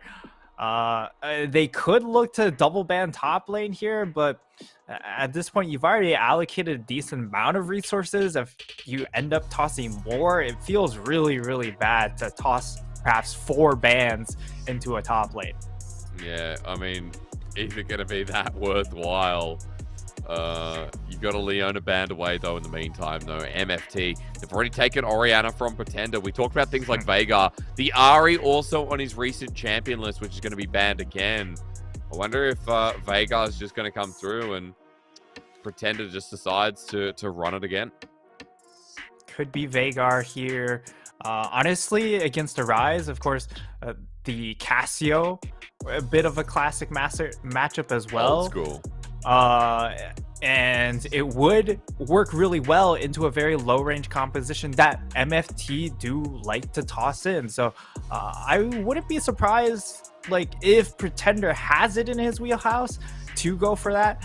But for the side of MFT, if you're looking for a blind pick, you're looking at something like a Renekton or a Gnar here, although they can just go ahead, lock themselves in a support Rakan left available, Alistar to even facilitate more dive, of course. So makes a lot of sense here. Yeah, so Alistar is something that as well. Epoch, it was the Nautilus a little bit earlier, Nightstar, that I think we were pretty impressed with. I'm actually surprised we didn't even think of this. Gwen has just slipped through pick and ban. One of the strongest champions right now. Getting Zeri, Gwen, and I would even say Viego. In the LPL, Viego is top-notch at the moment. That is such a big pick ban phase for Frank Esports in just terms of patch power. Yeah, it seems like they're getting really all the power picks. However, unfortunately, Kurt hasn't necessarily performed very well in that top lane, even when he does get the Gwen. So I think a lot is going to hinge on how Pretender is going to do. And I like this pick. He goes ahead and locks into Syndra. Syndra has early push potential when it comes to that mid lane against a Rise. Rise has to expend a lot of his mana to get that wave crashed. And he really wants that first back to be comfortable doing it again. And okay, MFT, they answer with a Mordekaiser. Okay. So I've had a bit of recent experience on this one. LGD's top laner Fairness pulled out the Mordekaiser as a response to it wasn't Gwen. I can't remember what it was, and now it's going to kill me. It was a response to a pick, and I want to know, maybe I'm wrong, maybe it was Gwen. I'm going to have to find out more information on this. Ignore my brain for the time being. I'll have to go searching, but seeing the Mordekaiser as a recent response is kind of nice. And when we talk about dive, I guess if the whole team's diving, to negate the dive on the other end, Mordekaiser does a pretty good job of that. Yeah, it does. And it's also going to prevent the... I would say it probably prevents the Viego resets from coming through, because you just go ahead, yeet him into the Shadow Realm so he doesn't get a chance to get any resets. Or if the Gwen does get ahead, you are able to remove it from really threatening your backline in this instance. So I can see where the Mordekaiser might have its uses. I don't know how this lane phase will go in particular against the Gwen. And given that Kurt does have Ignite, at least right before we came off of Champ Select, he was hovering that Ignite. I'd imagine that in a 1v1, the Ignite top laner should, in most cases, win. But we'll see. You know, anything's possible in the PCS, like I'd say in the LPL. I want to pull out that it was against the Renekton, where Fianna's pulled it up against Rich. And then the second game around against the Gwen, it got absolutely obliterated. As we know, Gwen in a 1v1 setting does pretty well. So I'm curious to see how it goes this time, because for Frank Esports, they got such powerful picks in this draft. Zeri left open. The Viego follows suit. The Gwen as well. We get a strong lane here for mid with the Syndrome locked in. It seems like really good news, but for MFT, momentum comes off the back of beating Sem9 earlier in the day, and their match against Sem9 was pretty clean. It was a carry from 665 on his Lee Sin, and he's got another jungler that can influence with early game agency. So for MFT, signs of life there as well, and definitely a fitting game to finish the PCS Spring Night. Nightstar, only 5 matches, but they've been a wild ride to say the least. It's certainly been a bit of a roller coaster of a ride today. Starting out with you know, you start out slow, of course, on the roller coaster, and that's what those pauses were. And since then, it's been light speed ahead. Well, with a 20-minute game, of course it is. Of course it is. I'm sitting here thinking, you know, you and I, what did we say before we went into this game? We thought, it's going a bit too fast. And the night's going really quickly. And of course, as we say that, we gotta catch up on our schedule, Hysterics. No. We're too far ahead. No, I don't want to catch up on the schedule's been beautiful. We had a huge pause, like a tech pause at the start. Only 10 minutes. I'm overselling it. As there we go. It's just anticipation to get onto Summer's Rift. Frank Esports versus Meta Falcon team. The last game of the PCS night here in the spring split. And both these teams, it's a cop-out to say they both need the wins, but realistically, 6th and 7th respectively, Meta Falcon team can move to 4 and get closer towards the rest of that top 5, cement themselves in the top 6, while Frank Esports can tie themselves up with MFT. A very big matchup to round it out, and we have a Mordekaiser. You're talking about the Ignite in lane. Both top laners have Ignite and TP. There is no flash to speak of. And that is very interesting, because while we see Ignite on Gwen, a lot of that's because of the fact that she has mobility. Mordekaiser, lacking a little bit of that. So Atako has to play really, really perfectly, or just get so far snowballed that it doesn't matter that he doesn't have flash. So that will certainly be a lane to watch, but at the same time, given how MFT have drafted pretty much exclusively to say, hey, we're going to dive you bot lane over and over again, you know, maybe we don't see a ton of focus go towards this top side. Yeah, that diving comp talked about, MFT running Alistar. We've got one once again on the rise and 665 on the volley bear. So as he starts with his top side cleared pathing towards bottom, it gives an opportunity for us to look towards Whale and Epoch and see what they can set up here with the Alistar. I want to come back to Mordekaiser and Gwen super quickly. Just noting the fact that, you know, I've seen this matchup now before, and the Mordekaiser doesn't mind when you run into him. It's when you try and disengage that he presses E and brings you back in for a secondary trade. And when Gwen's E is down, a nice little timing window for Tucker to try and proc passive. So I'll be interested just to watch the micro interactions in that lane while the macro comes down to what happens in the bottom side. Both junglers are there, Nightstar, and I believe that Frank Esports no Raptors awarded, but no vision was translated over to MFT. Yeah, all eyes will be on this bottom lane, especially once we get level 6 on Volibear and or Rise, or It should be the other way around, I should say. But That's fair. it's going to be more than likely large numbers advantages. So nice to see that Pretender has indeed kind of played out what he needs to do in this mid lane matchup. That's get early priority, play around with his jungle, and try and create an early numbers advantage before that level 6 happens, and just try and make sure Hollow's able to stay ahead of this Volibear. Epoch missing It's a the 3v3. pulverize there. Yeah, it actually turning into a 3v4. Oh, a they're 4v4 collapsing even. Onto Pretender, scatter the weaks there, but 665 going to get Sky Splitter. Chain The stun. burst damage huge. He's over the wall, stunned up. It won't matter. One follows in. First blood while they 1v2 with Hollow. Can Hollow Epoch get getting in one? the middle of it as well, but That's big. that's a nice little setup. And this is great for Frank Oh, Esports it's as they got the looking Unite onto good. Epoch. He's ticking down, and Hollow's still dealing with one. Following up. That's kills for the Viego. Double, and now you're in trouble.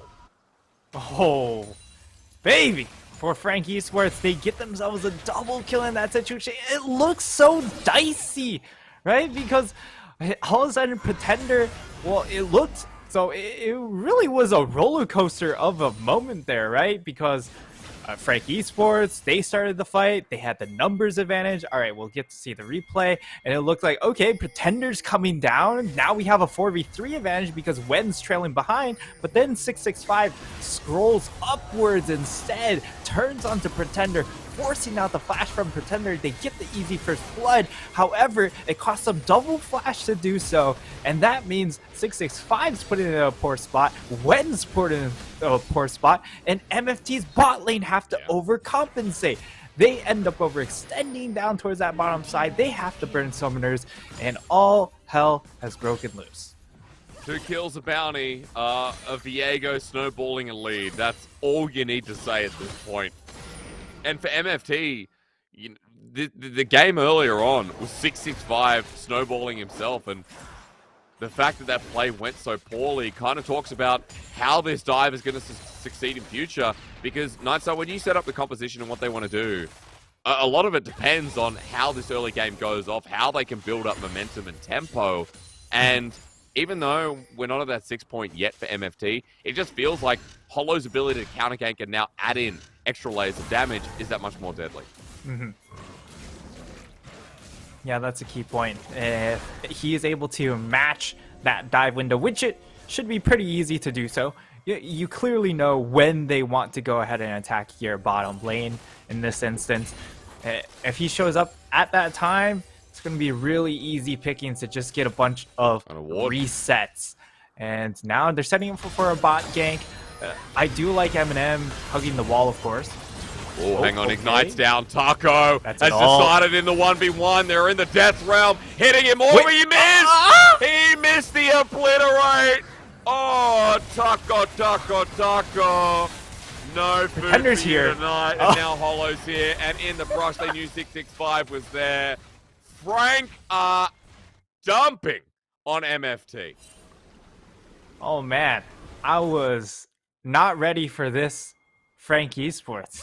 Seems like they've really gone and workshopped a couple things in just a short time. Like this feels so different to what I was expecting to see, where Frank Esports, they've really consistently been the ones to either, like, it's been exclusively Hollow finding those plays, or it's just been sit back, wait, hopefully our solo lanes don't get hard, and then we'll hopefully take a swing at you on that second or third dragon. Man, that's so rough topside though. That hurts my soul. Taco, he pulled out the Death Realm. Oh, he used so much for that. And yeah, Kurt responded, to be fair, but killing him under turret, picking up Merc Treads now as well. It's versing the Leeching Leer. A good position this Gwen finds herself in is 665 trying to get around the map. Now his options extend to the top side, but a control ward that spots him out. And speaking of spotting out, I have to say, 665 this whole game night is being spotted out by Frank Esports, and they're really good vision coverage. Yeah, I think it also helps that Frank Esports got to watch that previous game to just have a reminder of, hey, we have to keep track of this guy. Otherwise, he will just continue to attack and attack us in these lanes. And if we're ever lackadaisical in our vision setup, he will hard punish us. And now we're looking really to kind of flip the game here for MFT. If they don't win this, it is dire. Well, 665 has the ulti to get stretch line in. Rebirth sets it up. Scatter the Week, beautiful. As Kurt runs in with an inner work. The Gwen already scary. Stormbringer in the backline might not matter as Frank Esports had this fight under their wing. One jumps back on in. Lucky to survive as Taco now doing the same. Realm Warp onto Rebirth, but he's buying time, buying space, and Frank are going to send members right after him. Nice flash over the wall. Taco not long for this world, and Frank are going to pick up their 6th kill and make this game look ever so complete. Man, where has this Frank Esports been? True. Oh, it is so nice to watch. Of course, MFT, when they took that fight, they understood that there's a bit of a timer on their own composition because of the fact that they are running champions like the Rise, like the Volibear, who are going to lack a lot of damage when it comes moving forward into the game. Even on this Mordekaiser, it doesn't scale well because he doesn't have flash. So while you are going to be able to take fights, that's only if they run towards you. It's so easy to kite out these team fights with the Syndra and with Azeri. Wow, Rebirth with the prediction. Whale Flash and Rebirth dredge line. The exact spot. This is, you're right, where is this Frank Esports being? Rebirth had a pretty lousy showing, I will say. Comes into this game looking amazing on the Nautilus, and the rest of the team, you could say the same. Replay time as Whale's traps were a bit short. Yeah, short, and oh the my lockdown. god. Oh my god. Beautiful. That was absurd. That was definitely the epitome of mad life. Yeah. Because he threw out the prediction even before Whale knew where he was going. Yeah. He knew that Whale didn't know, so he actually knew. It's the biggest 5-head I've ever seen. Beautiful stuff from Rebirth. A real nice prediction. Kind of telling you how this game's going.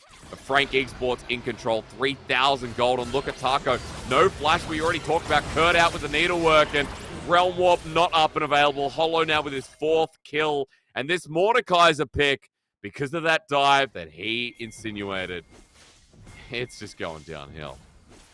Yeah, he started out that dive, and now this missing flash really punishing. They can dive though. Dawnbringer comes down, and of course with the unleashed power, there's no turret aggro to follow suit. 665 finally getting to pop the ulti, but look top. There's a Herald here as well. The trade is going to be for first turret blood. Yeah, it's going to go into the hands of Kurt as well, being able to split that. So really, really nice there. We finally get to see Kurt in a power position. We'll see how well he responds from this spot, because we haven't seen him in a position of power yet. It's always been him down considerable fashion up in that top side, always having to make up for it by roaming around, and that usually just snowballs out of control. If you're roaming around, your team doesn't find those plays, you just continue to sack bold. So nice to see him doing well in this game, and now we get to see how Frank Esports transition a lead. Because for Frank Esports, they've kind of been a predictable team. Like, what we've seen is it's always been a one-track mind of Eminem is going to do well in this lane, and he's going to be our hope. In this game, Pretender well enough within his lane. Hollow carrying is, kind of helping out and setting up the point as well. Hollow has been pretty decent too. But Kurt, someone as well who's now got control within his own lane state. So a new Frank Esports to watch. And when you talk about how they're going to transition their lead, well, right now, Frank Esports are 4,000 gold ahead after the turret play up in the top side. An extended top lane. Dragon that's given over as a trade that they may not care about. and Frank still positioning, hovering around mid lane turret at 13 minutes in the game, looking for extra plates to lead him towards those 2 items. Yeah, Frank Esports dominating so far. And for MFT, really the only big play they've been able to find has just been that dive onto Pretender in that mid lane. So really, their fight windows are just going to be around, does 665 have his ultimate, and is there a dive available for them to try and take here? As when and 665 have both of their ultimates up and available, but yep. I mean, for the most part, like, it's hard to make a play around a Mordekaiser because he wants to pop that ultimate. And if you're popping your ultimate as Mordekaiser, it defeats the purpose of bringing in extra members. And he gets solid out at this point with the Riftmaker response, and with Kurt being the big unit that he is. So I think further to your point, Taco in a really hard position. But you're talking about dive here for MFT when, you know, we've seen it once come through in this game. The Volley Bear, the Rise, like, the setup hasn't been there. And that's because Frank Esports keep denying options. As they walk through, they set up Vision. They've been tracking 665 throughout the whole game. Remember, you and I were talking about Vision in the first 3-4 minutes. And 665 was walking over so many wards. They knew exactly where he's pathing. And he's been punished for it ever since. Yeah, and now, I mean, for the side of Frank Esports, they have complete control over that top half of the map with their wards, which means that they are just free to take this Rift Herald. And it should also mean that Kurt knows that something's up here. They haven't seen him up top side. He has to be towards that bottom side. And they've brought a whole squad as well. But what's it going to cost in the end? The question that keeps needing to be asked. He knows it's there. Kurt getting Chilling Smite down. He's going to go in immune in a second as Realm will come through. It's a flash in. Right in the circle. Everybody stands still. The needlework, though, buying time. Turning the turret off. Not going to get the damage down. Herald's going to come through, and now the mid lane turret is going to be the cost of the 1v3. I mean, he plays it as well as he could once the dive actually happens, but You're gonna lose too.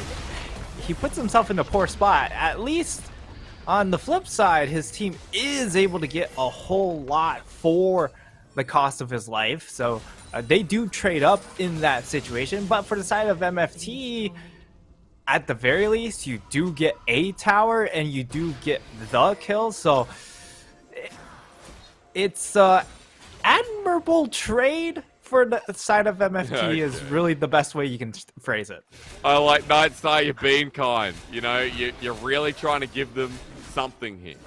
Because MFT have got nothing to hold on to, and, you know, while somewhat trading when you're behind is great, losing 2 turrets in the mid lane, opening up Vision, and denying more jungle camps, denying 665 further into this game. We've got an Ocean Dragon coming up, an Ocean Soul that will spawn in 3 Dragons' time if Frank Esports keep their control under their wing. So, still kind of worried about MFT because you already talked about the scaling elements coming through. I think for Zeri, for, you know, Kurt, Hollow, how they play out this game in these fights, if they get a reset, if they get that pick that their comp's so good at doing, it just feels like MFT have to run for the hills. Yeah, thankfully for the side of MFT, Ocean's probably one of their best options to roll as far as not necessarily a Dragon Soul, but because of the fact that you were able to get Mountain Dragon, it's not the worst dragon to give up when it comes to just stats wise, right? It's really that Dragon Soul that you're concerned about when it comes to Ocean. So you're willing to give up this dragon, maybe even that next one. The next one's a little bit questionable, but at the very least, you're very comfortable with just conceding this one and just trying to farm up whatever gold you can find on the map. Giving one his second item, you know, second item for Whale as well. So I like that you bring up timing here in the Dragons. 4 minutes 40 until the next. Baron coming up in 2 minutes 20, but Frank Esports pushing these sidewave turrets, they're trying to match one. Who is going to pick up the second one here? No one's touching him for the time being. And when you're the team behind, coming back to your point, trading is still good. when your gold is just exchanging hands, but not if you get caught out. Epoch has to burn the ulti. At half HP, they chase him as Scatter the Weak hits max range. And Taco followed by Hollow. Frank Esports get the turret. The trade continues. But MFT have still left one in their side lane. He is completely untouched. Now, Kurt's finally backing away. Even a teleport committed by Pretender. Interesting that they actually do commit the teleport coming in from Pretender in that instance. Just because that when on the Rise, the reason why Rise isn't necessarily used as a side lane threat is because he doesn't push turrets that fast with his autos. He doesn't also build a whole lot of AP to help supplement those turret taking abilities. So unless if you're going for some wild build, throwing in a Lich Bane or something, which I would love to see just randomly, that would just be fun. It exemplifies Machine Gun Rise to a T, but it's really going to take him a while to chew through these towers. Yeah, it is. Fimbulwinter picked up, though, while we're speaking about items. So one is 2.5 strong. Kind of giving some of the hope for the roster of MFT. Gold has been kept at 4,000. So the lead hasn't extended here for Frank Esports in the first 20 minutes of the game. And we're kind of now just waiting for these next couple of objectives. Frank have destroyed tier 2 in the bottom, in the mid. Top side is the only side remaining. Trying to find a pick as the comp does so well.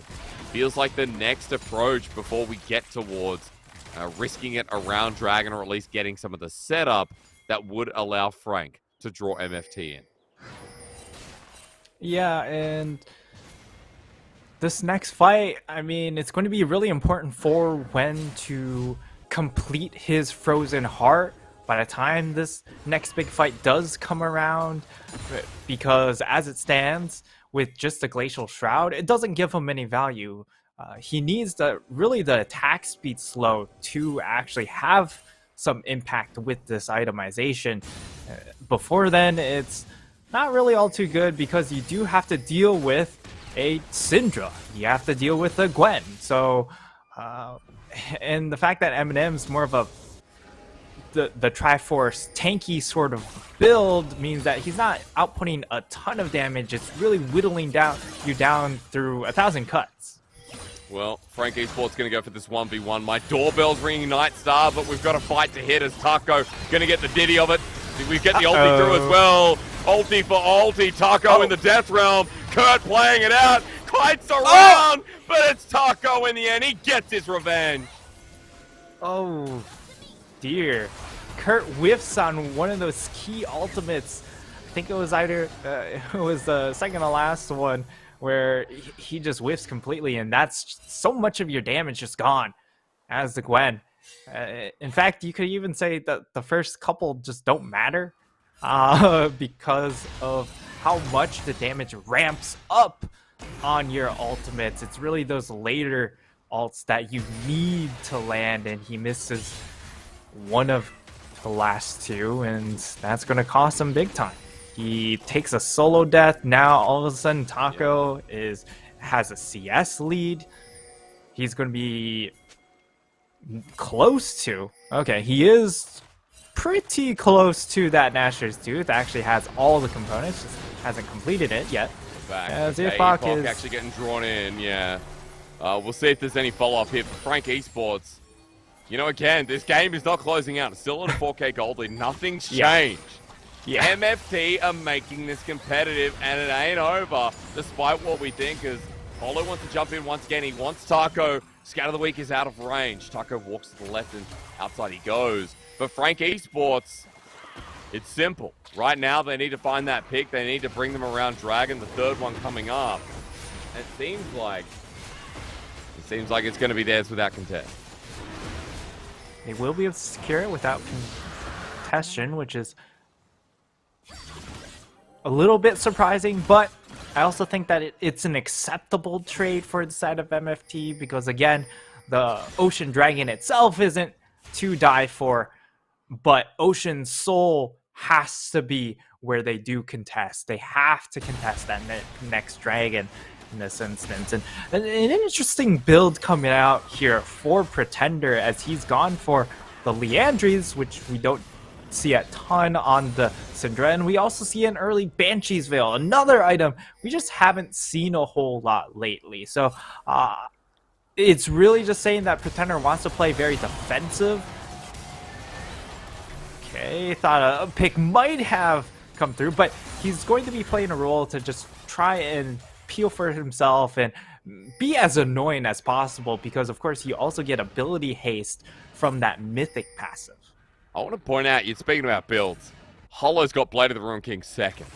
Like, this is not the wit's end. This is a help to Baron start, as Frank Esports going to do exactly that. Now, one is 3 items strong, and 665 is nearby. You can see me down the bottom. Oh, we're doing this again. But you know what? The revenge served ice cold. You've got Kurt with 2 items showing up before Taco gets his. Solo kill after solo kill. We continue down the rabbit hole as Frank Esports looking more seriously at the Baron now. And at long last, Kurt able to find a solo kill of his own, and because that removes that side lane pressure, I thought they'd take it a little bit slower and allow him to push on up, try and crash that into that tier 3 tower, but now we're just going to have action. They know the health, they've got a ward on the right side, they know the positioning as well at 3k. They're going to start this up as they're on to Rebirth. Look at that. Reset City for Whale. Hollow as well has to get out. Frank Esports, the team ahead. Absolutely blasted, but Eminem has already pulled the crash down out. He wants to find the fight elongated. But Frank Esports don't get an opportunity. MFT, they're more than in this game. They are a threat. And I don't think we can discount just yet. Yeah, I think it comes down to the inexperience from the side of Frank Esports, right? How many times have we had them ahead at this point in the game? Not too often.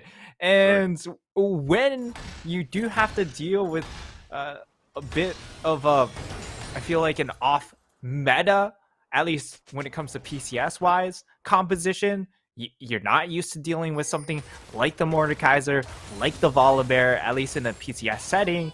So they're just trying to figure out how to play against this composition, and they saw that, hey, Mordekaiser's dead. That means we can actually play the Baron game. We don't have to worry about Mordekaiser yoinking our jungler out of a smite fight. So I think that's why they overcommitted to it rather than slow playing, allow Kurt to crash the wave into that tower and threaten the split push before then calling for the Baron play. Or, you know, threaten away the team fighting capabilities of Kurt. But when he doesn't have that ulti, 5v4 not going to be as threatening. I think importantly enough, we know Super Mega Death Rocket is down from Whale, who went back, picked up the Lord Dominic's regarded as his 3rd item. That rocket not as big a cooldown in the late game, but still significant to mention, as both teams doing the Baron dance. But in 1 minute 20, we're going to do the Ocean Soul dance. Frank Esports, that'll be a very defining moment for them if they can pick it up, because otherwise, I think we continue talking about the scaling. As is it time to pause? I think it's time to pause. We're doing this again, aren't we? We're doing this again. Who wins it? Kurt's going to ulti first. Onto Taco, ignite down. Stops the needlework in his track. We keep doing this. This 1v1 gets more intense as the game goes on at 26 minutes. The 4th time we've had a solo kill between these 2 top laners. Kurt and Taco are trying to Giga Chat this. They're really just that was truly a Wild Wild West moment. You know? Yeah. He comes out of the bush, they stare at each other in the eyes and just go, all right, 3, 2, 1, go. And then they just pressed all their buttons. Dude, and it's a slither of HP that it's winning out by each time. Yeah. Kurt now 2 in a row. I hope people in chat are keeping a timer. Sorry, a counter, I should say, because it's a big solo kill when Taco might have TP, but Kurt pushes him out. He's going to have to reposition. Hollow coming from the wing. This could be it against MFT. Frank Esports, a defining moment. Crashdown comes through from Eminem. Watch the Zeri as the Wombo comes through. 665 in the backside goes down. A triple kill as well. Eminem cleaning up. It's a penta denied. But Eminem on this Zeri showing why it needs to be banned away. Frank Esports, they've done it. One may get the kills, but it's still Eminem with the carry. Now, what can they take off of this? That's going to be the question, because they're not going to be able to end the game straight up here. It is, of course, a Zeri that doesn't necessarily have a ton of damage to shred through towers. So it is just going to be one tower and the Ocean Soul. So at the very least, they get the next big combat objective for themselves, which is going to be that healing. And that's going to make a huge difference. We talked about those 1v1s between Kurt and Taco. I think they just got way more lopsided. Dude, like Zeri in team fights, it's just so good. It's so good. And one prop to him when the Rise was in a pretty decent position through this mid-game. Doing quite a lot, but Eminem not targeted, not touched. No one cares about him. The 6-0 Zeri, now 4 items strong. Ocean Soul picked up at the end of live there, and 6,000 gold, now the lead for Frank Esports. And I was saying this before, Nightstar, with Frank now having the Ocean Soul, a lot changes once again, and we're in a game where the Zeri has all the tools to transition this team to the rest of what we'll call the late game. Not only that, this Gwen has all the tools. Yeah. Now has a third item, has the Banshee's Veil. I do question the Banshee's Veil in this case. I think, you know, something like a Spirit Visage would have been nuts, because A, you have Ocean healing, but B, you just have so much healing from your kit in general that it would be better if you're looking for an A or an MR item to just augment your healing on top of it. But that's not where we're going to get, and we are seeing the 4-1 essentially set up here. Oh, look, Taco action in 1v1 down the bottom bye-bye. lane again. That was easier for Kurt. Banshee's Veil maybe working out as Taco can't do a thing in this game. In a 5 versus 4, Kurt now with the TP if he wants to join in, but he's going to end the game. MFT in a bad fight and in a bad state as they're on their last legs. Frank Esports buying the time with low health bars, and once again, Eminem is crashing down. Flashes over, looking for Whale, chasing him down. The final kill makes triple, and Frank Esports will equalize with MFT, both in this game and in the standings, make the PCS more competitive in such a competitive way. Man, Frank Esports. We were just saying it time and time again throughout the game. Where has this team been? Feels like such a stark shift from what we even saw yesterday. So huge congrats to them and being able to step up and really showcase what this squad can do with these 5 players. I would say Kurt, you know, it was a slight bobble there with the solo death, but he makes up for it in a big way. Yeah, you know, the bobble is context, right? Like, Kurt's game was one of his best. On the Gwen, the carry potential there. Like, a lot of people coming through and will be saying, like, you know, what happened to MFT? But in that game, it was a Meta Falcon team in control. 6-6-5. What can you say? Like, I feel like Frank Esports got the ball rolling. Hollow in such a good position. A bit of a jungle diff, if you're asking importantly. The vision control. The vision you just mentioned. On 6-6-5, they tracked him throughout his whole jungle. Yeah, it was really the vision setup during the early game that prevented 6-6-5 from getting those ganks that he would have liked to get on a Volibear. This pick, of course, really about the hitting the lanes early on, and also that first level 6, level 7 ult usage to dive a tower, make a play.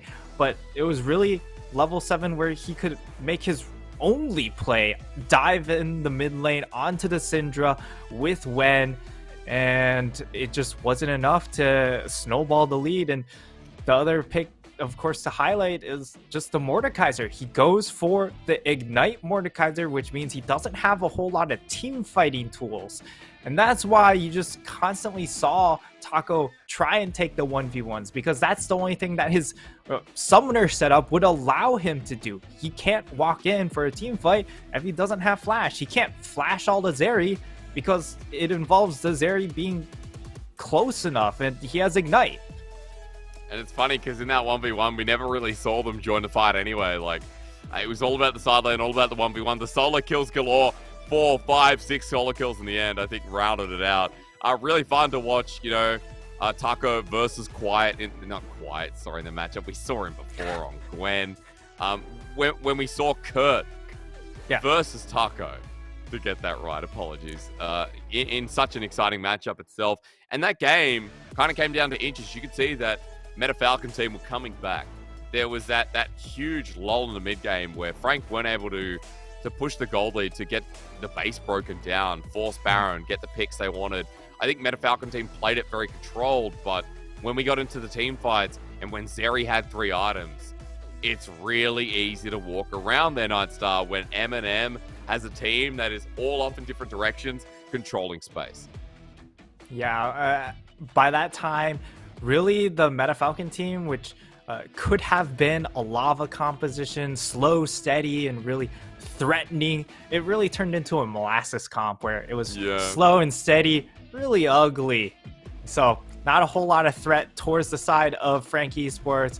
And I mean, Frank Esports, they played it well. They understood that they still had scaling on their side. Even though this gold lead wasn't getting giga accelerated, they could take their time as long as they make sure the Jinx wasn't given the opportunity to snowball on them in that big fight.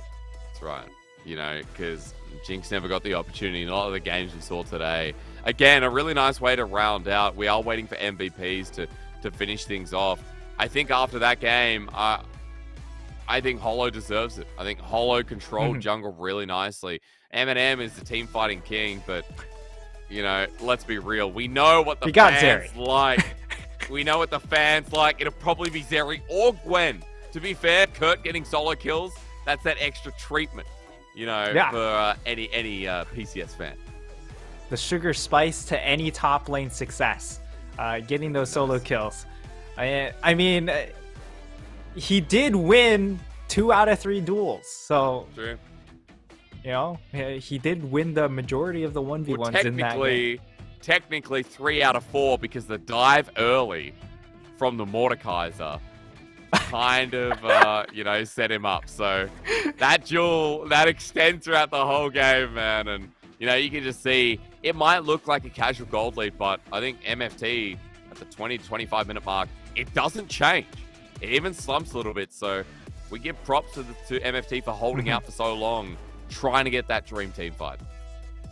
Yeah, they were able to, from 12 to 25, hold it steady for the most part. So credit goes out to them to keeping it, holding down the forts. But unfortunately, the dam broke right around that 25-minute mark, just shortly after. And the side of Frank Esports were able to really finish out that game. We get to see the damage charts. I mean, it's really looking like we're leaning towards that Gwen because of how much damage she got to do against a Mordekaiser.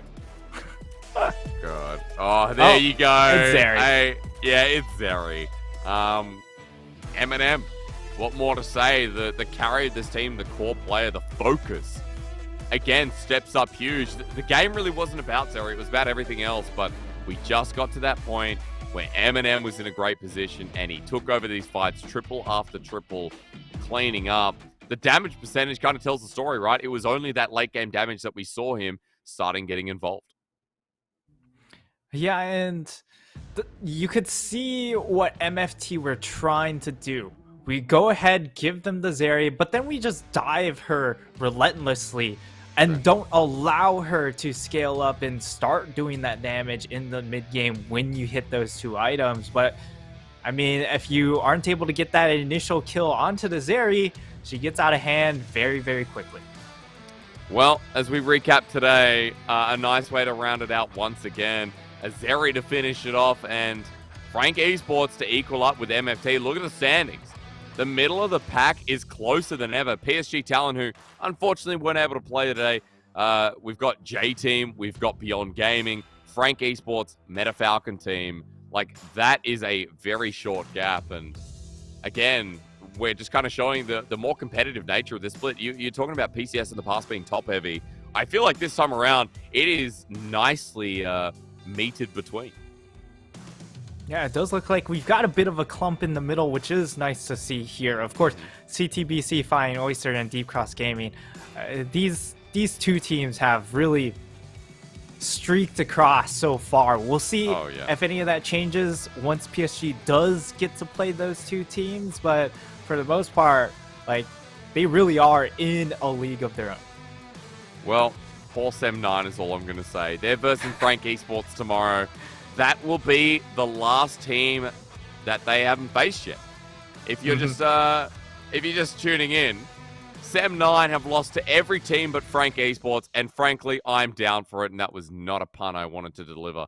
You're talking about CFO. They're versing Beyond Gaming tomorrow.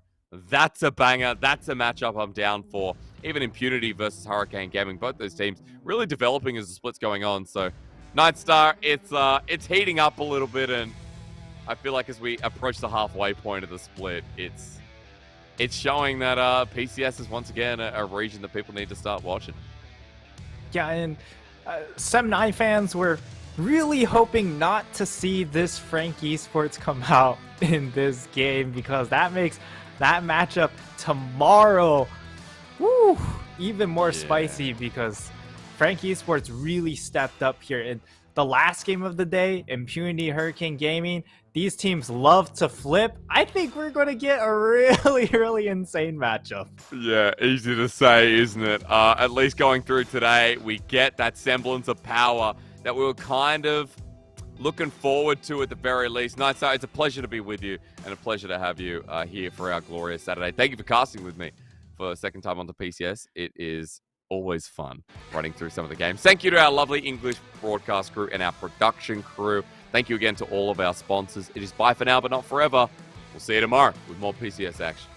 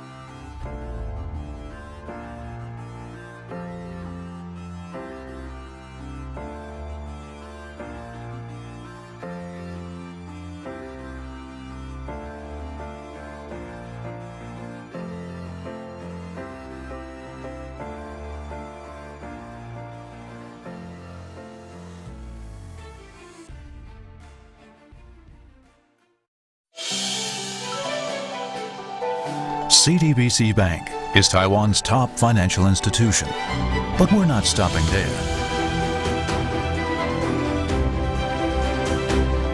We're crafting an international brand and already have over 260 outlets in 14 countries. we are by your side, ready to embrace the future.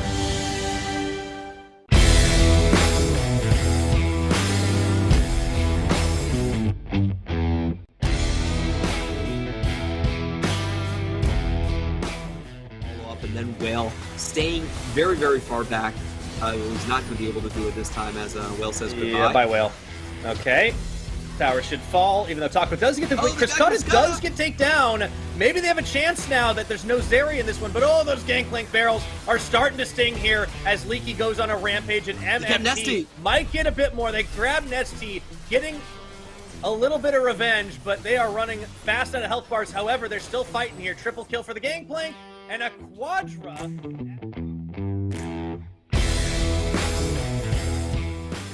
How are they going to do it when they're the ones that are supposed to find flicks into the back line and they're late to the party? And look at where the Dragon is that gets bursted down. Taco in a weird position. He has Flash and Moonfall available.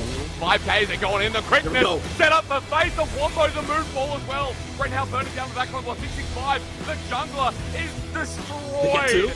Taco on top of FaZe while the rest of Impunity blow them up.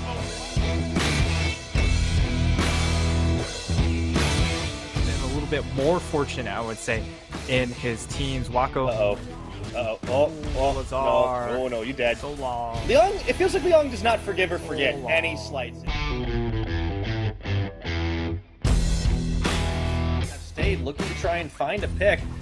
Kino is the one that gets caught for just a moment. Meanwhile, the rest of the team comes forward. Man, those shock blasts are starting to hurt. They've got him corralled, and here comes Kongye looking for an opening around the side. Meanwhile, Enzo is going to get caught right in the middle, but he is tanking through. And they've got the kickback, and Wako goes to the skies and buried 6 feet under. Minji on the run from Uniboy. He might have the shockwave, but it just doesn't matter. And the team is cleaning up. Leong does get a double kill on the back half, and that might be enough to save the fight, but they turn their attention over to Kino and Usha. Big shock blast. They just need a little more, and they will be able to delete him. Driver on the front, chasing down Kino. It doesn't matter what Leong does because he's out of teammates. There's no one left on his side. Uniboy has the red smite, will be able to use it, reduce some damage, but Leong's still quite strong, but not strong enough.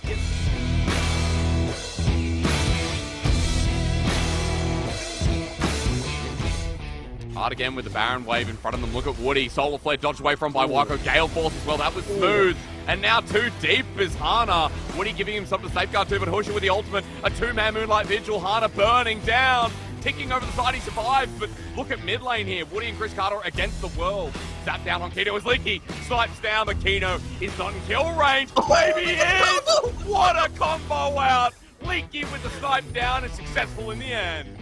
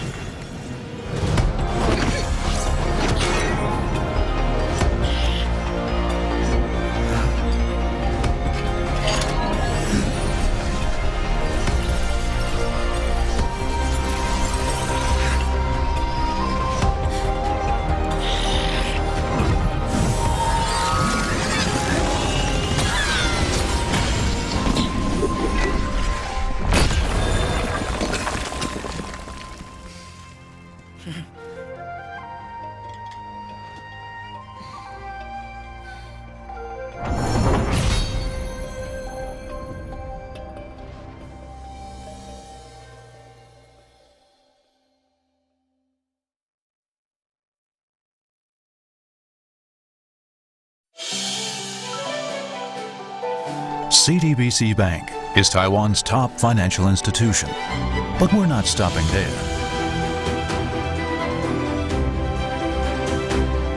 We're crafting an international brand and already have over 260 outlets in 14 countries. We are by your side, ready to embrace the future.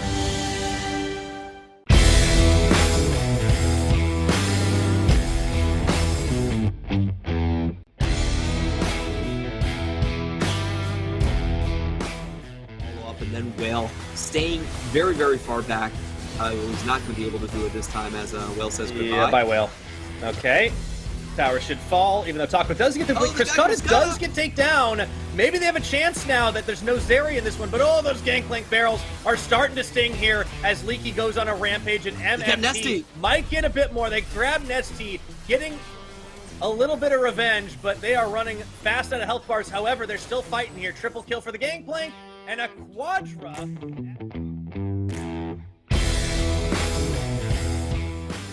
How are they going to do it when they're the ones that are supposed to find flicks into the back line and they're late to the party? And look at where the Dragon is that gets bursted down. Taco in a weird position. He has Flash and Moonfall available. 5Ks, they're going in. The quickness set up the face of Wombo's a Moonfall as well. Right now, burning down the back line. 665. The jungler is destroyed. Taco on top of FaZe while the rest of Impunity blow them up.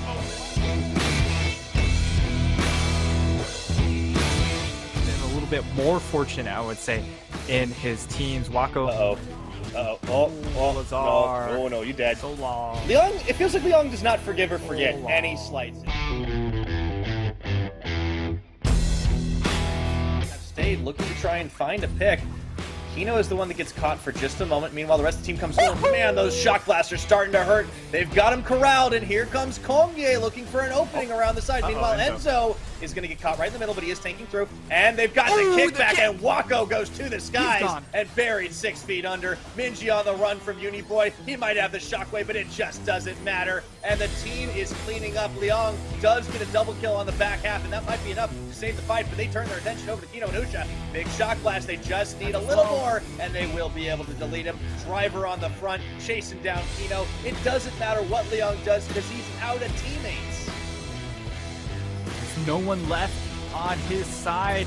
Uniboy has the red smite, will be able to use it, reduce some damage, but Leong's still quite strong, but not strong enough.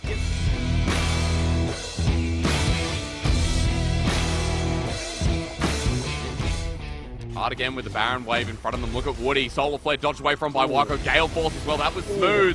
And now too deep is Hana. Woody giving him something to safeguard too, but Husha with the ultimate. A two-man Moonlight Vigil. Hana burning down. Ticking over the side, he survives, but look at mid lane here. Woody and Chris Carter are against the world. Zap down on Kino as Leaky snipes down, but Kino is not in kill range. Maybe he is! What a combo out! Leaky with the snipe down and successful in the end.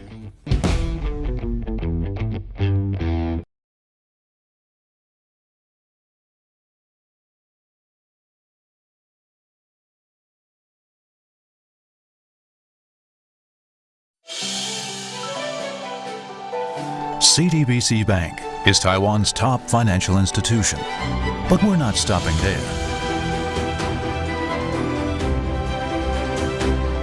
We're crafting an international brand and already have over 260 outlets in 14 countries. We are by your side, ready to embrace the future. The difference between medicine and poison is the dosage. Allow me to demonstrate.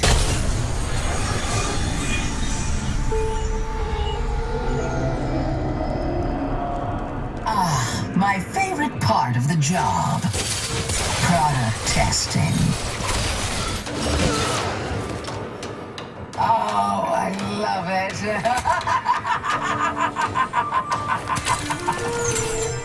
Move now! Die for me. I don't need to get my hands dirty. Oh, but I do enjoy it. Kill them and suffer! for me or work against me. Doesn't matter. Everyone comes to my side eventually. I bankrolled your pistols naked, Samira. Those guns are mine by right. Step aside, worm. Don't think, just do. Get over here. Remember who helped you in your hour of need. Never cross Renata Glask. We don't have to be enemies. Let me change your mind.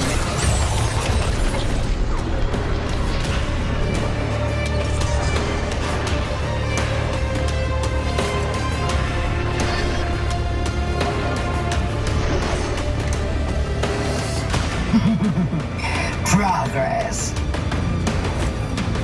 Competition is for the weak. I dominate.